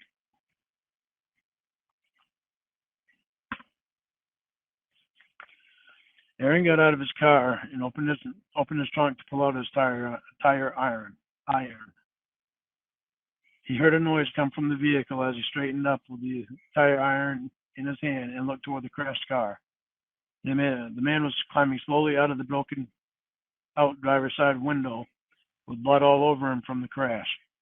The sight made Aaron excited, and he began moving toward the man and watched him slowly crawl out of the car and onto the glass-covered ground, coloring it with his blood. The man let his head fall to the ground with a thud from exhaustion and watched Aaron slowly step up to him and stare at him with death in his eyes. He slowly turned himself over and held up both hands and sputtered, "Please, no." Aaron stopped after the word no. He stopped after the word no as Aaron's tire iron began smashing against the man's already bloody skull. Aaron's eyes grew angrier with every hit he delivered against the man's head. Aaron stopped as he realized the man was no longer able to move because he had the life beaten out of his body. Aaron stepped back and looked around as his chest pounded in and out from exertion. He went to his car and retrieved the tarp that lay under the spare tire, then returned back for the dead man and wrapped the lifeless body inside the tarp. He struggled and groaned when he picked up the dead body and threw it over his shoulder to carry it to the trunk of his car. Aaron felt his back grow wet with the man's blood when the man's blood streamed from an opening in the tarp and landed on his shirt. Once the dead body was in the trunk, he removed his shirt, set it on fire, and threw on the dead grass next to the car and watched as the fire began to grow. He turned back to his car, closed his trunk, and sped away.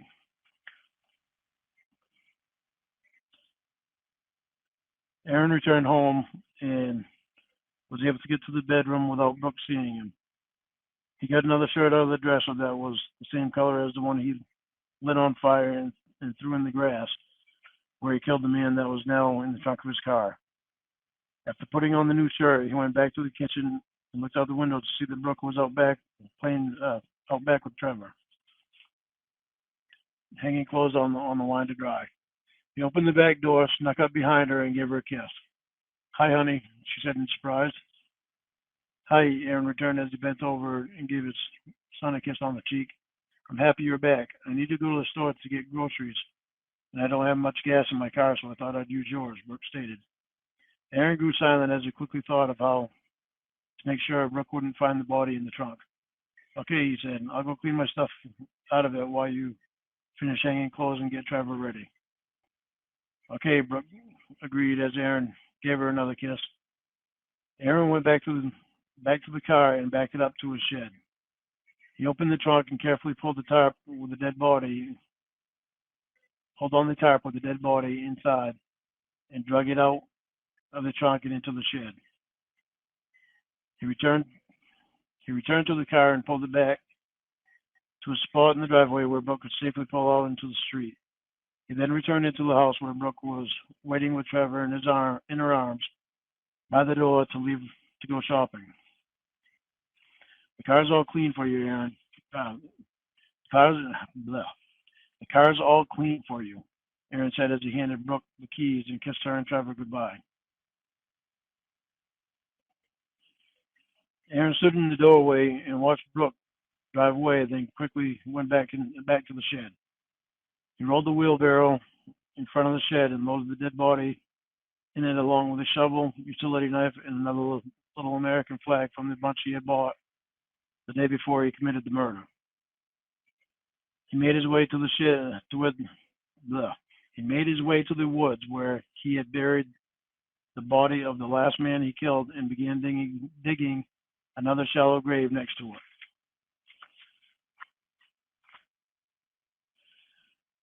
Once he got the grave dug, he pulled the body into the hole, filled the hole back in, and then placed another American flag at the head of the grave. He returned back to the house and took a shower to wash all the dirt and sweat away. After drying himself off, he donned his robe and sat down to watch the television with a hot cup of coffee. He realized he had dozed off when he heard the car door slam. He looked out the window to find Brooke and Trevor had returned home from shopping, so he slipped on his slippers and went out to the car to help her carry the groceries in. "Hi, honey," Brooke said when she saw Aaron come out to the car to help her. "Hi," he returned with a yawn as he reached in the back seat to pull Trevor from the car seat. Brooke opened the trunk and pulled 2 bags of groceries out, then looked down towards the license plate and noticed red color on the license plate itself. "Honey," she called to Aaron, "what's this?" she asked, pointing to the red spot on the license plate. Aaron made his way to the back of the car with Trevor in his arms and looked down to where Brooke was pointing. "I don't know," Aaron replied with all innocence. He rubbed his index finger on it to find that it was dry. "I'll wash it off in the morning. I must have rubbed something against it when I was carrying something the other day and scratched some paint off it." Aaron grabbed a bag of groceries with his empty hand and began toward the house. Brooke grabbed the last couple of bags, closed the trunk, and followed behind Aaron and Trevor, giving no more thought to the red on the license plate and accepting Aaron's explanation. That night after supper, Aaron sat down on the couch to watch the evening news. He listened closely as the anchor reported about the car that was found ablaze on a side street and 2 men that had been missing. One man missing for a couple days and the other one since earlier that day. They showed pictures of the men and it made Aaron sit straight up and wide-eyed, staring at the pictures. Is everything all right, honey? Brooke asked. Aaron paused before replying. It seems like I've seen those two men recently. That's so odd because their faces look so familiar, but I can't place them. He answers as he struggled to remember where he had seen the men.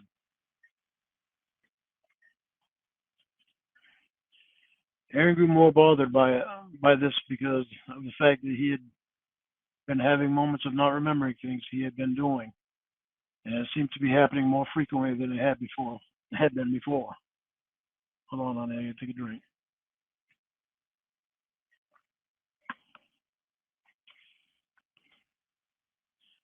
It took a long time for Aaron to get to sleep that night because of seeing the two men on television. He wanted to remember where he had seen them. He finally fell asleep around 2:30 a.m. He didn't sleep very well though because he woke up 2 hours later in a cold sweat. After moving Brooke's arm from being wrapped around him, he rolled out of bed and got in the shower. As warm water covered his head and body, an anxious and overwhelming feeling came over him. He needed fresh air fast. He quickly dried himself off and then donned his clothes, then made his way to the front door and began pacing back and forth in the driveway. After 15 minutes of pacing, Aaron's body grew tenser. Should have been more tense. Grew tense. Should have been tense. And he began feeling stressed out. He made his way back in the house to get his car keys. He made his way back in the house to get his car keys, his buck knife, and the bag of little American flags he had bought earlier. Then back outside to the shed for the roll of plastic that he'd used to wrap his other murder victims in.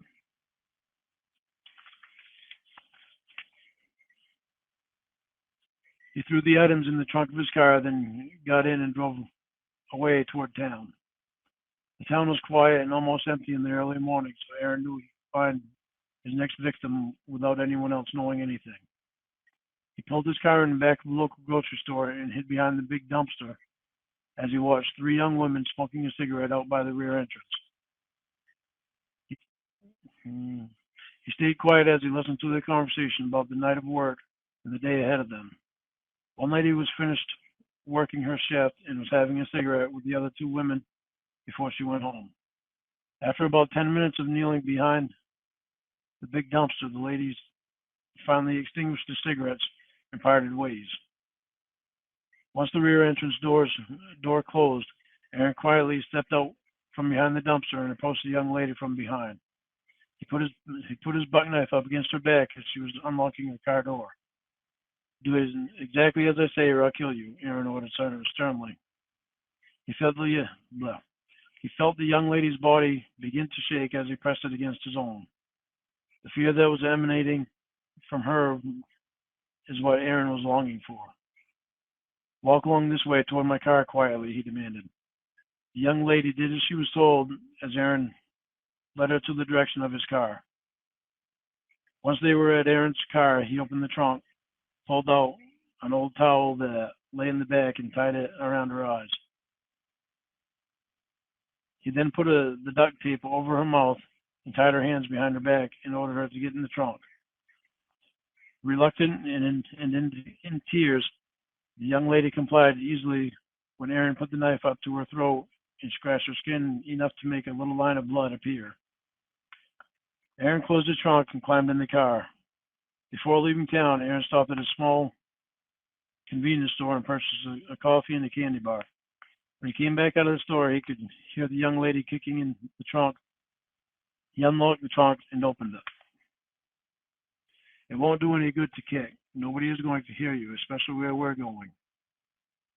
He watched the lady as she cried and stopped kicking, then closed the trunk back down and drove out of town toward a back road that neared where he had dug the graves of his first two victims. Once he was at the spot where he could park his car out of the way, where it couldn't be seen, he got out, opened the trunk, and helped the young lady out of the trunk. After grabbing his shovel, flags, roll of plastic, he grabbed the lady's arm and escorted her into the woods to the location of the two shallow graves. Once there, he sat her on the ground next to a pine tree and took off her blindfold and the tape that was covering her mouth. She saw Aaron's face for the first time. The look he held was one of hate and death. It scared her, and she began to cry once again as she let out the first question in a shaky voice. "What are you going to do to me?" Aaron ignored her question as he grabbed his shovel and 2 flags. She watched him as he stuck one flag into the ground at the head of the fresh grave. She realized what the fresh dirt was and began to cry harder as she frantically pushed backward and struggled to get to her feet to get away. Aaron saw her trying to get to her feet to escape, and he ran to stop her. Now, he said in a shuddering voice, "That's not a wise thing to do, to try to escape. That will only make me mad, and I might have to knock you out." The young lady stopped struggling at Aaron's words and let him place her back up against the tree. "Please, what are you going to do to me?" she asked again as the tears fell from her eyes. Aaron returned to his shovel and began digging in the dirt.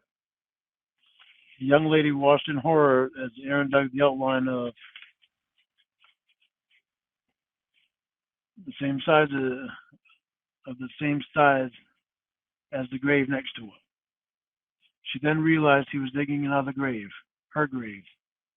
"No," she cried. "Please don't kill me," she begged of Aaron, but she was talking to the air.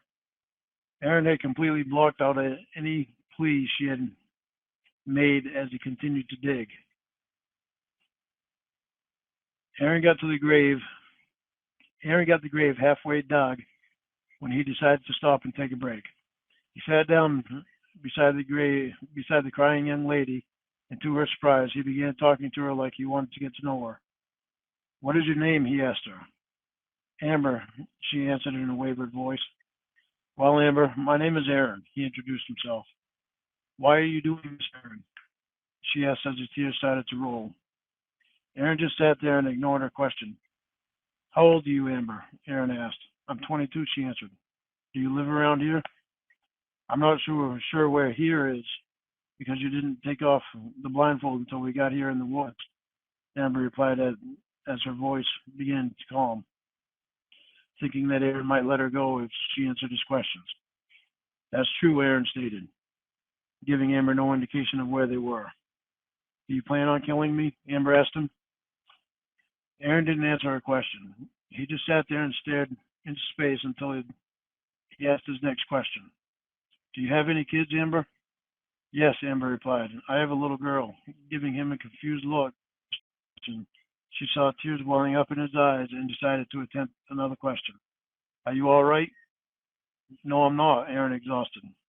"I've killed 2 people already, and I'm about to kill you. I can't stop myself from killing, and I don't know why. I don't want to kill, but I can't stop myself." Amber began to realize that she was slowly getting Aaron to open up to her, so she kept him talking so she could gain his trust and maybe have a chance of getting out of this alive. "Have you seen a doctor about it?" she asked. "Yes, I went to a psychiatrist for a while for intense therapy, but stopped," he answered. "Why did you stop?" Amber asked with sincere curiosity. "Because I thought I was cured from all the bad dreams I'd been having and was sure I'd be all right. Unfortunately, I've been feeling the urge to kill. I had started killing just deer until I killed that man in the first grave. Then I killed this man in the second grave yesterday. Now I have you." Aaron sighed as he looked into the woman's fear-filled eyes that were also mixed with pity for Aaron. "I was in Iraq and killed many enemies over there, but for some reason I had to kill them, thinking they were the enemy." Aaron stopped speaking long enough for Amber to distract him with another question. "Do you have any kids, Aaron?"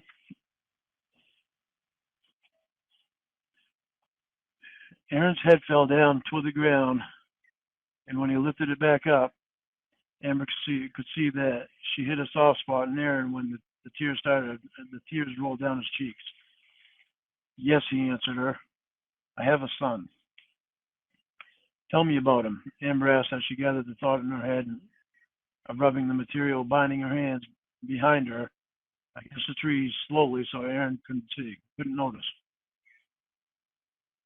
Aaron looked at Amber and could see the care she held inside. She had gained Aaron's trust from that moment on, and Aaron began a long story about Trevor from the time he was born. He also told Amber about Brooke and how much in love they both are. But Amber wondered if that trust she had gained would be enough to save her life, so she continued to saw slowly at her bindings.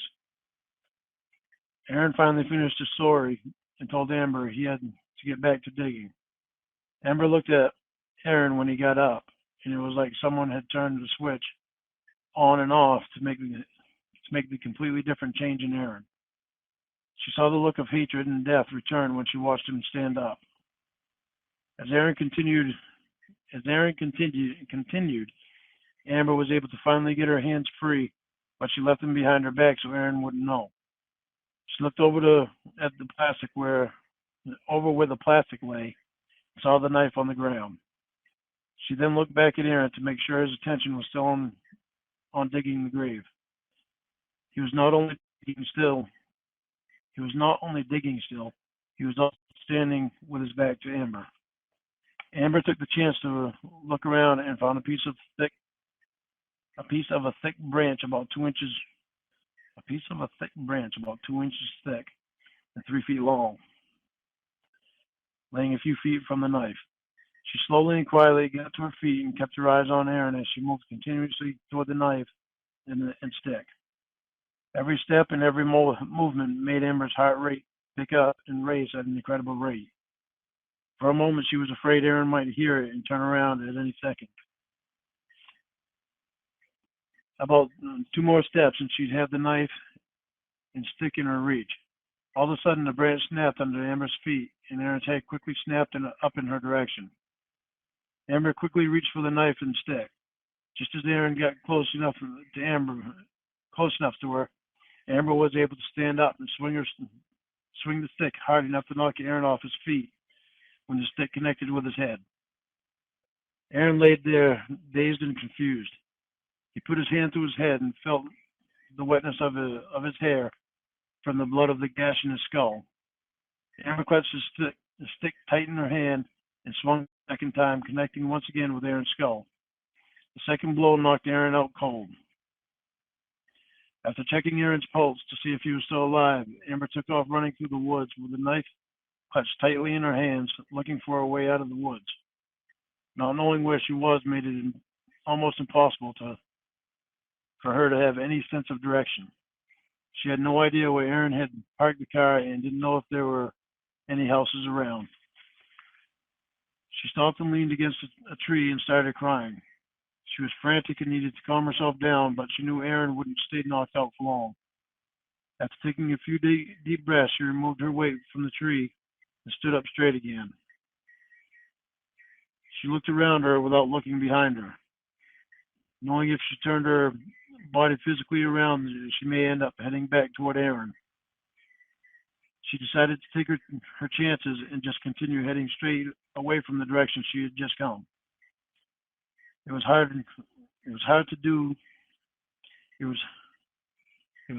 do having to maneuver around the thick trees and brush, and to add to it, it was still dark out.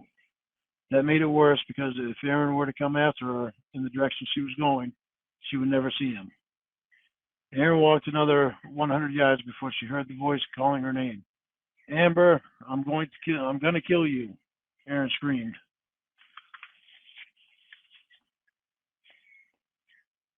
Amber froze and could feel her muscles tensing up again. Realizing her breasts were becoming strong again, she began frantically to look around her as much as she could. She decided that she needed to go the opposite way of his voice. "There's no way out of here, Amber. It's all woods for miles and miles," Aaron yelled.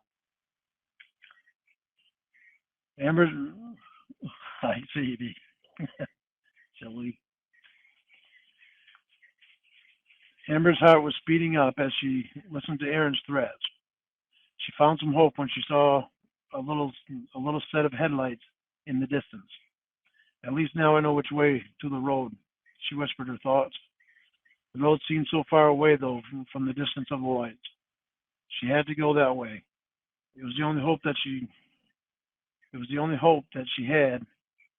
So she began walking blindly toward the headlights, hearing Aaron's threatening screams along the way.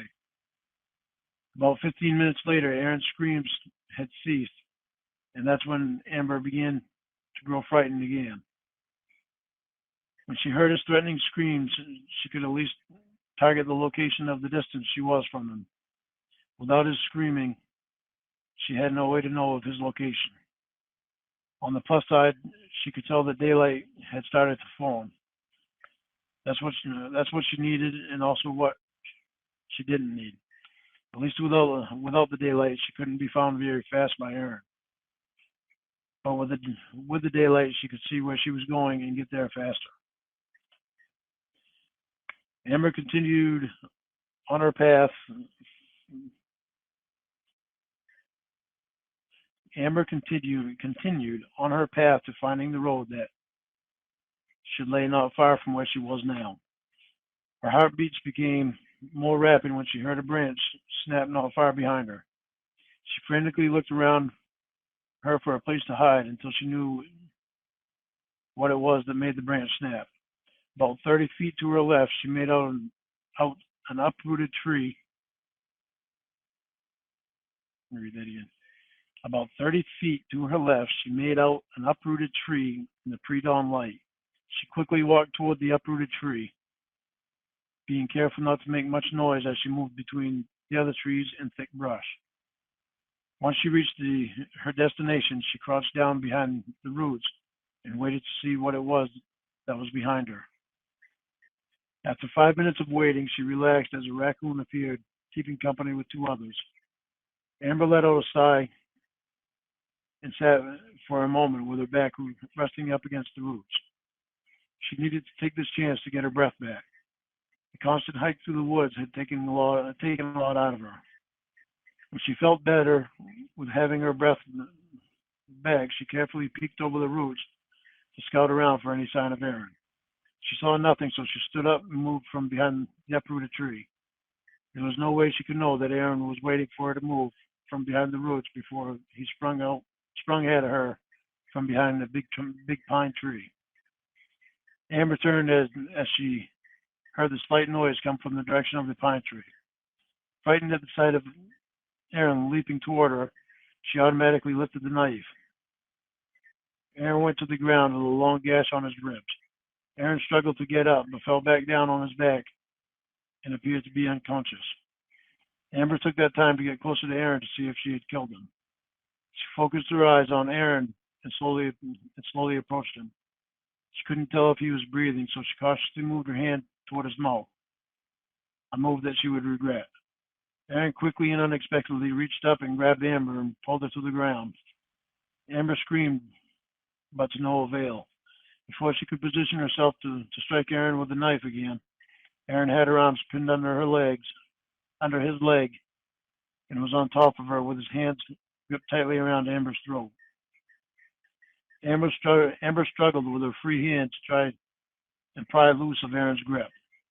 She began to panic when she could no longer inhale any of the fresh air that was all around her, and tried reaching Aaron's face to dig her fingernails into his flesh. The reach was too long, so she could only punch at him as hard as her weakening body would allow her. The lack of oxygen was too much for Amber as her struggles became less and less, and she could no longer lift her arms. The last thing she saw before the world went dark was Aaron's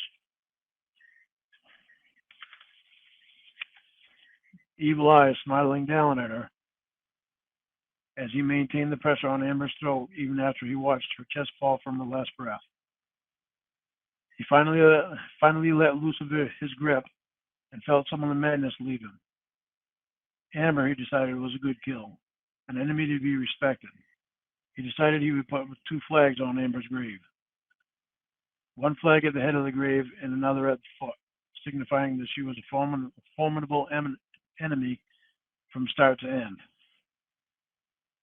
Once Aaron regained his breath, he looked down at his bloodied shirt from the knife wound. After opening his shirt, he traced his finger along the wound as if amazed at the sight of his blood, of the blood.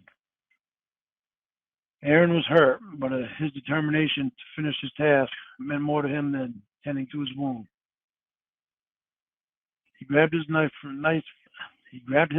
from Amber's stiffening fingers and placed it between his belt and pants. Then gracefully threw Amber's dead body over his shoulder and headed back to the grave site. Arriving back at the grave site, Aaron placed Amber's body on the ground, then went back to digging her grave until it was the perfect size to fit her body in. Before wrapping Amber's body in the black plastic, he bent over and gave Amber a kiss on her cold lips. Aaron found that Amber was a special person and wished he had known her in life. He finished wrapping the plastic, placed Amber in her grave, then said a silent prayer that she would go to heaven before covering the corpse with the dirt. When Aaron was finished, he returned to his car and tended to his wound the best he could. "That will hold until I get home," he said to himself out loud. Chapter 11.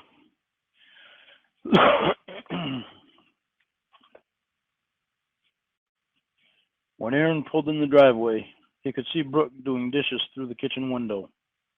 He had put himself through a lot this morning, and the blood would show easily.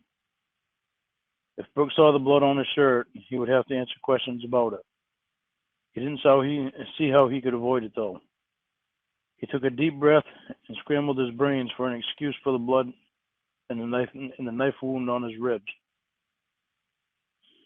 He would tell her that he had been out scouting for another place to go hunting, fell down a hill, and his knife came out of his sheath and sliced him when he was tumbling down the hill. Aaron smiled slightly at his excuse, then proceeded to the house. Brooke saw Aaron coming from the kitchen window where she was washing dishes. She braced herself to ask him where he had been for half the night last night and all morning. She had a strange feeling of something going on that maybe she shouldn't ask questions about. But she knew that was just an inner way to protect herself and an unhealthy way to be. She had to confront him about it. Aaron walked in the door and could immediately tell that Brooke was upset with him. He could feel the coldness coming from her, and it worried him. He walked over to her and noticed the trail of dirt coming off his boots. He ignored it and continued on toward Brooke. He stepped up next to her and gave her a kiss on the cheek, and got nervous when she didn't return it and didn't say anything to him.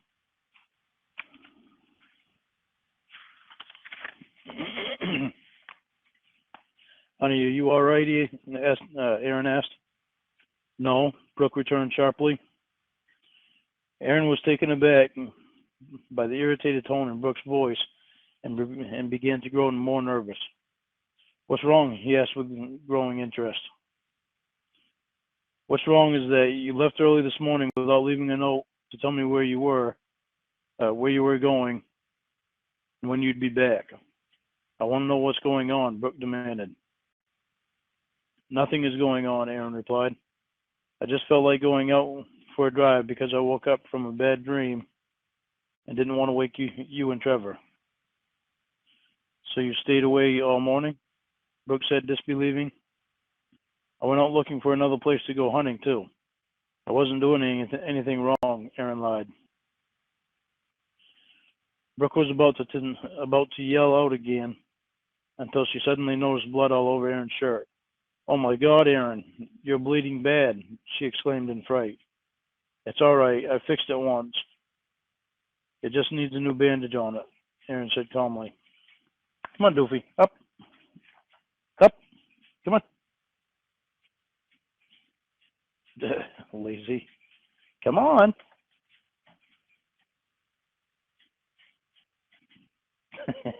He climbed up the stairs. You doofy.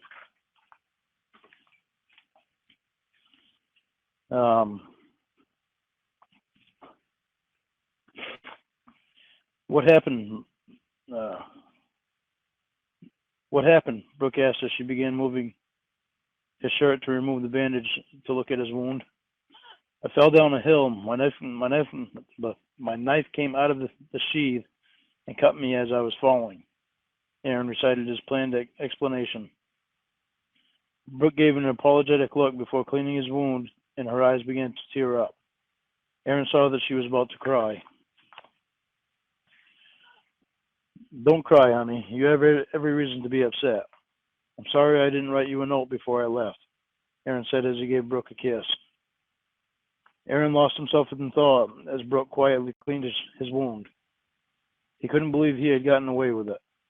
He barely got away with it, but he did. He had almost lost Amber, and now Brooke had questioned him about his absence this morning. He'd have to be more careful in the future. It was then that Aaron realized that this was no longer something he could avoid. The things that had happened to him in Iraq had made him the man he is today. The Aaron that he once was had been taken abroad. He was no longer safe to be in population. There, I'll probably have to change it again before we go to bed, Brooke told Aaron. Aaron just sat there with his arm still up in the air, lost in thought, not hearing anything Brooke had said. Aaron, Brooke spoke again, but failed to get Aaron's attention. Aaron, she spoke louder. Aaron snapped out of it and turned his attention to Brooke. What? He yelled. Brooke was startled and stepped back at the tone in Aaron's voice and the look in his eyes. For the first time since she'd known Aaron, she felt threatened and worried. I just said that your bandage has changed. She didn't tell him again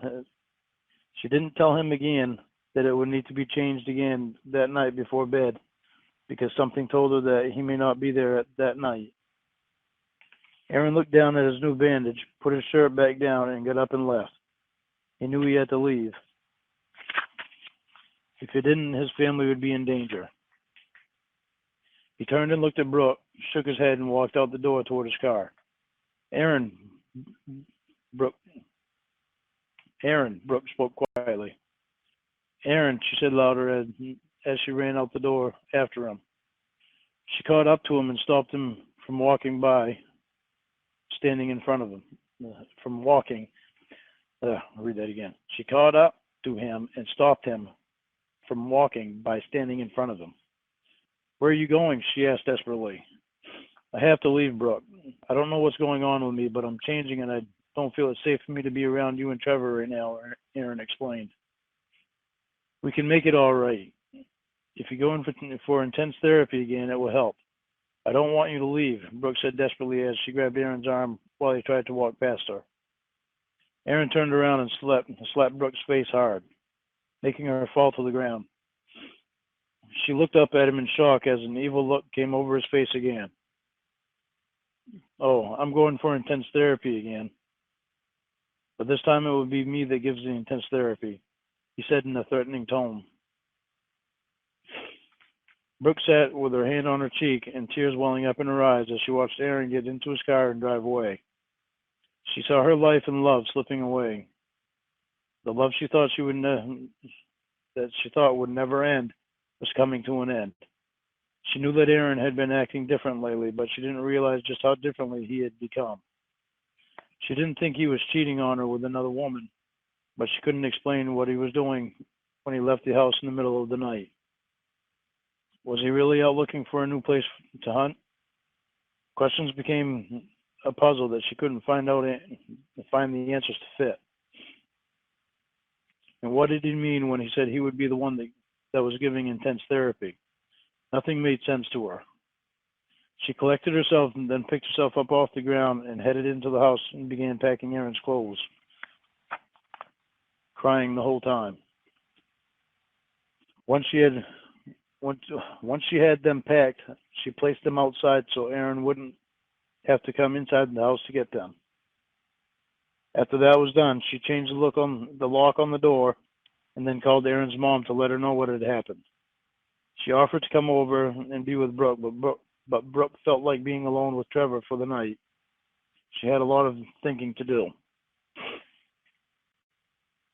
After she got Trevor in bed and asleep, she turned on the evening news. They began with a story about a lady missing from the night before. Her car was still parked at her work, but she was nowhere to be found. Then they moved to the guy that was missing from the car that went off the road. Brooke watched the news up to the weather report, then retired to bed. She lay there in bed for 2 hours with her eyes closed, not being able to fall asleep. Her eyes opened quickly as she remembered back to the news report of the missing lady with her car still in the parking lot of her work. No, Brooke said out loud to herself. Aaron's been acting different lately, but he wouldn't do anything like that. Her mind began to fill with doubt as she recalled the look in his eyes earlier that day and the way he hit her. He had never hit her before. He had never even gotten mad at her before. Tears began to fall from her eyes again as she remembered the man Aaron was when she married him. She wiped her eyes and decided that she had to face reality. Aaron was no longer the man she married, and she no longer knew what he was capable of doing. She should call her mother-in-law and tell her the thoughts that was running through her head. Should she call her mother-in-law and tell her the thoughts that was running through her head? No, because Aaron's mother would only tell her that it wasn't possible because he was her son. Brooke got up from her bed and hesitated and reached for the phone. She pulled her hand back as she took a deep breath to pull up her courage. After letting out the air, she relaxed her shoulders and reached for the phone.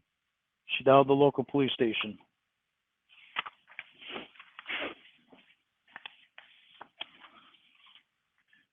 Aaron drove to a psychiatrist's house and parked on the side of the road.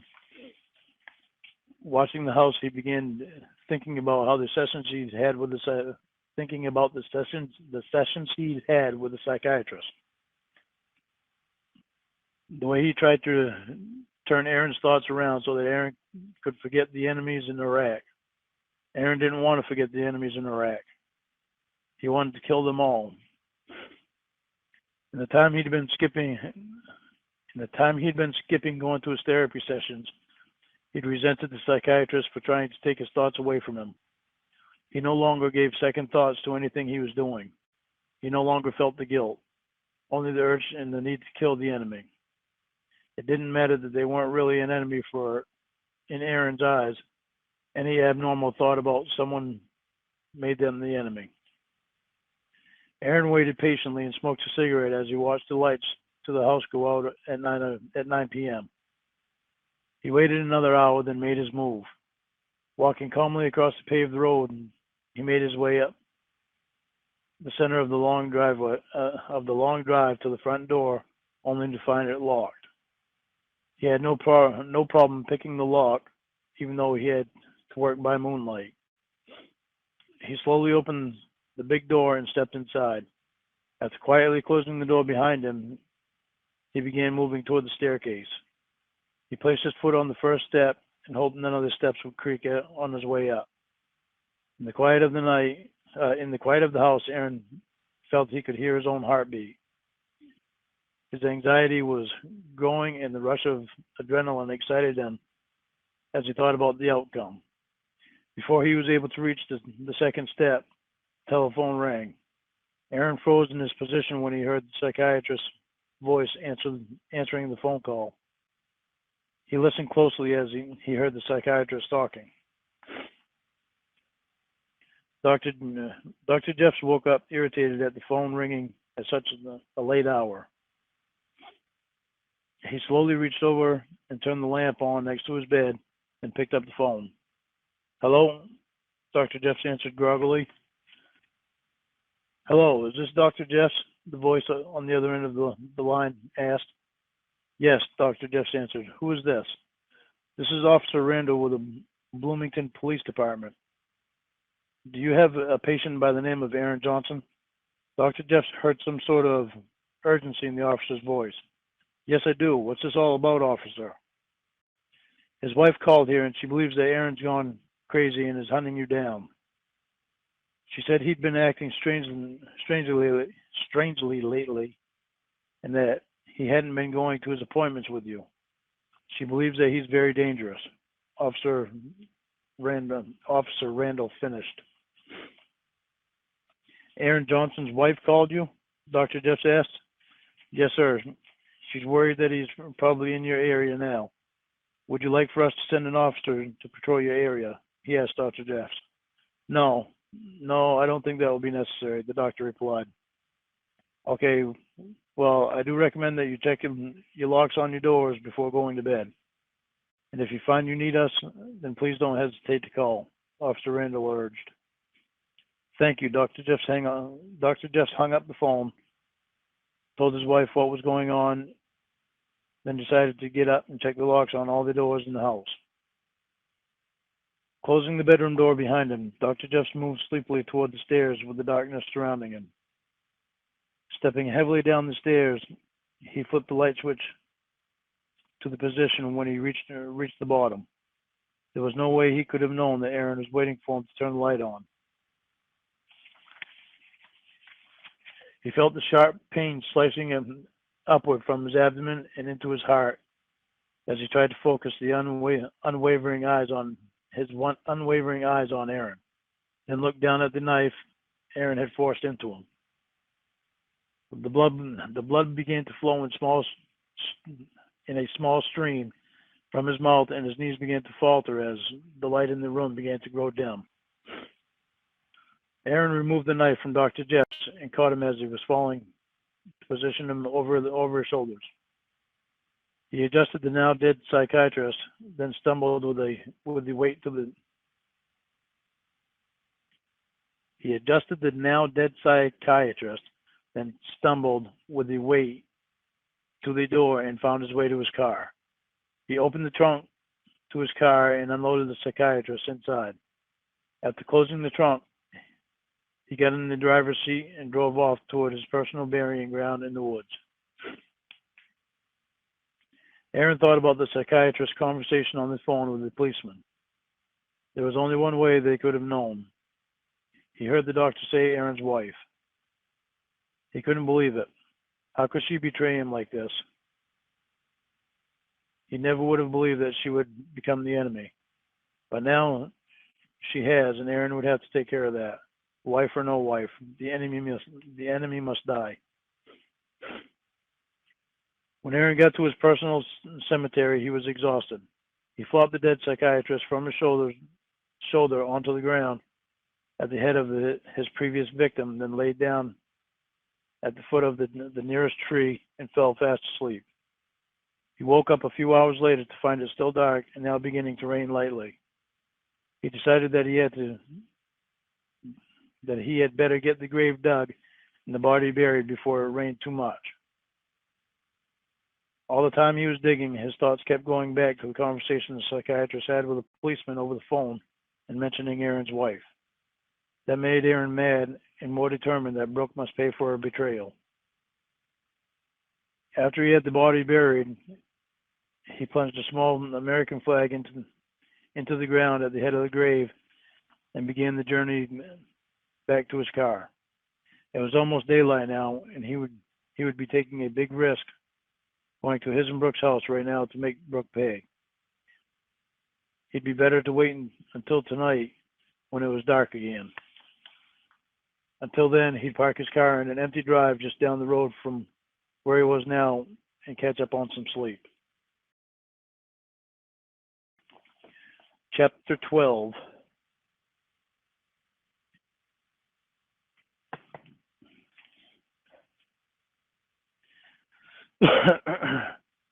Aaron woke with a start when he heard an abnormal sound. His eyes focused on two raccoons playing on the hood of his car. He yelled and pounded on the dash of his car to scare the raccoons away. Irritated that they only looked at him and didn't leave, he laid heavily on the horn and watched angrily as the raccoons scurried off the hood and into the woods. After calming himself down, he looked at the digital clock on the radio. Aaron decided he would need to get something to eat before he set out on his mission that night, so he started up his car and drove to the next town and bought some junk food and a soda. He ate his meal in his car and headed back toward Bloomington.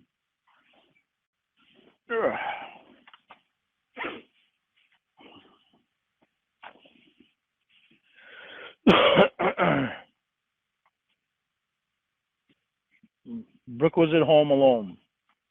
Something had been giving her a bad feeling all day, and she decided to take Trevor to Aaron's mother's house and let them spend some time together for the night. Brooke had talked some to Aaron's mother, but didn't go into detail about the previous night. She only let her know that Aaron had been acting strange lately. Now it was dark again, and Brooke's fears had grown more. The dark had always done that to her. It wasn't that she was afraid of the dark, but afraid of what she couldn't see in the dark. She laid on the couch after putting a movie in the DVD player. She was almost asleep when she heard a noise. It was someone trying to get in the front door. She sat there in fear and waited for something to happen. After what seemed like an hour, but was really only 30 seconds, the front door knob stopped rattling. Brooke quickly got up and opened the drawer to the desk in the living room. Aaron's handgun was still there. She picked up the gun, making sure it was loaded, then went to the phone to call the police. There was no dial tone. She knew then that Aaron had cut the phone line. She set the phone down and slowly backed up to the couch, looking around her in fear with each step backward. Sitting down on the couch, she tried to calm herself by closing her eyes and taking a deep breath. All she could do was think about Trevor and what his life would be without her. It was bad enough that he would never have his father. She opened her eyes when the tears started to fall. While wiping the tears away, she decided she needed to be strong through this and come out the survivor. Her heart skipped when the echo of breaking glass came from one of the bedrooms. Brooke slowly lifted herself off the couch and stood there shaking with a gun in her hand. She began to step quietly toward Trevor's room. Carefully opening the door, she said a silent prayer, then reached in to turn the light on.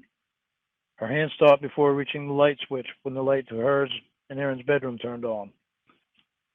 Brooke moved her hand back, realizing that Aaron was in their bedroom. She moved quietly toward the bedroom and began to turn the knob. She tried to peek through the crack in the door to try to see where Aaron was. She could see him sitting on the end of the bed with his back to her and his head down. She inched the door open, then stopped when he spoke. "I'm sorry for the way things have turned out, Brooke." Aaron spoke with his back still to Brooke. Brooke wondered how he knew that she was there. She hadn't given any indication of her presence. She wasn't wearing any perfume to let off any smell. Did he know she was there, or was he just talking as if she was there? She couldn't find the answer, but she was freaked out over his actions. Aaron stood up from his seat on the bed and slowly turned around. He looked at the door and spoke again. "You can open the door all the way, Brooke. I know you're standing there," he told her. Brooke pushed the door open. She didn't know what to say. She knew whatever she did say would have to be said with caution. Aaron was no longer the man she fell in love with, and she had to remember that. She thought hard for something to say. "Are you all right, Aaron?" Brooke asked him carefully. "No, I'm not," he answered. Brooke felt sincerity in Aaron's words and thought she saw regret in his eyes. Then, just as fast as she saw the sincerity and the regret, she saw the evil come back in his eyes. "I've been killing people, Brooke. But I guess you've already figured that out," Aaron stated as he began to walk toward her. "I don't know what you're talking about," Brooke said, trying to convince Aaron that she didn't notice the change in him. Aaron wasn't convinced, and his anger showed as his eyes grew mad. "You called the police on me. Don't tell me that you didn't, because I was at the psychiatrist's house when the police called and told Dr. Jeffs that you called." Aaron was growing more angry with every word.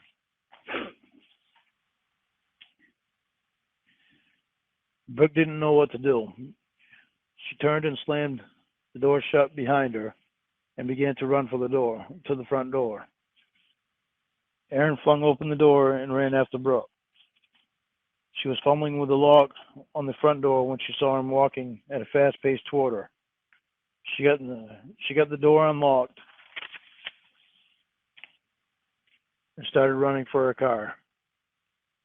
She got as far as getting the door open when Aaron caught up with her.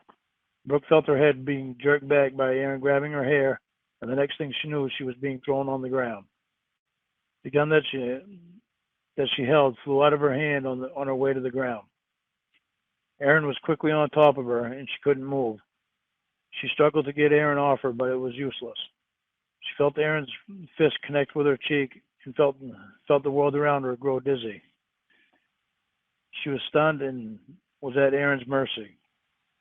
Just when she thought Aaron was going to be gentle with her because of the slug he delivered her, she felt her air being cut off. Aaron had his hand around her throat and choking her. Brooke began to gag and struggle again, desperate to get a breath of air. She had her right hand on Aaron's arm, which was choking her, and her left hand reached out to search for a rock or anything on the ground in which she could use to hit Aaron with.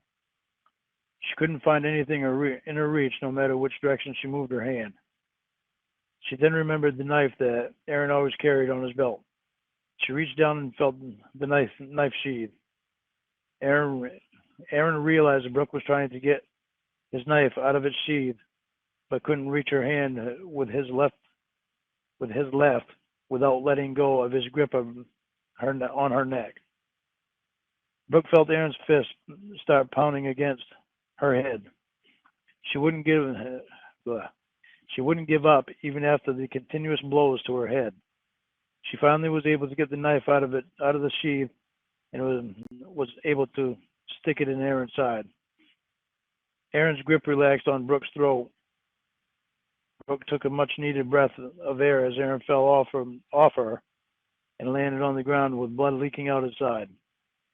When Brooke got her breath back, she stood up and looked down at Aaron. She put her hand over her mouth and began crying, thinking that she had killed him. In the dark, she couldn't see that he was still breathing.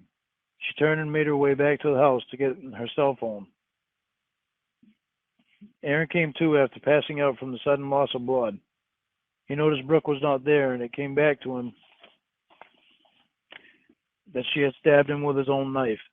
He scrambled wearily to his feet and fumbled to the house. Seeing the front door wide open, he knew Brooke was still inside the house, probably thinking he was dead. Walking in the house, he painfully stumbled to the kitchen and got the butcher knife from the drawer. Now he would get her, and she would not escape. He could not let her out of the house. He could not let her out of the house this time. He walked back to the front door, closed and locked it, then looked into the bedroom and began walking. Brooke heard the front door close and lock. She began trembling in fear again. She thought for sure that she had killed Aaron, but knew now that she hadn't, and he was in the house with her again. Remaining quiet, she prayed that he would not come into the bedroom, but knew deep down that he was aware that's where she was. Just as she found her cell phone, Aaron showed up at the bedroom door with the butcher knife clutched tightly in his hand. Brooke could not escape. She was trapped, and she knew it. Aaron smiled with an evilness in his eyes as he slowly walked toward Brooke. Brooke's begging him to leave her alone did not jar him at all. The only thing she could feel was the desire of death emanating from Aaron. She backed up to the wall as far as she could, holding on to the edge of the dresser. She searched a small area for some type of weapon, but the only thing near was the lamp on top of the dresser. Before she had the chance to reach for it, Aaron was right there with his forearm pressed up against her neck, pressing her to the wall. Then she felt the tip of the butcher knife break into her skin on her abdomen. She began to cry from the pain and lack of air she was desperately needing again. She just knew this was the end. She still had her cell phone in her hand, and without giving anything away, she felt around on the keypad of the cell phone and dialed 911, then send. While Aaron was yelling into her face, then dropped the phone on the floor. Brooke braced herself to try to free herself from Aaron. She reached for the lamp while Aaron was still distracted by his own yelling. She grabbed the base of the lamp and swung as hard as she could, connecting it with Aaron's skull. It didn't knock him out, but the effect was enough for Brooke to get free of Aaron and the knife. She started running to the door, but fell from Aaron diving in. Try as she may, she couldn't move her right leg because Aaron had a grip on it and wouldn't let go. Brooke kicked fiercely and somehow connected her boot heel with Aaron's face, forcing Aaron to release her grip on her ankle. She scrambled to her feet, almost falling again as she did, and ran to the front door, unlocked and opened it, then began running toward her car again. She hit the ground hard when Aaron tackled her. Her ribs hurt bad from the impact of an object still pressing against her ribs. It was the gun that flew out of her hand when Aaron hit her the first time. Aaron roughly flipped her over, grabbed her throat again, and began choking her with the butcher knife rising into the air. I was going to take you alive to the place where I buried the others, but I think I've had enough of a hard time with you. Aaron spread out the location of his personal burial ground and told Brooke how proud she would have been and how he even placed a little American flags on their graves representing that they were killed by an American soldier. I had to kill them. They were the enemy, Brooke, just like you turned out to be. Aaron finished as he raised the knife higher to strike Brooke in the heart. Brooke frantically searched for the gun with her fingers at it as Aaron continued his speech. When she finally found it and grasped it in her hand, Aaron was finished with talking and beginning his strike at Brooke's chest. Aaron's eyes grew wide with horror when he saw Brooke raise the gun quickly, and before he could react, the bullet hit him with a short thud in his chest. Aaron fell to the ground, taking his last short breaths. Brooke lay there crying when she heard the police sirens coming up the road. She turned her head and looked over at Aaron. His eyes were still open but lifeless. Brooke reached over and closed Aaron's eyes, then ran her hand across his cheek. It was over.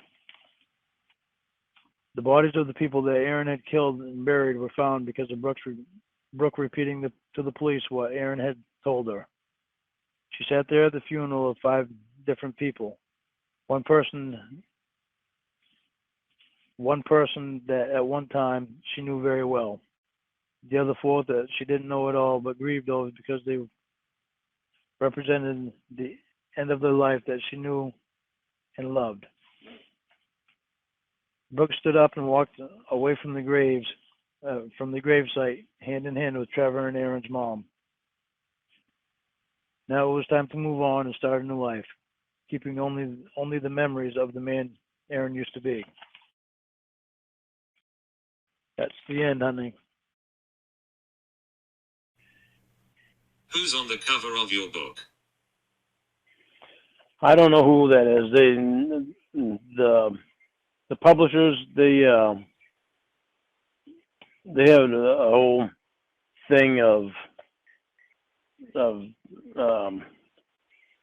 people that pose for stuff like this, and so I told her just pick one out that she thought would fit the book, or as close to fitting the book as possible.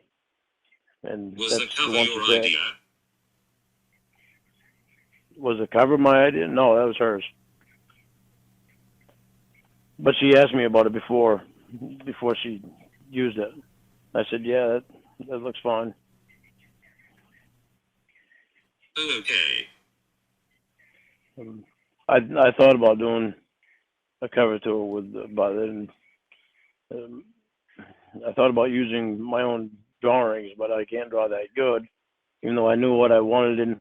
I had a picture of what I wanted in my head, but in order for me to get that type of picture, I'd have to pay extra for the pictures to be taken and all that, and so she said she had these for free, so I was like, I'll just use one of them.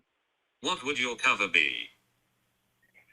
Well, I had the idea of Aaron being in combat and his mother being on the cover and his wife being on the cover,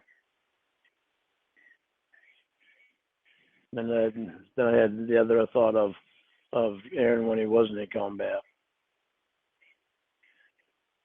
So, but this seemed kind of like it kind of fit it too. So I think she Wait, did an so all the right job. cover is his mum and his GF and then him in combat? Huh? Sadie, what is up with you? Wait, so the cover is his mum and his wife and then him in combat? That's what I was thinking about for a cover. That's what I was thinking about having for a cover. But I'd have to find people to take pictures of that and So pay he's extra holding a for gun it. at them or something? He did what? So he's holding a gun at them or something? Not at them. He's just in combat. He's just holding a gun, but like he was in Iraq or Afghanistan.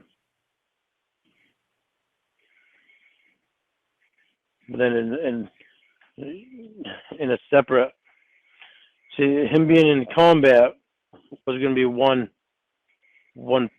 part, and then there'd be another picture of his mother and another picture of his wife and another picture of him not in combat, but after the military, and like when he was in his calm state of mind. Where would those pictures be? I would have had them separate, so it'd be like one of. I can't remember exactly how I wanted that laid out, but say it was like one of him in combat and the left hand side, and the right hand side up top would be of him not in combat while he was calm, and then down the bottom would be one of a picture of his mom. Then on the right hand side would be a picture of his wife. It would have been like four different settings.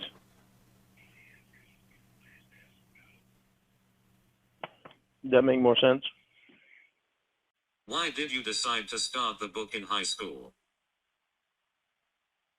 I don't know. I think I'm trying to remember. I remember I just got in jail, and I wasn't there very long, and I saw everybody else just walking around, and I was like, there's no way that I'm going to waste my time while I'm in here just doing nothing. And that's when I decided to start writing the book. And I don't think I was in there for any more than maybe a week or two before I decided to start writing the book. And I kept thinking of trying to think of something to write about, and I see these commercials on TV about Wounded Warrior Project, and so that's what led me to start thinking that way. and then trying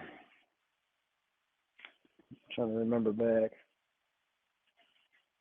There was a kid that was in my cell. He was only like 20 years old.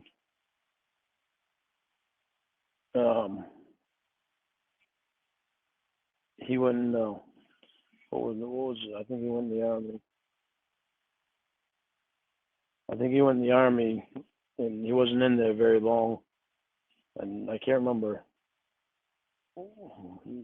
what he did. His medical reason that he got out or something.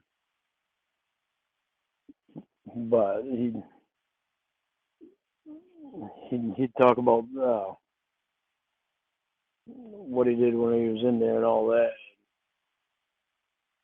And then I remembered back to when I was in the Air Force and how I was supposed to go over Desert Storm and all that when that was happening.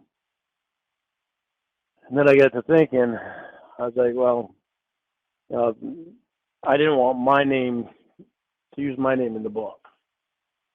So I was looking for fictional characters, names for fictional characters.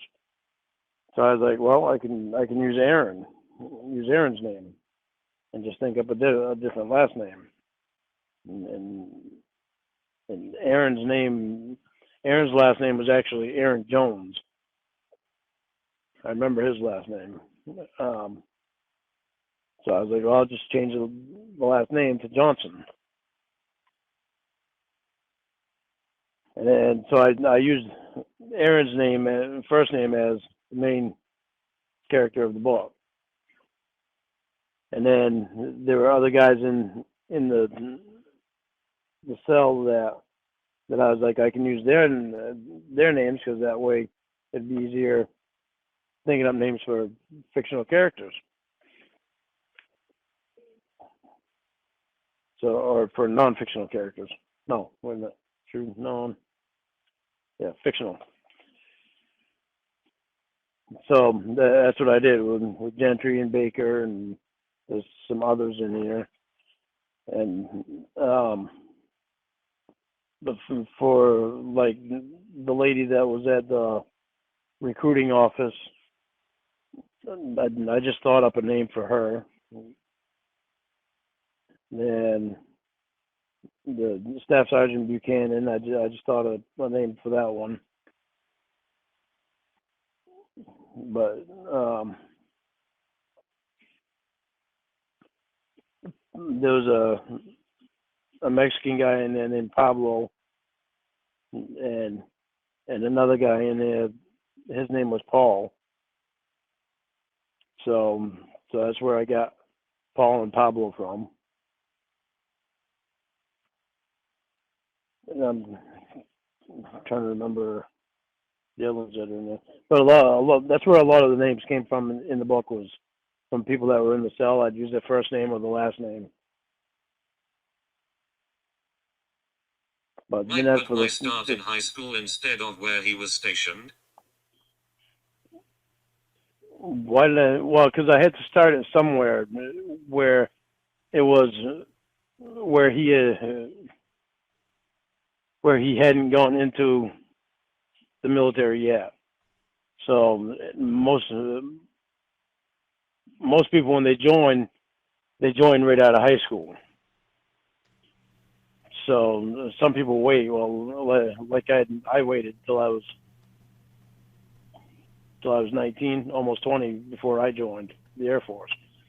But most people actually join right out of high school.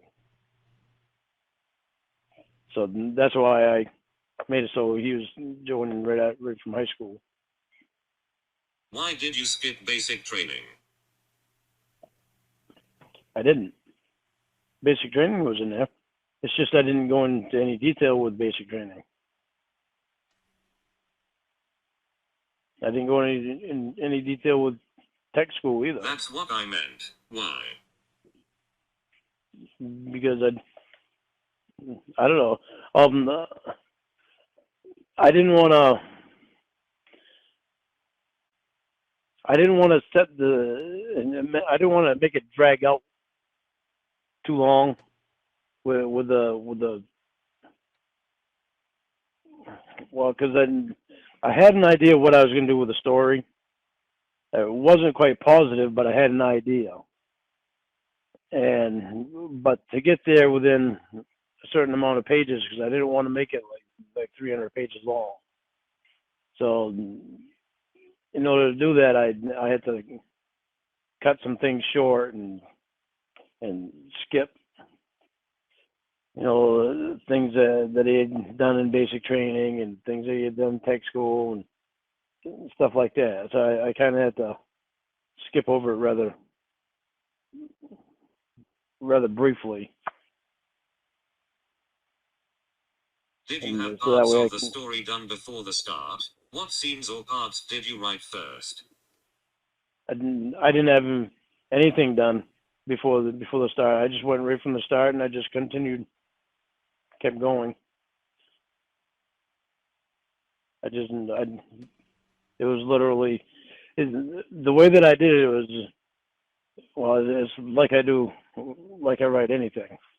I actually made it so I put myself there. So it was actually like me that was going through it. Well, not me that was going through it, but me that was seeing it all. And that's pretty much the way that I write anything. Where did you come up with the idea of when the insurgents attacked Aaron? I don't know. I just came up with it. As I was writing, I tried going over keep the story flowing, but I knew it had to have. It couldn't just be.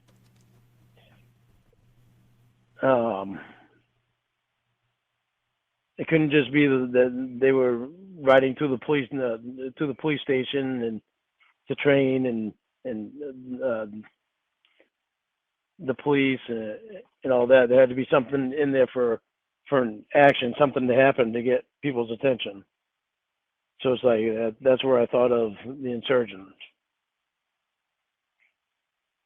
and that's how I thought of the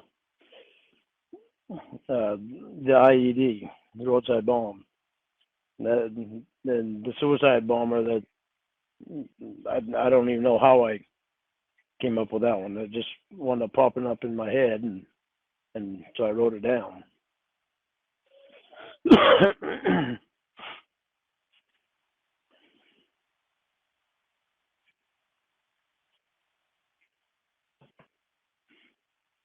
Well, you were really paying attention, weren't you?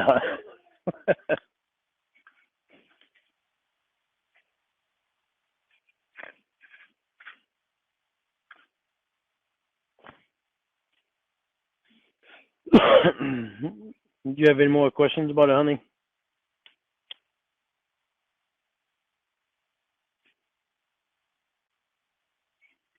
Did you do any research for your book or just came up with everything on your own? Just came up with everything on my own.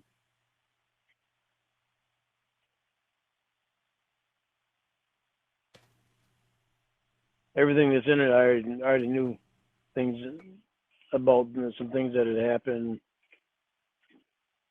over there to people and all that, because I've heard stories. I heard some stories from some other people about stuff they had seen, and then plus watching the news and hearing things about stuff that had gone on. And so it was like, with all putting all that together, it wasn't hard for me to put a story together. So it took place as one person taking place.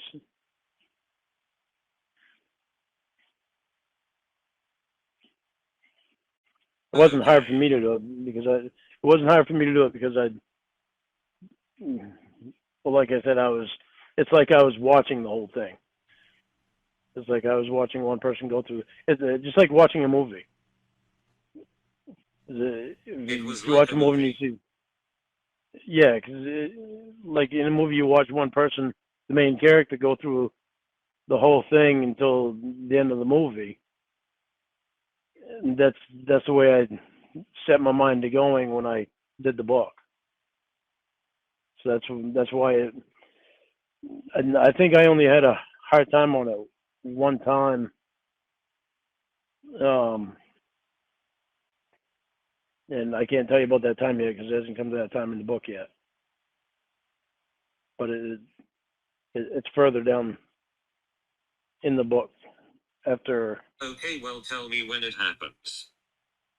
Okay.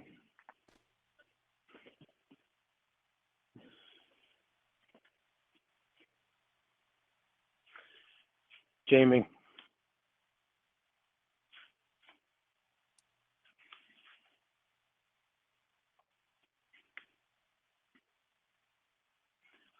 Jamie.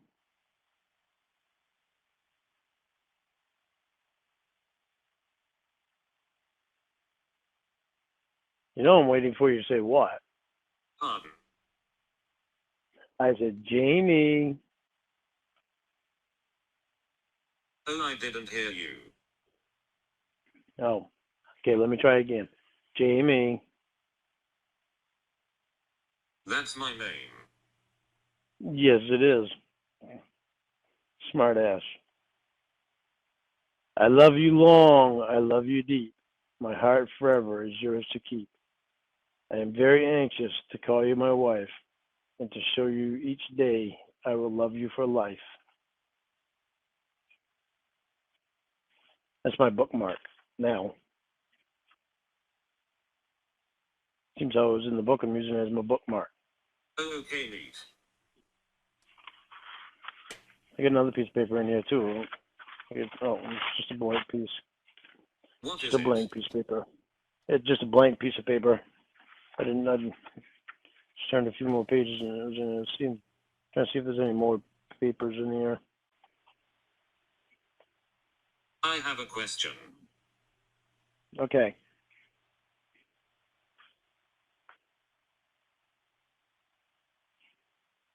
How did Paul and Aaron become so close?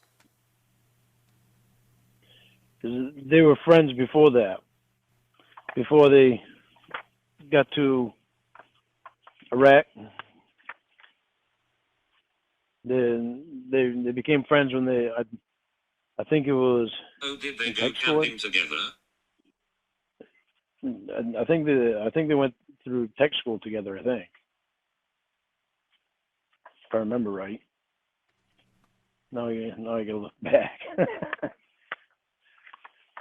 Hang on, let me look back so I can give you the right answer. Why did the sniper shoot Paul? Snipers don't care who they shoot. They shoot anybody of the opposite that are on the opposite side. Okay.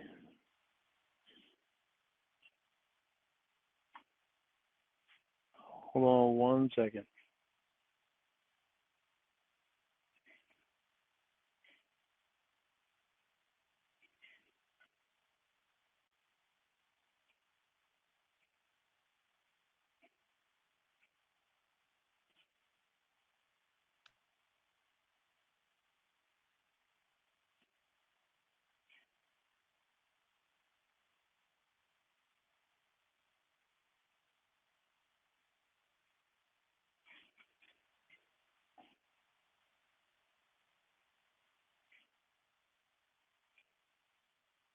So they were really close. Yeah, they were friends before. I'm at the part here, but I can't remember if I said how they became real close friends. Um,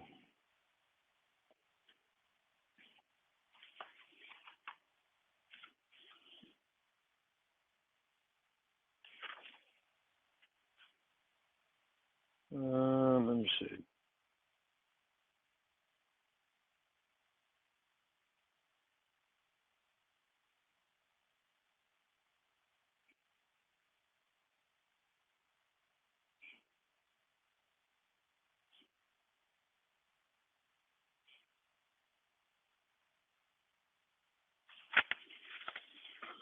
Hmm.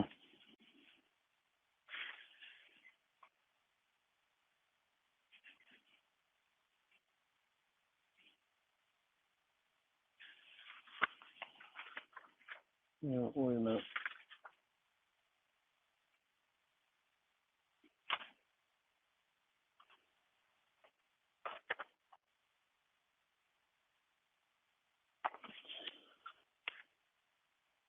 Okay, I'm gonna read this. This is back in chapter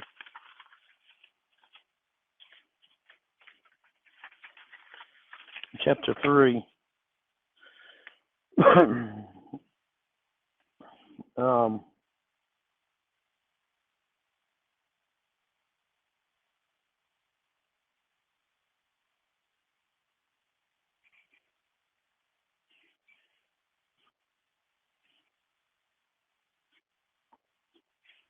okay. So I don't think I said exactly where they became close friends. Um,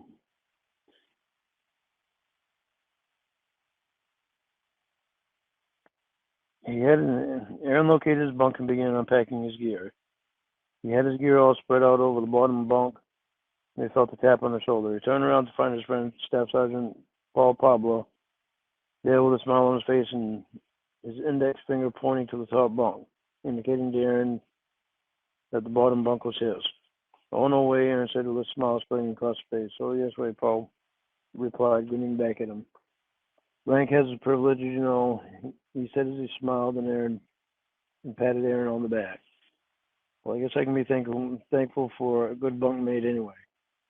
Once he gathered up his things from the bottom bunk and placed them on the top bunk, he realized that he wasn't all upset about sharing the bunk with Paul. In fact, he was quite happy about it. He just couldn't believe that out of all the guys in the unit he could have gotten forced to share a bunk with, he was lucky enough to get one with his good friend. Over the next 3 days, Aaron and Paul spent their time getting to know the base and areas surrounding. Yeah, I didn't say how they became good friends, I guess.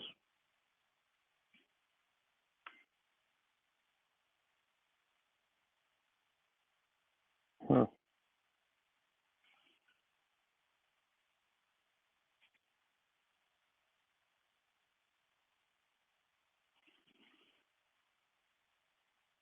That's fine, let's move on. Okay. Why did the insurgents attack the children? Because they're insurgents, they don't care. They attack the opposite side. Doesn't matter who they are.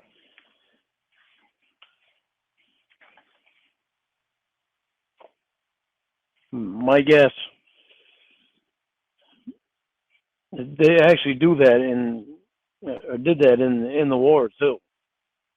And my guess is that the reason that they do that is because the children would get older and they'd be fighting against the insurgents. So I know, Oh, okay. so they can eliminate that threat down the road. They kill the children then. Why did you decide to make Brooke blind? Why did I decide? I mean, blonde?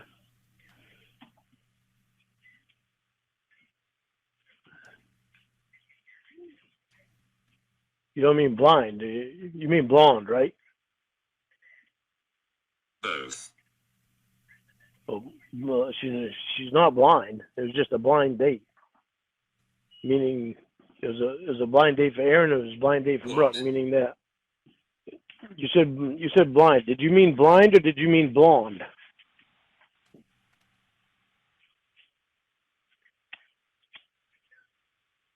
I thought she was his blind date. Yes, blind date meaning they'd never met each other before. They're going on a date with somebody that they never met She's before. blind. No, neither one of them are blind. It's just a blind. It's called a blind date because they've never seen each other before. They've never met before. That's why it's called a blind date.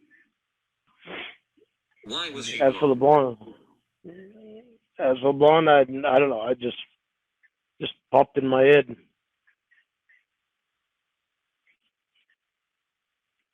Why did you mention Brooke's weight? Just to give a picture, because I had to paint a picture so that the reader can picture her better. I had to give a description of what she looked like. So in order for them to, well, it's like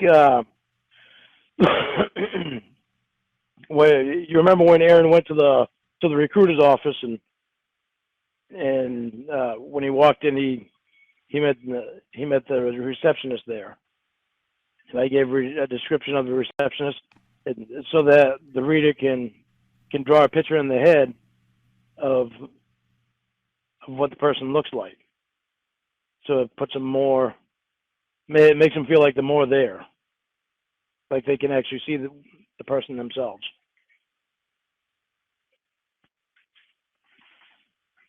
Does that make sense? Line Brooke is kind of fat, shorter than Aaron with precious dimples. But she's not blind though, honey. It's just the date was a blind date between him and Brooke because they didn't know each other. I have another question. Yes.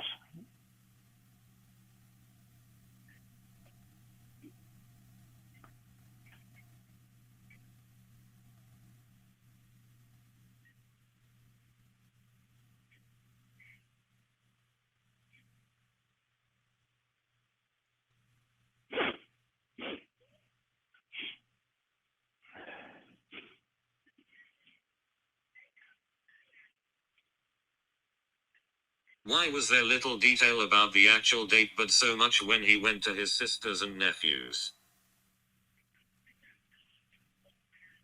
I don't know. I guess because it was harder to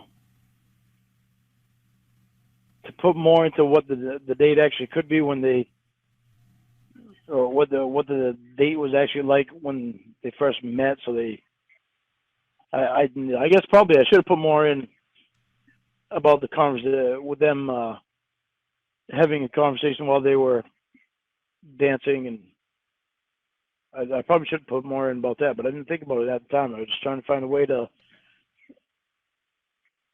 get through that part of it and give some type of description, and to not make it a long drawn out thing so anybody would get bored reading it.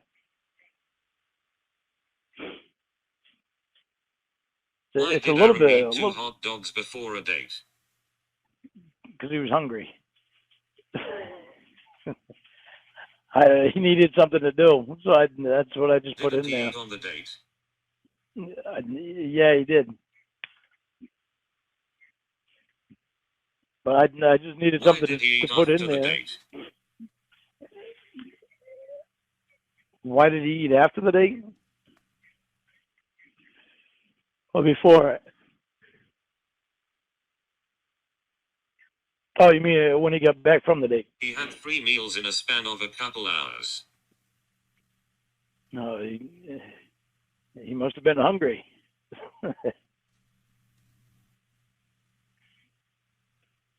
I don't know, because I didn't give him much thought about the amount of food that he was eating, or that I had him eating.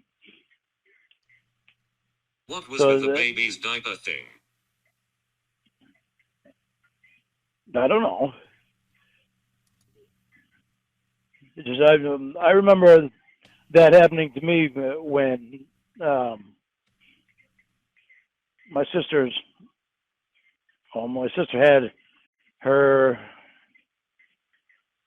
I think it was her fourth kid. I think I was holding him one time, and I remember that she didn't have a diaper on him. And I told her I said basically what I said in there. That's where I got that from.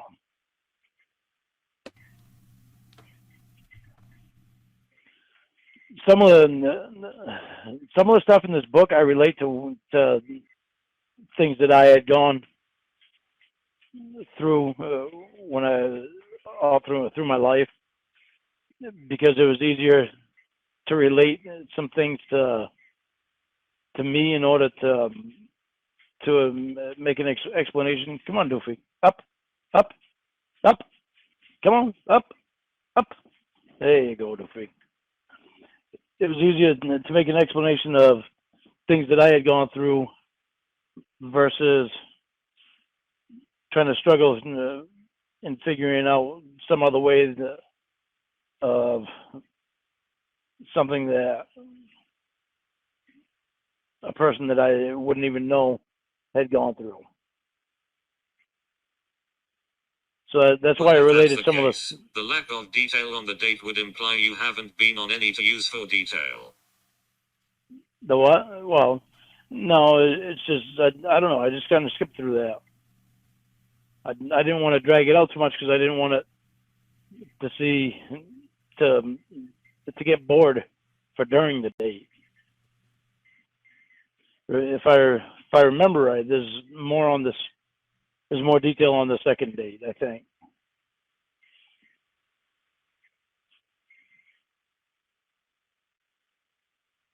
I can't remember. Interesting.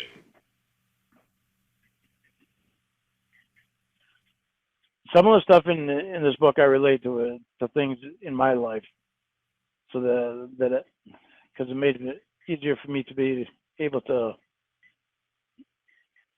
Well, it basically made it easy for me to be able to write the book. Why did you put so much detail into eating then? I don't know. I just huh. You're making me think.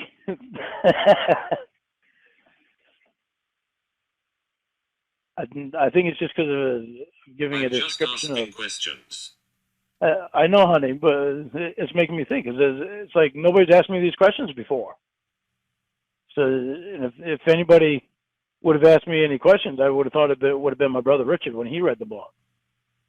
But he didn't ask me any questions. The only thing that he told me was that he thought I gave too much detail in the lady at the recruiting office, about the lady at the recruiting office.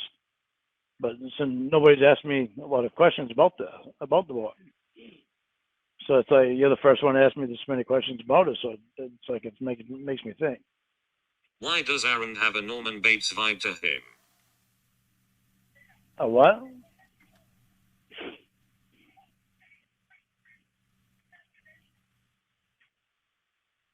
Norman Bates vibe to him. Norman Bates vibe to him? Yes. Who's Norman Bates?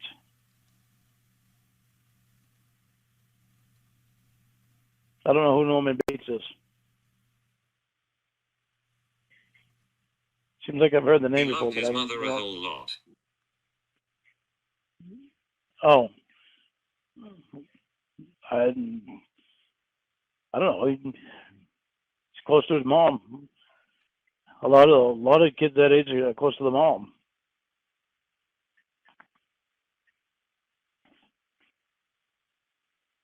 Is that why he wrote a note about his date?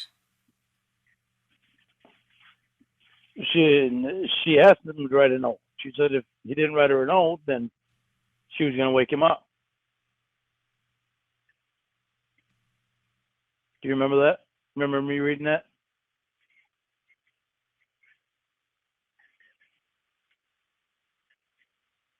Why didn't Let Aaron me read. tell his mother to fuck off upstairs?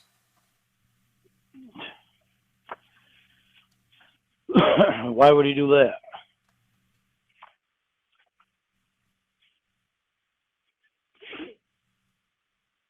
It would create drama. That'd be kind of Tension. rude, don't you think? Be kind of rude, don't you think? She's being loving to him, and she tells her to fuck off upstairs.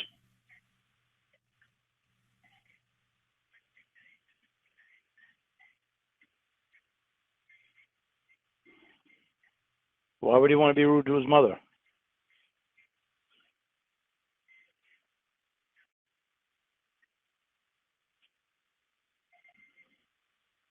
Did Aaron write a note to his mother when he lost his virginity? I don't know. I don't believe he did. I never wrote Do anything Aaron about and it in the Brooke book. have sex? Huh? Do Aaron and Brooke have sex? You'll find out. Oh, okay. I think it might be in the next chapter, I think. About the second date. Don't spoil it. Huh? Don't spoil it. Don't spoil it. But I think the second date is in the next chapter, I think. Stop. Where did you come up with wed center? Where'd I come up with what? Where did you come up with wed center? With Web Center. Wet. With Center. Wet Center? Wet Center?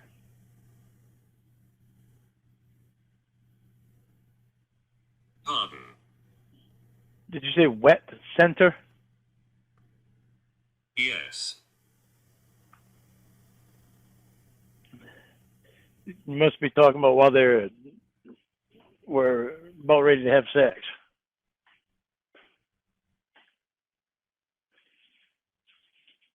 I came up with that through experiences I've had.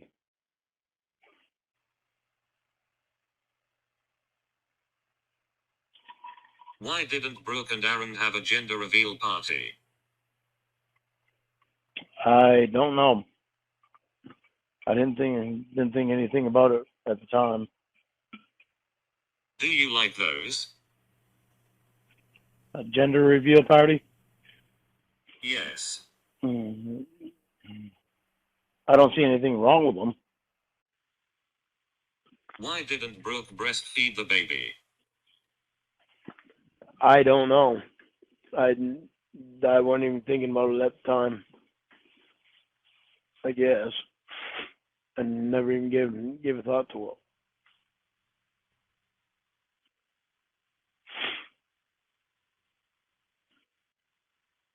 Is it because it was Aaron's milk, the husband's? Is it because of what? Is it because it was Aaron's milk, the husband's? Yeah. That's just like our baby. You can't feed our baby because that's my milk.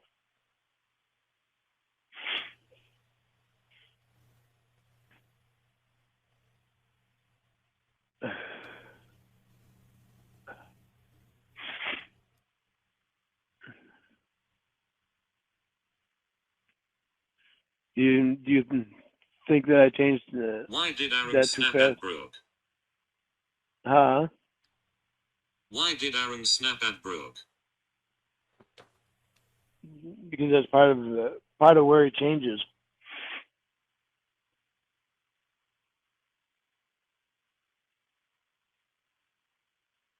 How did he snap at her? He just snapped at her. It's really, I think I had in my head that they were talking and he got agitated and snapped at her, and he had never snapped at her before.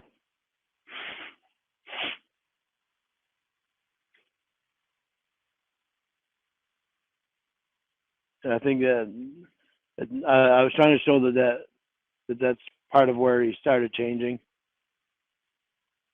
Where is Brooke's family?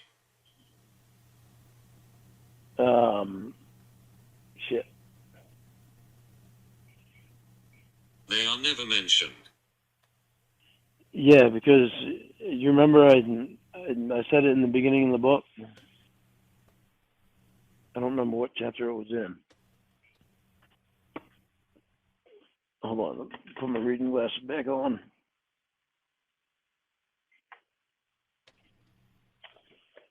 I think.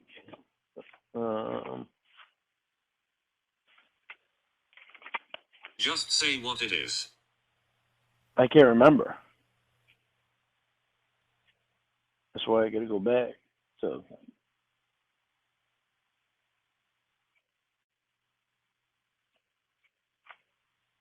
let me see.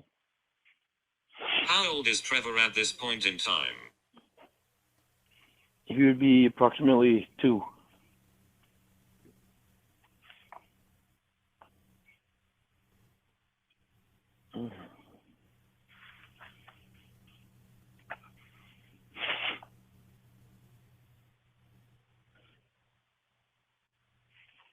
Okay. This when they first got together.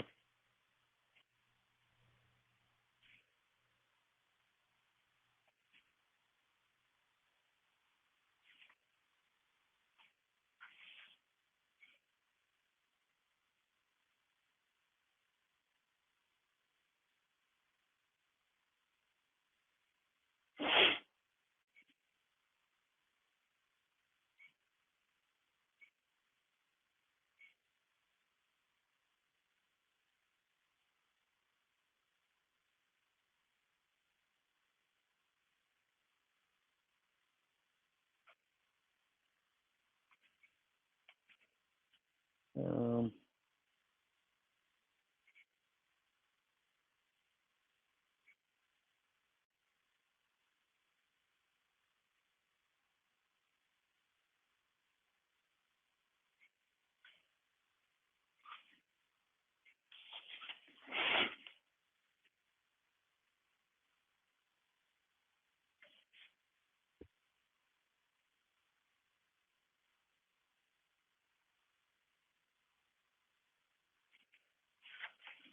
in this area here somewhere.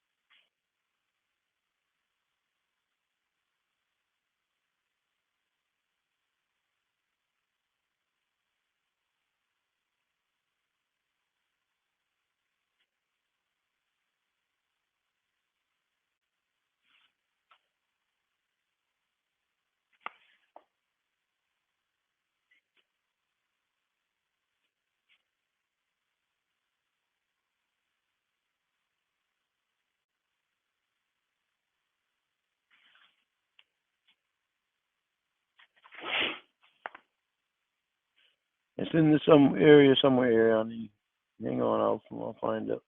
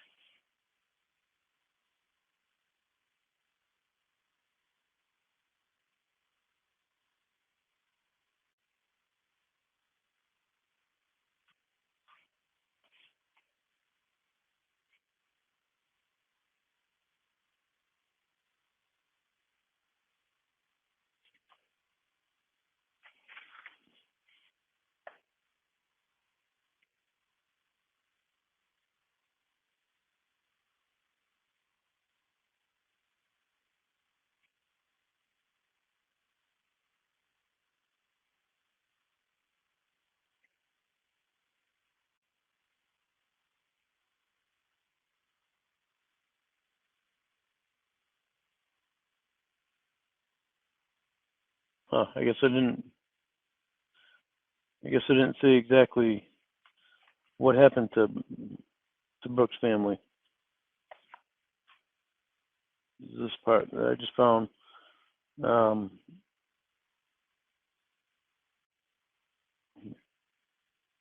Good. I know my mom really likes you a lot. Did she tell you that, Brooke asked. Yes, she did. After she met you the first time, he explained. Good. I like knowing I'll have a good mother-in-law because of my family.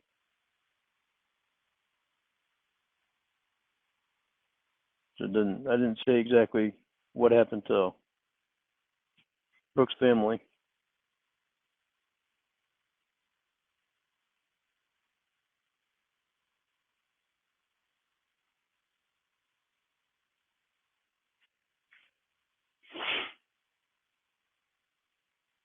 No, I messed up on that part.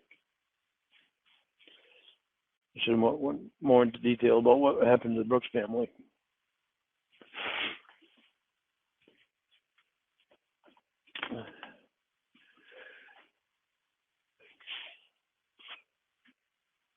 Sorry, honey, I can't give you an answer to that other than she must not have had a good family. It's okay.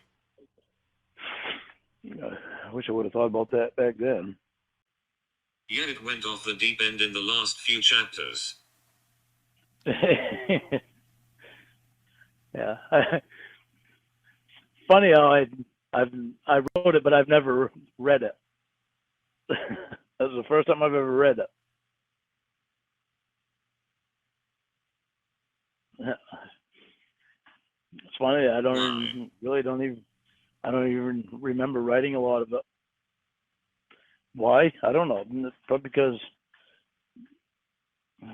Probably because of the place where I wrote it. I don't know. I just never had the desire to sit there and read it. I knew what happened, but after all this time of not reading it, I forgot a lot about it. Like even some of the names, I forgot some of the names. Like the Dr. Jeffs. I even forgot what I put down for Aaron's last name.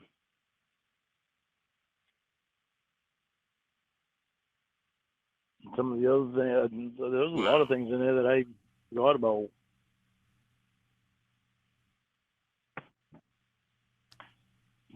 But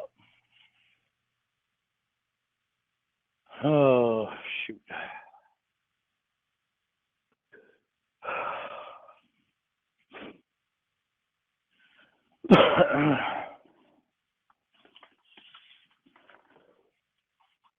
Hang on a second, honey. I gotta blow my nose. Where did the inspiration come from for the killing spree? Hold on a second. Let me blow my nose.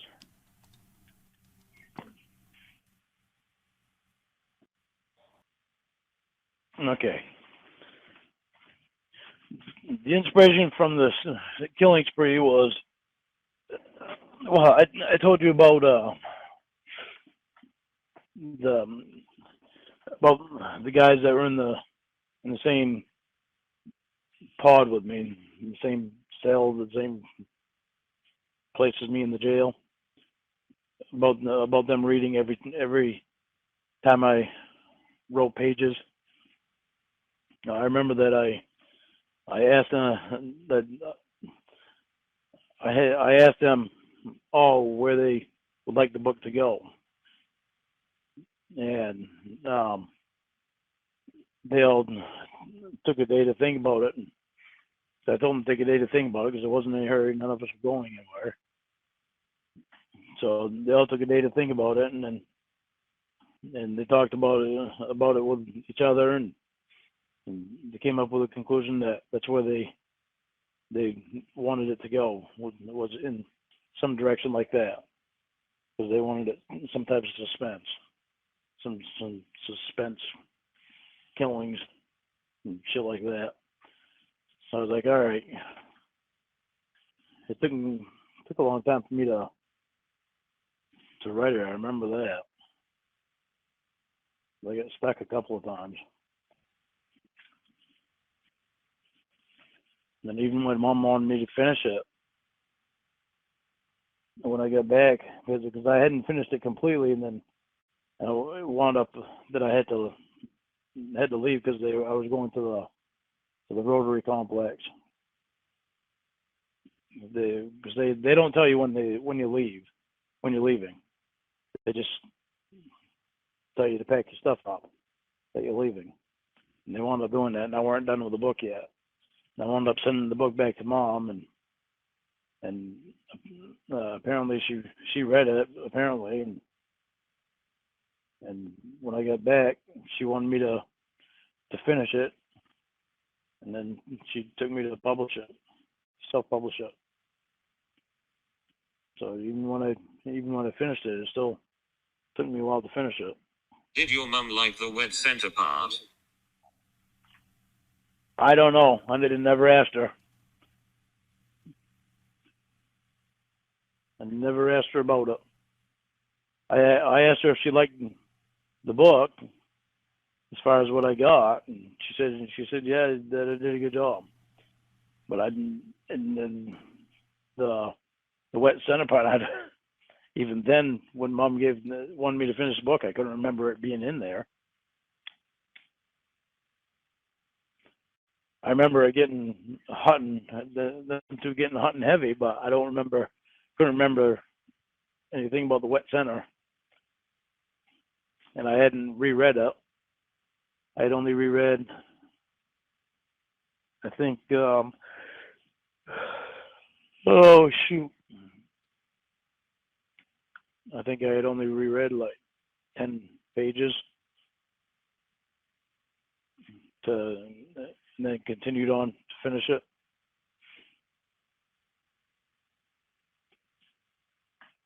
I still think I only wrote